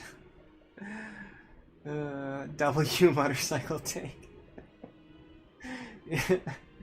That's like that was like me like ranting to myself when I'm sitting in my room alone. But I'm also mic'd up. It's like someone talking like when they don't realize the microphone is on. But in my case it's just because I don't care. Listen to him. Like, are you serious? Like, what is the point? He's just driving back and forth down the same road, being as loud as possible. What a freaking clown. Like, seriously, like what provokes a person to be that way? Okay, this idiot has counter. We're not gonna be fighting him. Yeah, I mean, maybe here. No, not even close. Yeah, so we're not gonna be fighting him, so let's just let Robin handle it. I just don't understand how do you live with yourself? Like, how do you live with yourself? I just don't get it. I should have put Lisa in front of Chrom, by the way. I'm so distracted by the motorcycle dude. I'm getting my positioning wrong. Alright, one shot. Oh my god, did I not just calculate that that was a one shot? I swear it on my life, I just calculated that that was a one shot. It's fine. It's okay. I don't know what happened there. I just moments ago I just did the math. By the way, that archer can't reach her. That's why we use that square. This square right here. Very, very crucial square on this map. Either Cordelia or Sumia can stand here. They can fight the mage and the soldier, and the archer can't reach them because he has to go all the way around these bones through the desert. Some people just love the sound of the motorcycle, and you'll never understand it. I just don't understand how they just don't have shame. Like, how do you not serious question. I'm not I know it probably sounds like I'm being funny, but like, how do you not have shame? I say this as somebody who like doesn't really have shame. I'm like a person who like doesn't really ever feel ashamed of anything. Probably because I've just been like made fun of so much in my life that I just stopped caring. But like, you know that you're being super loud and super disruptive, and you just don't care. You're just like, whatever. Like, I have no thoughts about this. It doesn't make me think anything. I don't have any concerns about the fact that like I'm just annoying everyone around me. Listen to him. Like, he knows he's doing that. He knows it. There's no way that he doesn't know. You know what I mean? Like, he has to know. He has to understand what he's doing. And he just has no thoughts about it. There's nothing in his mind. There's no concern whatsoever that like maybe what I'm doing is annoying. Or he's intentionally doing it because he likes annoying people. It has to be one of those things. Okay, he has 17 res. Old Freddy boy has 6 res. I think the Dark Mage will go for Frederick. If true, the problem is I have to stay out of range of the Archer, but the Desert Tiles actually help me here. The Desert Tiles help me here. I can stay out of range of the Archer by going here. I can kill this guy. Don't have to deal with counter damage. Now I have to get Chrom over here fast. So I'm going to use Sumia. I probably should have had them coasting already. I have to be careful.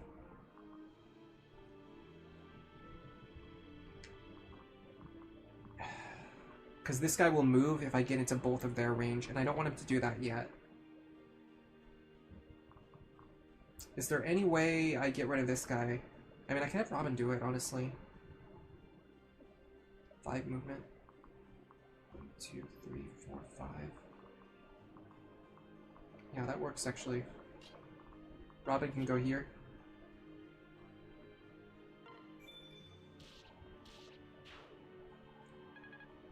I can still do what I would normally have them do next turn, I think. I'm not sure. I think I'm kind of like a turn behind. But it should be fine. Look at this, I'm moving backwards in order to go forwards. That's like a riddle. You can tell I'm heated today. I'm mad. Flyer armors are really fun in desert maps, yeah.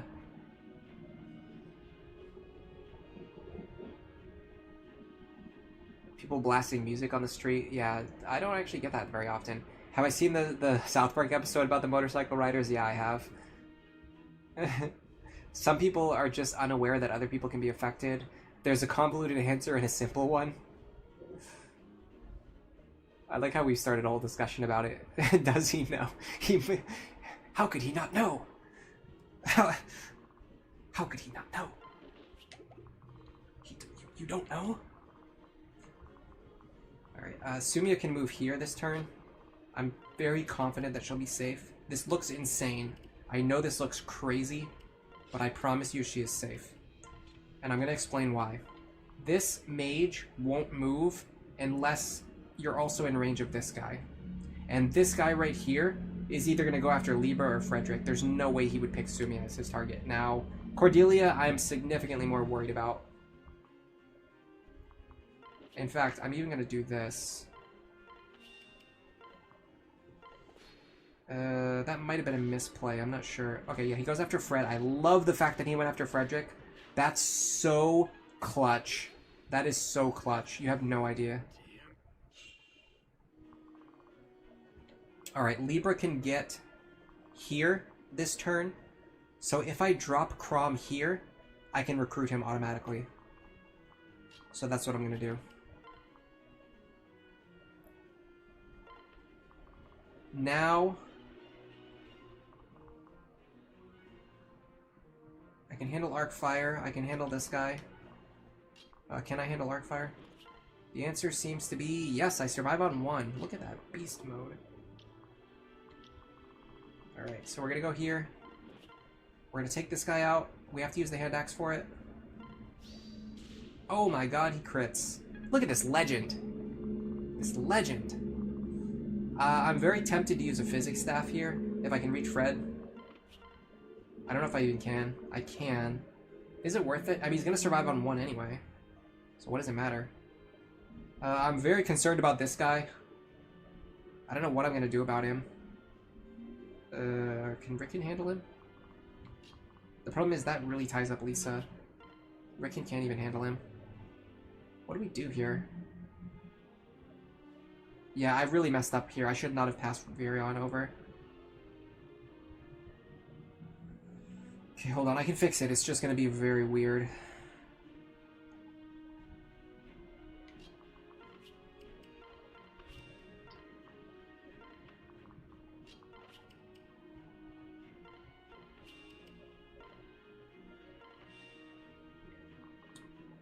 Alright.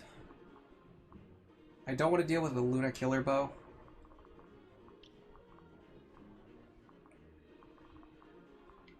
I'm gonna stand here.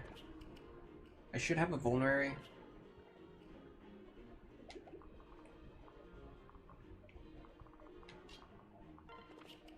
This guy's gonna go for Frederick anyway.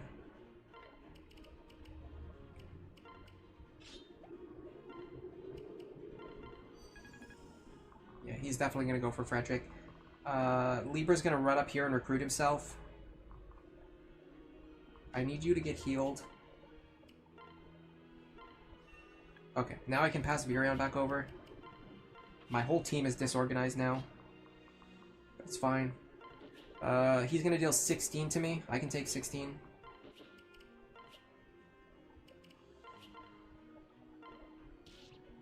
I would have loved a dual strike there.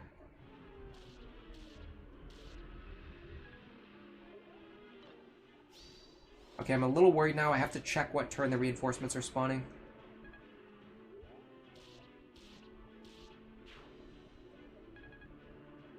Because I'm going to run out of safe tiles very soon. Yeah, here we go. So Libra actually moves up and recruits himself, if you didn't know. So you can save a lot of movement by just dropping Chrom within his range. It only works if you've cleared out all the enemies. Alright, so this is chapter 9. The reinforcements spawn on Lunatic Plus on turn 5. Very common actually in this game. We're on turn 4, so we have a full turn to just sandbag here. What is our crit chance with these killer bows? It's 1%. Can I live with that? I feel like I have to. Did I zoom out, by the way? No. Okay, I want to stay out of her range for sure.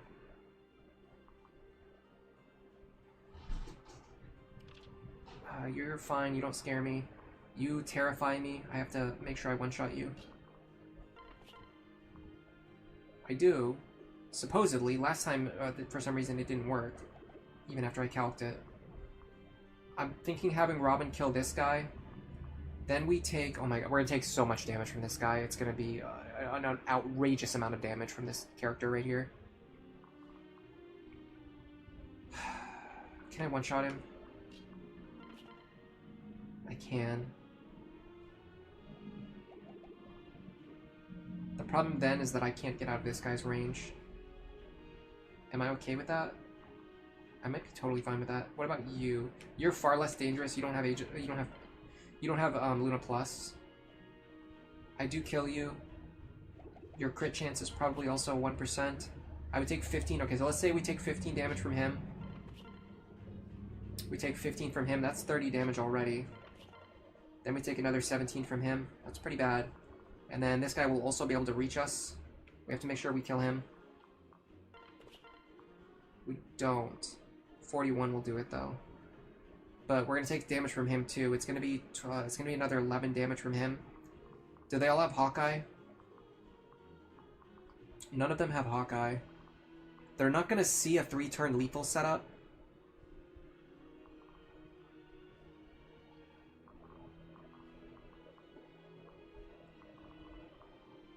I think the safest play is to back off and kill this guy, but then if I do that, I'm threatened by the killer bow. But I don't see another way around it.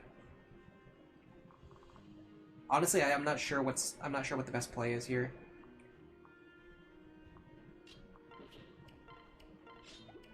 The reinforcements are spawning next turn, so I need to make sure that my characters are in good positions this turn.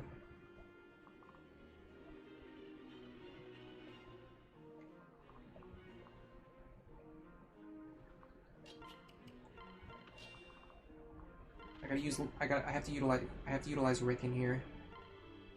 That's much more efficient, and he can get away faster because he has desert movement, and he needs the experience anyway. I'd like to get him to level 10. That way I have the option to promote him if I want another staff user. This is a really tough situation because I think there's more than one valid play here. There's probably a way to calculate what is like the actual best play. He's gonna deal 15 to me. He's gonna deal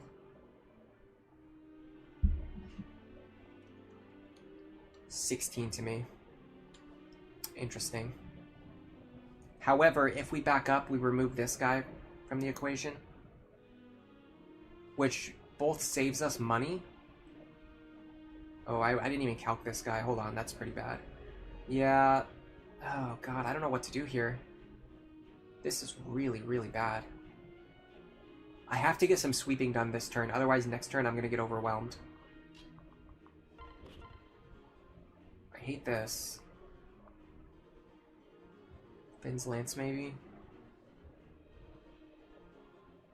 Just to play for crit. He didn't kill me, right? 15 damage? No, he doesn't kill me. Problem is, he's not going to go after Frederick. He's going to go after Robin. For sure. I can't provoke him into going after Frederick. What about you? I don't really care what you do. Hold on a second. How much do they deal? 15? It's actually, the Finn's Lance also gives defense. Okay, I might be onto something here. I'm gonna put Frederick here.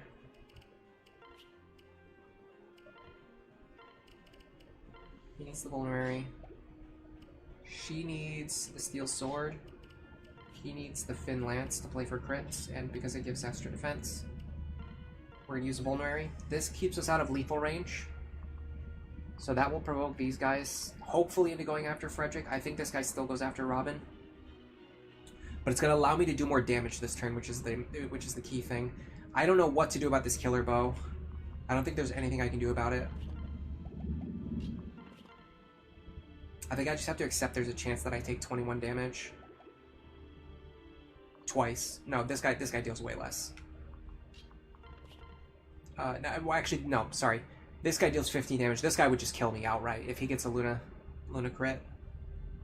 The only way I can play around the crit is by attacking this guy first. But if I do that, I get swarmed by 1, 2, 3, 4, 5 other enemies who each deal more than 10 damage to me, which means I definitely die.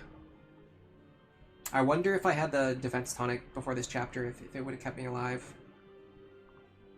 I'm not sure.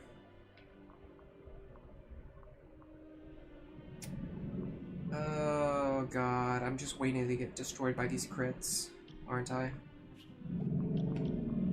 I can't move onto the fort because Saria's covering it. If I just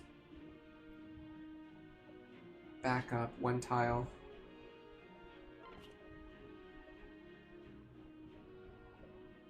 And use the concoction. I feel like it's the same thing, isn't it? I still take 4 attacks. 1, 2, 3, 4. Oh no, sorry, I have to get out of this guy's range. Yeah, so hold on. If I kill him, I take 1, 2, 3, 4, 5 attacks. If I back up, I only take 4 attacks. The problem is, there's 2 chances for me to get hit by a 1% crit. And either one would be really bad.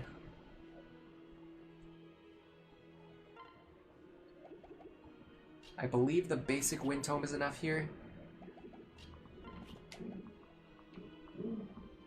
Alright, so the big problem here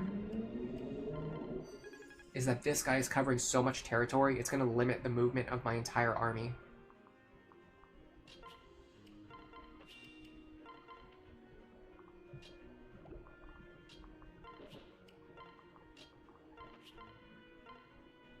We might actually be okay in spite of that.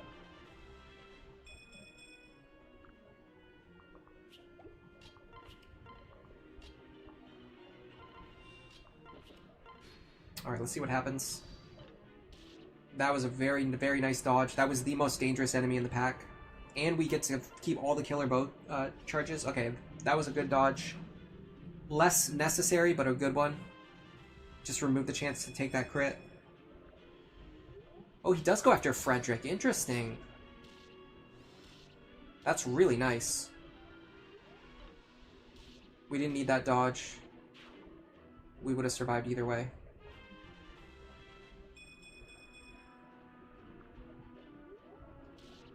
Dude, that worked out really well. Passive for the win, I guess. Alright. Next idea. You go like this. Transfer Chrom over.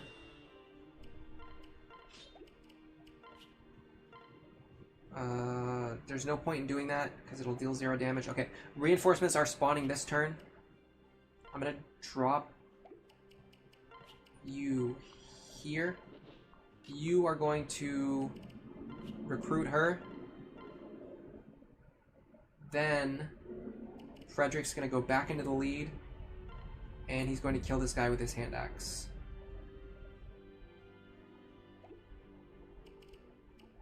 Or do we give the kill to Chrom? I kind of like giving the kill to Chrom.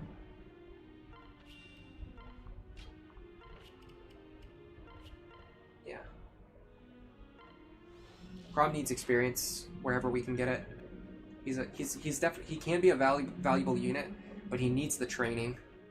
Alright, now theoretically, if Robin goes and stands up here, we can start countering enemies as soon as they spawn. In order to do that, I'm going to look at my map that I made.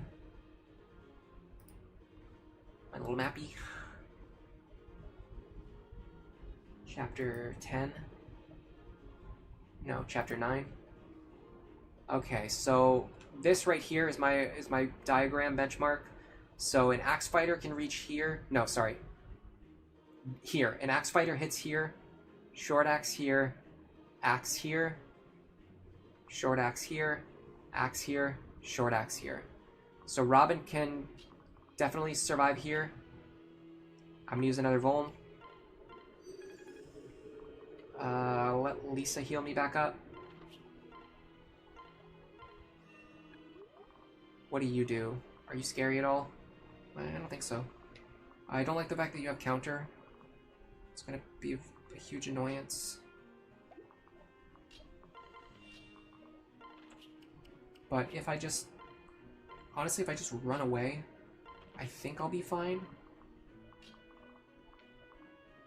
I'm not sure, but I think I'll be fine.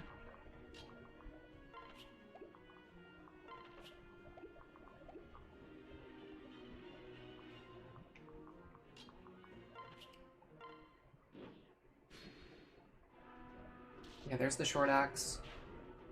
I might need Robin to just sweep everything up here up top in one turn if they can, which might not even be an option, especially with some Hawkeye Luna in the mix. How much damage do they deal to me? A lot.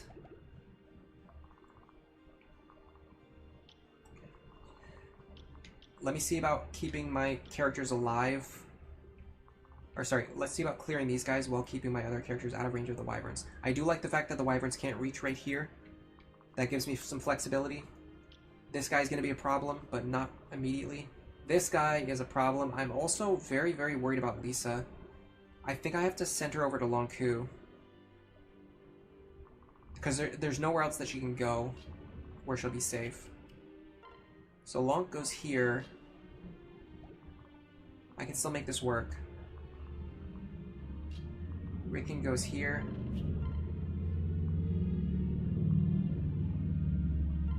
I Now we go like this.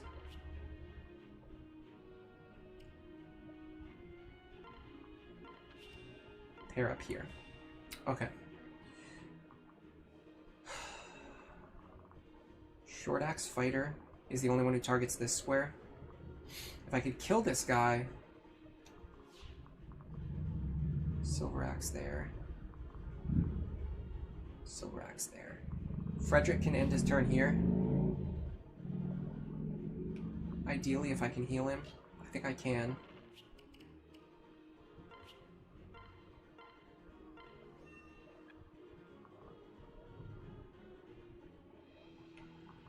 What are you? Silver axe. So short axe reaches exactly here. I want to see if Vyron can fight this guy.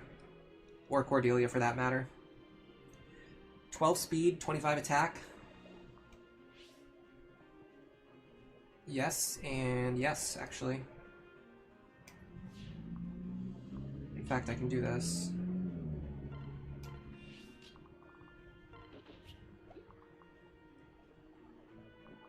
So I want to see how much damage I'm going to deal to him. 17. I mean, it's not the most damage, but it's definitely something. Okay, so Vyron can stand here. I want to deal as much damage as possible. End your turn. Now, Frederick wants to be in range of this guy. Can I get my Sully parrot back? I'm sure I can. I should be able to double him with Sully's parrot.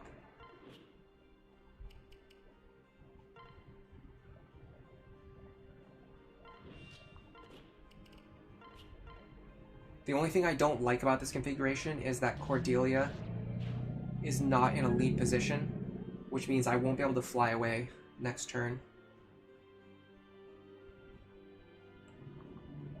So I probably need to go all in here. Well, and this guy had, what did he have? A silver axe. I'm gonna use the Fin Lance. Oh, hold on a second. 28. Minus 12. 16. I'm gonna use the Bronze Axe.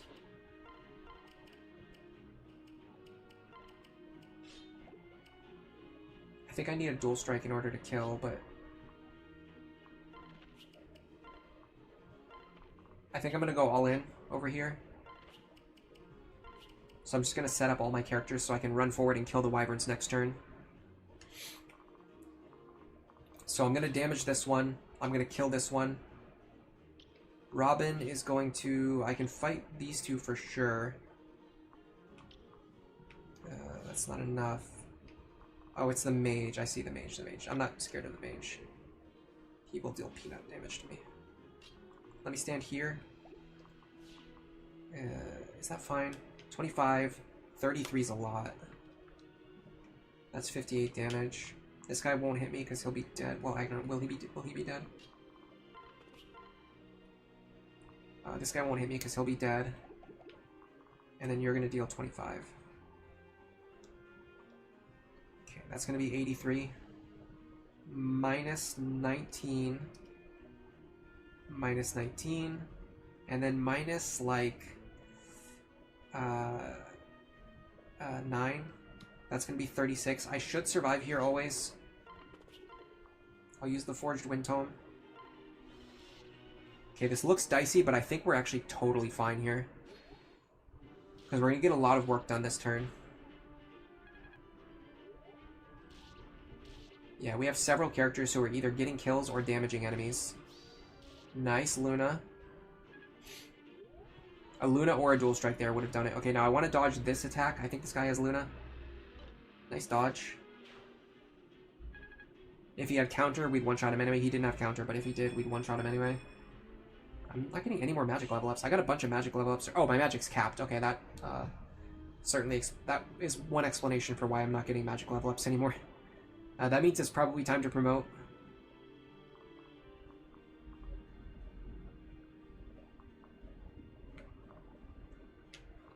Okay, we definitely want Vyron here.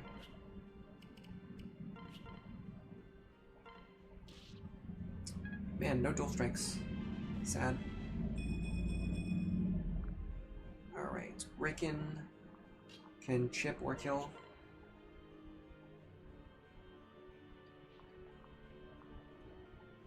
I think with Lisa's Parap I get this kill.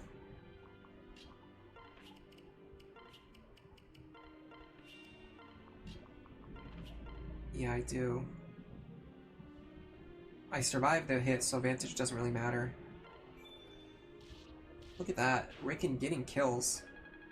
Love to see it. And then you're going to deal a considerable amount of damage to someone. Excuse me.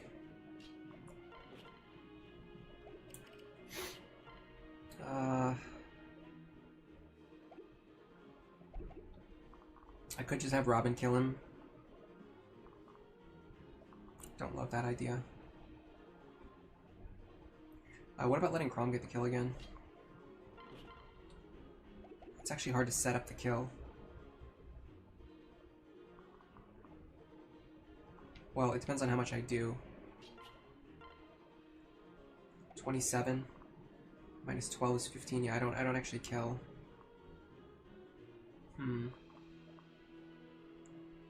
So Frederick will double and kill the enemy. Sully, I think, dies. I mean, we can calc it. He's dealing 18.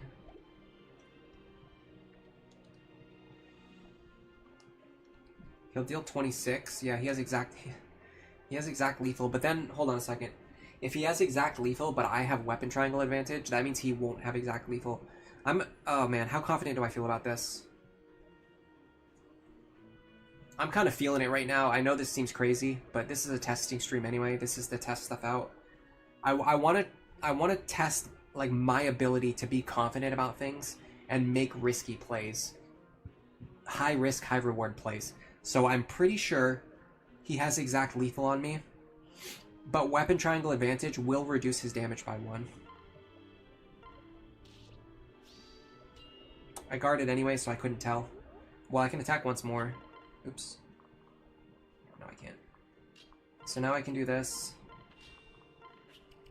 I'm pretty sure I would have survived on 1 there. I can't prove it now, but you'll just have to take my word for it. Alright, because Robin is pretty much just about to master Seal, it's actually a good time for this shiny spot. So we go like this. We go Source. We Master Seal into it.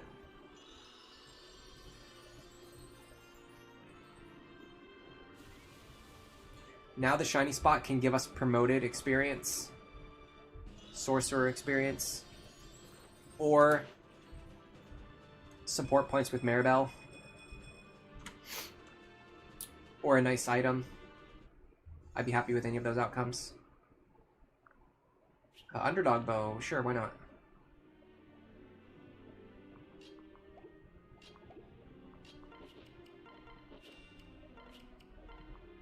Let's get my units back over here.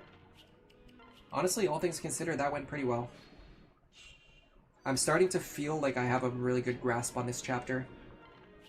And some of the other ones too that I used to really struggle with, like I can pretty consistently beat them on my first attempt now. Sometimes like I mess around and I like test things out before I make the serious attempt, but like as soon as I start my serious attempt, it almost like I usually win on the very first serious attempt. And there's a lot to be said for that.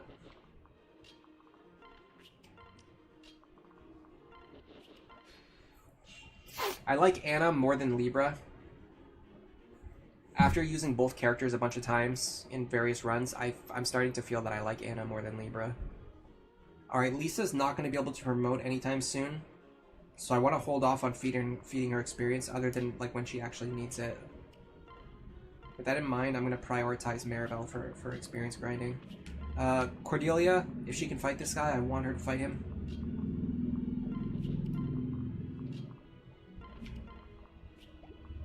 I will heal Rickon just because I want to get supports with him anyway. But other than that, I'm going to let Maribel take all the healing. Okay, we're done with Muriel. We're done with Sumia.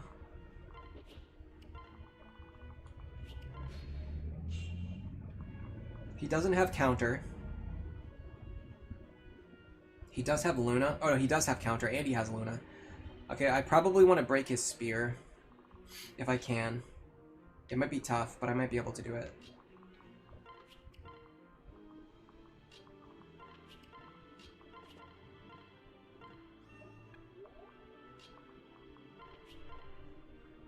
I gotta check how much damage he actually deals.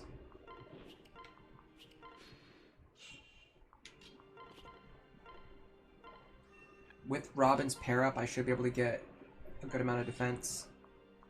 He deals 37, so 36, in fact even less.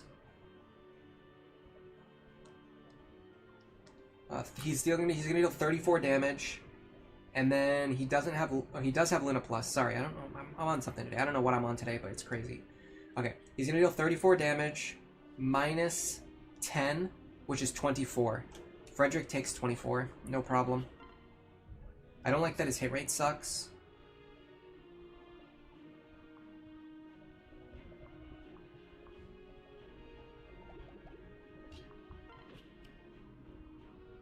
We keep the axe equipped for weapon triangle. Okay, how many spears does he have? 25. Am I willing to sit here for 25? More than 25 turns? Breaking this guy's spear? I mean, sort of. I really need Cordelia to get this experience. It's absolutely crucial.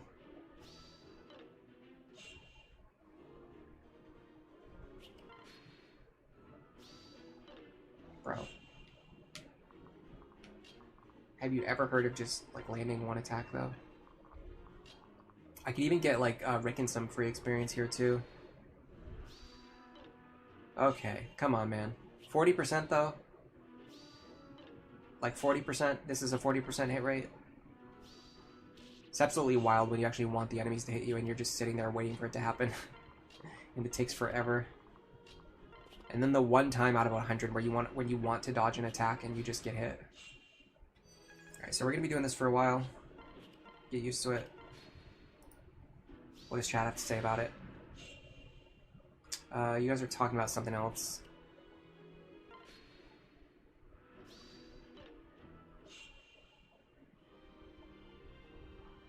You guys are having a really lengthy conversation. What are you guys talking about?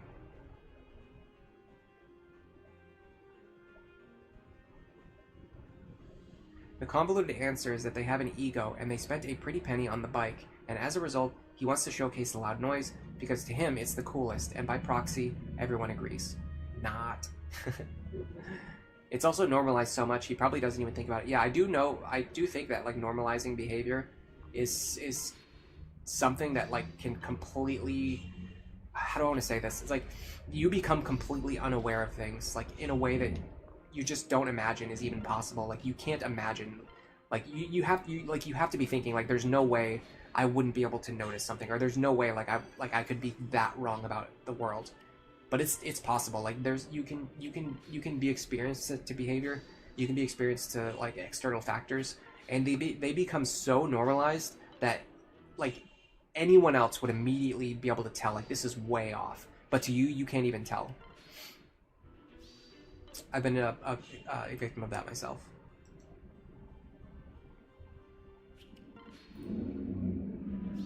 Yeah, the boat map on chapter 14 becomes a lot easier when you have more flyers. You can even cheese it, technically. I don't like using the cheese strat, but I sort of know how to do it. You want Sorcerer Owain? You make sure you give him a father that has Dark Mage access, because he doesn't have it naturally.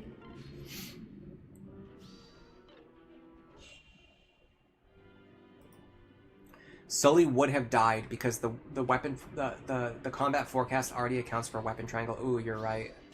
We got really lucky there. It's good to remember that, though. It's good to remember that. I'll remember that for next time. That's why I like experimenting in like situations like this where there's no stakes, because even if I'm wrong and even if I get punished for being wrong, it doesn't really matter, and then I can use that knowledge when it matters in a run where the stakes are actually high. Dude, are you kidding me right now? What is this dude's... oh my god! What is happening here? How can he not hit me? It's 40%. If I equip Finn's Lance, I'll get hit more often. Yeah, but then he'll deal more damage. I'll have to do the calcs all over again. I don't want to do the calcs all over again. What I really want is a Bronze Lance. So that it doesn't boost my... So that it doesn't boost my defense and luck. Oh my god. Can I just not misclick, please? Did Lonzu not have a weapon equipped this whole time? That's funny. Alright. I wanted to use the Bronze Axe so that I would take less damage, but I guess it doesn't matter. I'll just use the Bronze Lance so I actually get hit. I'm dual guarding like crazy, by the way. What is my dual guard chance?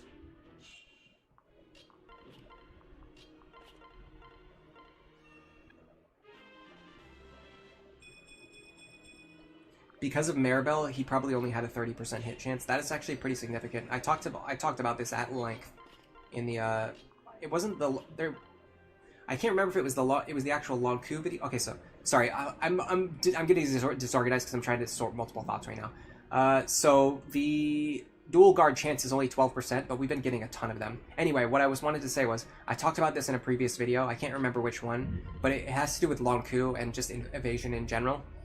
And lowering the evasion from 40% to 30% actually makes a much bigger deal than just like a 10% chance. It actually lowers the hit chance significantly, is the point that I'm trying to make here without my brain going in 80 different directions. Lonku decided to become a monk without reclassing. Alright. I'm gonna make sure I heal the full this time. I don't want to mess around with damage margins. We're here for the long haul anyway. Maribel is going insane right now. Yeah, our Maribel's looking pretty good. It's a good run for her to be Robin's partner. Especially once we promote her and she can actually hold a weapon. All those stats are actually going to start doing work.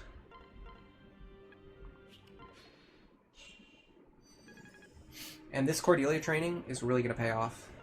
I can feel it. Anna has a really cool skill list. If you reclass to Mage, you get Magic +2. You have Lock Touch, you have Move +1. You can get Lucky 7, which is interesting even on a Mage. All true. I like going right into Sage too, just for like utility. It's just like, oh, she's already a good staff user, just make her an even better staff user. But you can also go through Mage into Sage. That's more of a training arc though, really. Like you don't really often have the time to train characters like that in Lunatic Plus. Or even Lunatic, really. Like realistically. Like if you reclass someone to Mage at that point in the game, when Anna is relevant, they just become immediately incapable of fighting anything and then they just die.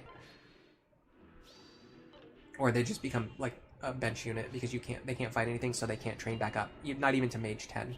You know what I mean? But if you have like if you have some kind of setup, you have some kind of opportunity to train her, you can get Magic +2 and Focus, which are both really good.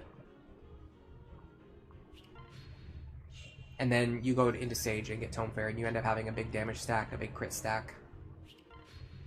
Good staff usage. She keeps Lucky 7. So she's got really good hit and avoid. Yeah, Trickster is good too. Oh yeah, Trickster. So Trickster Anna into Robin is utilized in a lot of runs.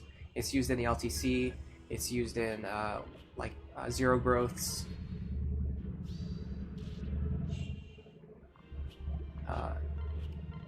Yeah, Anna and Church are like both really important in like runs that require tight routing, like anything to do with like tight routing, like LTC, low growths, low levels, stuff like that. Those two units do a lot of work because Church joins basically ready to promote into a really good utility class, and then Anna joins already in a good utility class. And those two utilities are so much more important than just having like another unit who's good at combat. When your goal is to like basically kind of like take advantage of the game mechanics to speed through the game.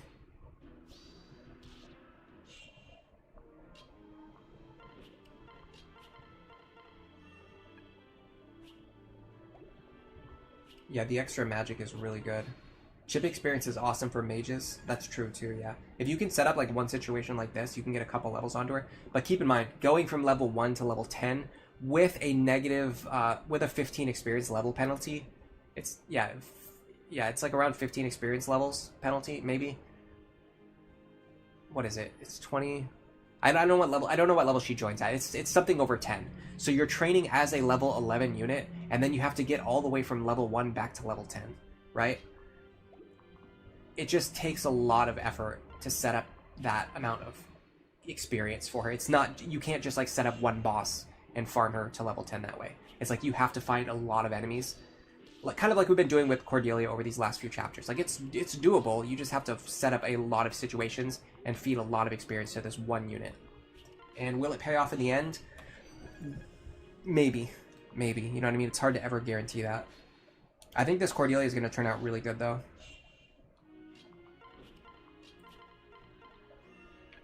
I feel really good about this Cordelia Virion team up that we got going. Alright, he's got 3 more spears he needs to break.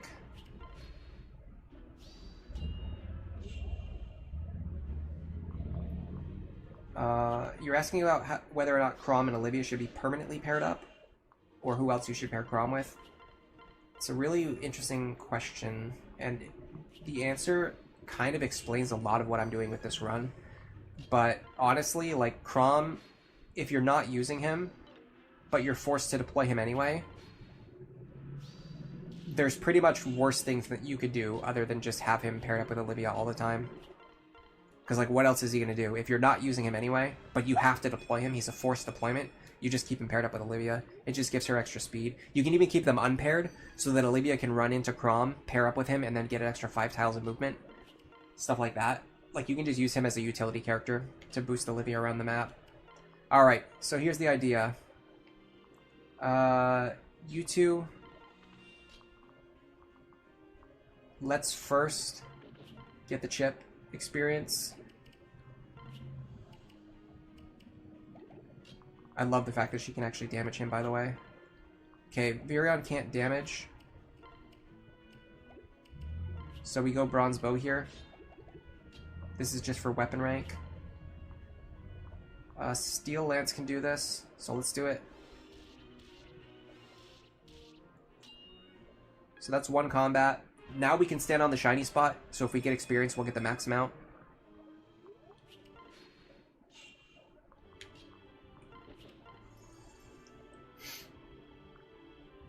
And we got it. That experience, some of that experience would have gone to waste. We would have lost 10 experience there. Alright, so we want to fight this guy 5 times with Cordelia in order to get weapon rank and chip experience. And then we'll give the kill to Robin, so that Robin has better margins of survival for the next chapter. Okay, that's 3.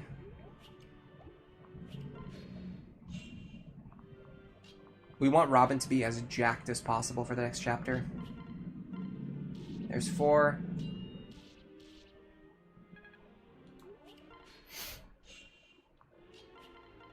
There's 5.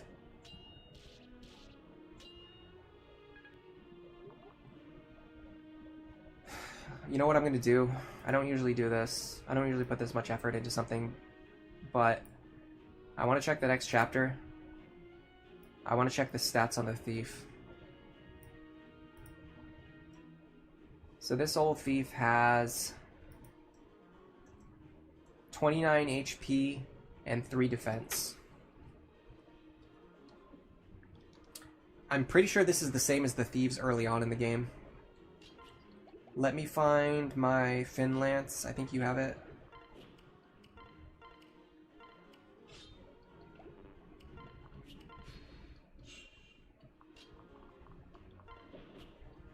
With weapon triangle advantage, I have 30 attack. So I need the Silver Lance for this.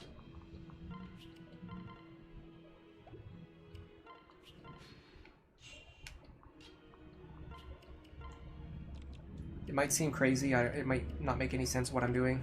Where's my Silver Lance, by the way? Does Sully have it? Sully has it, okay. Oh, you know what? I'm going to have the Sully pair up, too. Hold on a second. I'm going to have the Sully pair up. Maybe. With Sully's pair up, we have 34 attack. That is just enough to one-shot these guys. So Frederick can already one-shot the thief in the next chapter. My only concern is I don't know if he can actually reach the thief. I think he can only reach with a javelin. If that's the case, I won't be able to kill him. That is an ugly map.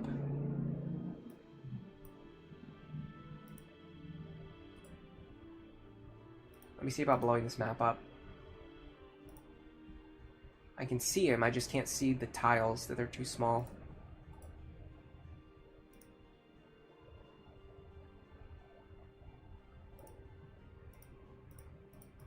Okay, here we go. So if I put Frederick here, I know you guys can't see what I'm doing, but I'm looking at the map.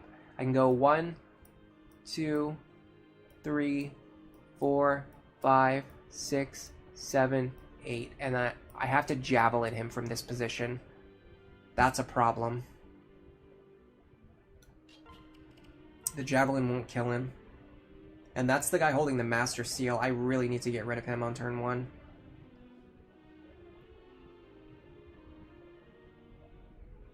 Do I have any other characters with 8 movement? Certainly the answer is no. Yeah, I don't know how we're going to catch that guy. You would have to promote Cordelia, but I don't have. I actually don't have the extra Master Seal on this run. I had it on the run that we actually the run that we failed, but I don't have it now when it actually matters. Can Viren hit this guy, by the way? No. Okay. Anyway, point being, well, let's see how close we are with the javelin. Then it's certainly not going to happen, but I just want to see how close are we.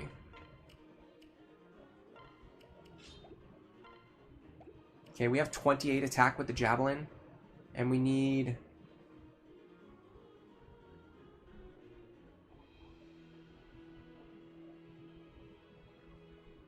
I don't know why I can't find what I was just looking at.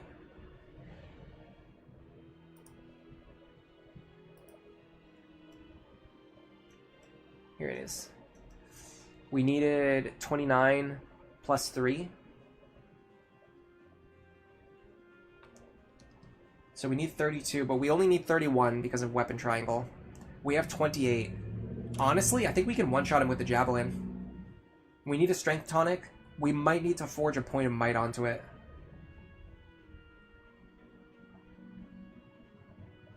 Or Sully. No, she's not going to get more strength. And I think they're already S support. So he can't get more stats from Sully. So what we're going to need is a strength tonic plus a forged javelin. And we should be able to one-shot the thief before he escapes.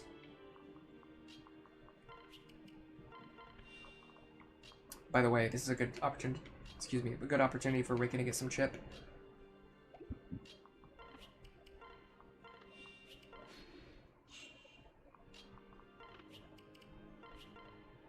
$14 damage. It's enough to get experience. Okay. And then you are going to finish him off very comfortably. Alright, so we should get boss kill experience here. 34, not bad. Alright. Let me get into this chapter. I want to look at it.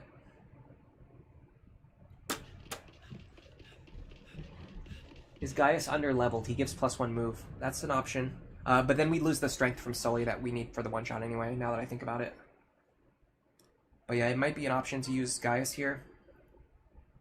So Gaius, Frederick, Silverlance, or Frederick, Sully.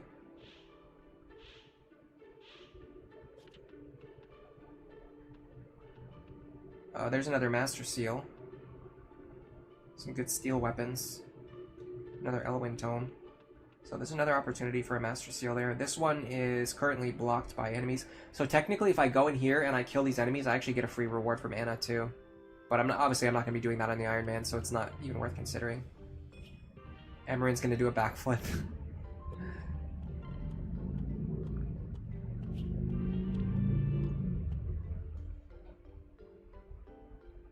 Can Camilla be your vote for favorite Wyvern Lord? Not in this game, no.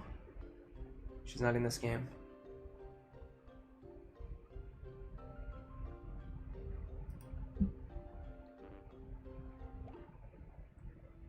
Thief and Trickster gives one. Yeah, I know. I can get +1 from Gaius, but then I lose out on the strength that I'm getting from Sully, which I think is needed to one-shot. Maybe not with the Silver Lance, though. Oh yeah, I haven't even used the energy drop yet. You're totally right. It's actually wild that I haven't used it yet. Technically, we don't even have to do this chapter right now anyway. We have a paralog that we're supposed to do first. But I just want to see, like, how close am I to my benchmarks already? Like, even before that. So, the benchmarks would have to do with this. You would go this way. Sully would go this way with Frederick. Okay. So we would have a Javelin. Save. So I'm not going to be able to hit the benchmarks now, but I want to see how close I am. If my math is right. Remember, we're aiming for Ironman consistency. I need the Fin Lance. Where did that thing go? Oh man, one thing I really like about this build order, by the way, is you can have Virion pair up with Cordelia, and then Cordelia can go up here and get some work done on the first turn. You can't do that if you don't have a trained Cordelia. Alright, I have to give him the Fin Lance. Pair up here. Give him the Silver Lance too, just so I have all the options.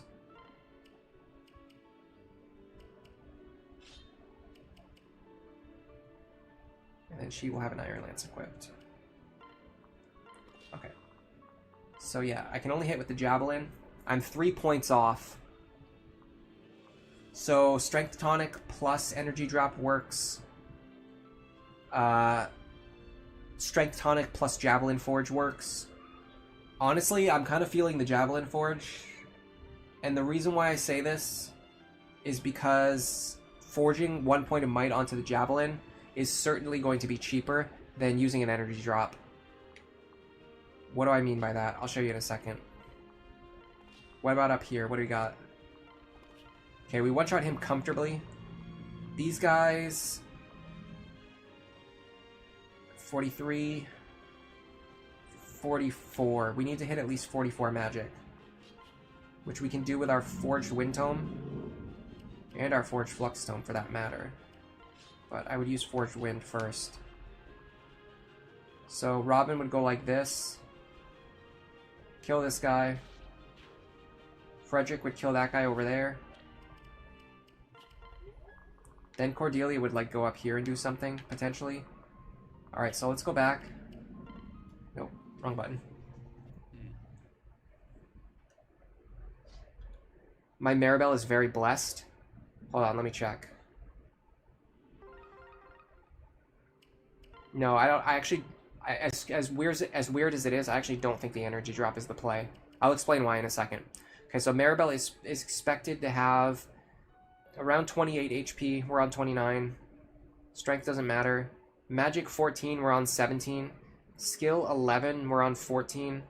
Speed 13 or 14. We're on 16. Luck 17. We're on 19. Defense 5. We're on. Res 14. We're actually a little bit low on res. Yeah, so we're a little bit low on res. We're basically ahead on every other stat. Yes, selling an energy drop is worth more money than forging 1 point of might onto the Javelin is the point that I'm trying to make. So if you go here, if I sell this energy drop, it's worth 1,250 gold. But if I just forge this, it's only worth 350. So this only cost me 350. The other thing cost me an item that's essentially worth 1,250. It's actually worth 2,500. Remember, if I have to buy an energy drop from Anna later to make up for the one that I sold, it's actually worth 2,500. So I would rather put the forge there. Actually, we're not even doing this chapter yet, so we don't need to do these preps now, but in theory, we would do this. Trade this here. So now, we should be able to concoct some kind of opener that I want to show off really quick. This is what happens when you hang out with Plus Magic Robin too much. So Sully, here, Cordy. Actually don't know where to put Cordelia.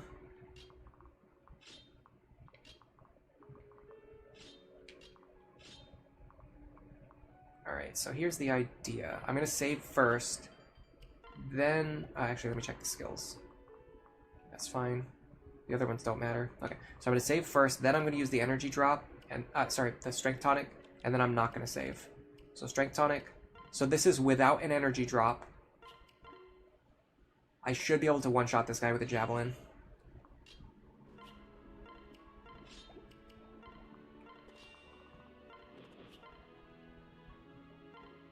So this will be our opener. This will work for the Iron Man. Everything that we're doing right now is like Iron Man consistent. Like everything that we've done, we'd be done it the way that we would if we were doing the Iron Man. Is there anyone that wants the Master Seal? I mean, yeah, the answer is Cordelia wants it badly, in fact. Okay, these guys, they do have counters, so I will have to use the Forged Wind Tome. So you go here, and you do this. We also have to consider that we have to be able to survive all these attacks. Dude, if I could move just one tile forward, I could fight this guy on enemy phase. And him too, although you wouldn't want to fight him when he has counter.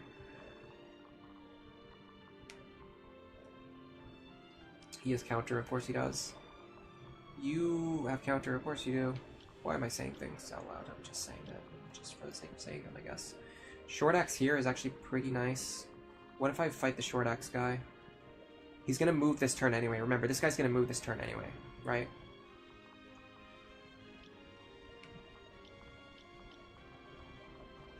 This guy moves on this turn, no matter what I do. So what if I do something like this? So I want Cordelia to be further to the right-hand side. But in theory, okay, I don't have my javelins, that's a problem.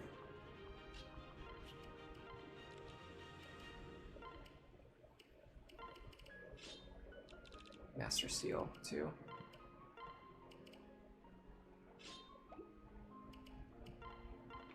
Okay, so you would go up here. I didn't even take the items from Chrom. What am I doing?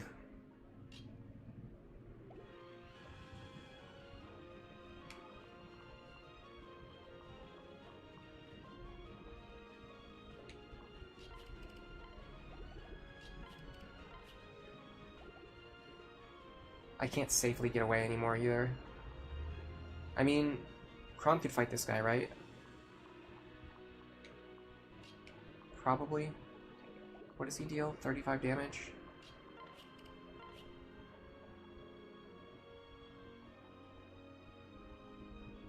I need a defensive pair up for Chrom.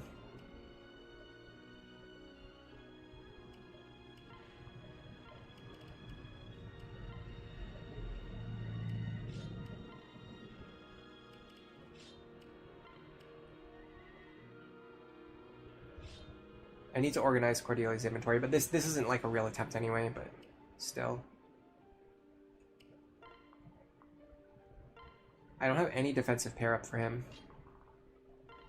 Oh well. Okay, so we'd go here, Javelin equipped, use the Master Seal.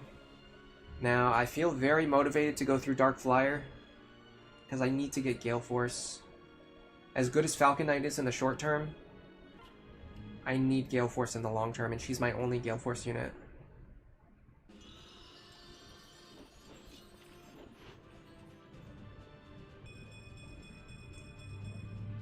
Luna crit just for show. Did I miss that? I didn't even notice.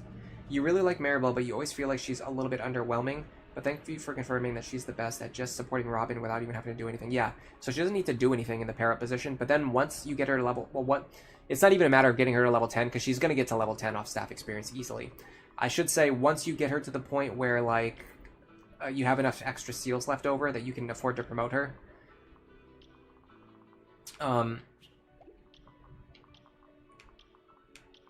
Then she can also hold a tome, and then she's just, like, dealing massive damage, because at that point her stats have actually gone up pretty high.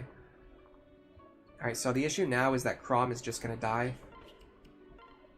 I can actually get defense from you. Can I get it from anyone else? No? Okay. I guess we're using a Libra pair up for some reason.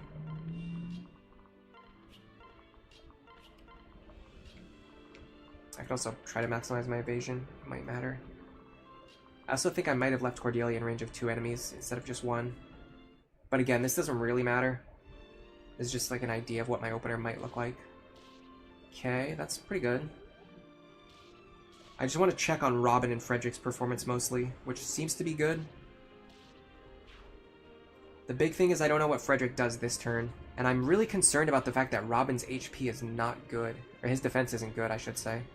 Okay, she survives on 1. The problem is the short axe guy can reach me now. Yeah, so I need to do it in a different way where she's only in range of 1 enemy.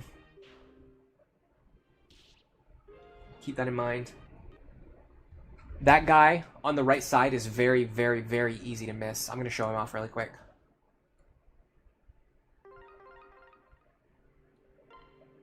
You can make her into War Monk to make her a frontline healer. This guy over here, look at this.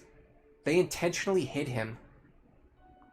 It's very, very easy to miss this guy. I'm writing a note on this. This is important information. This is very, very, very important information.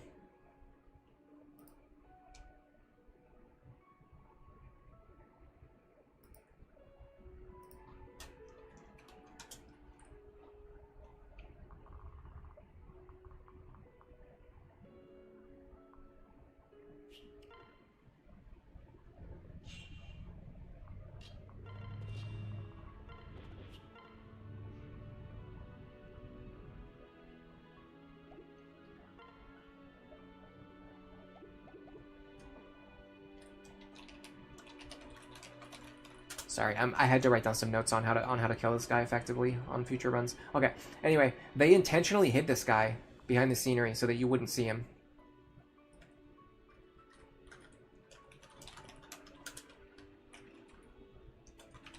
Make sure Cordelia is only in range of 1 enemy. There is a second guy hiding behind the bone. Bone also includes the word 1. Which will help me remember that later, even if I'm not looking at my notes. You're heading out, browser? See ya. Yeah, the tonic is going to be useful too. I don't need it because I'm not doing an attempt right now. I'm just checking information on the map. And the reason I'm not using the tonic is because I'm actually not even going to be doing this map. I'm going to be doing the other map first anyway. Anyway, it looks like we can hit our benchmarks pretty comfortably with this build order. So I want to get the regular javelin back into Frederick's hands. I don't want to be wasting the forged javelin charges on generic enemies in this map over here. Okay. So for me, a 5-hour stream is pretty good. I don't normally do those 7-hour streams. Last week was pretty exceptional. Even a 5-hour stream is like longer than normal for me. I think next week we're gonna do this chapter here. We're gonna do chapter 10. And then I also want to get Olivia, and I think we're going to do the Olivia dance grind. I don't know if I'm going to do it next week. I might want to do Final Fantasy Tactics Advance next week. But I'll probably just decide when it gets closer to Saturday, honestly. I don't know for sure what I want to do. But either way, I want to save this.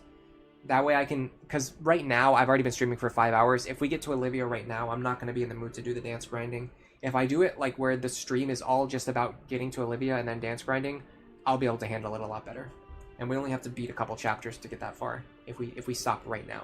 So next chapter, we're going to be looking at what we should have done in our failed Ironman attempt. On the attempt that we failed, we should have done this. We should have gone up here first, got more stats, and then come back here with the right stats to hit the benchmarks. And then I think that run could have gone all the way.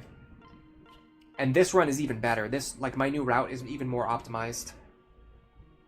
Anyway, thanks to everybody who came. Thanks for chatting, lurking, liking the stream. If you're new and you like what you see, consider subscribing. Later, Nef Champion. Goodbye, Claude Prizer. Skywing, Browser Jr., Aleph Null. Anybody else? I'm not going to read everybody's name in chat, obviously. There's been like hundreds of messages. Snow Warning. Blue Lantern. I'm scrolling up larger than I thought it was. Claude Prizer, I said already. I'll say it again. Flying Rope. Baltimus was here today.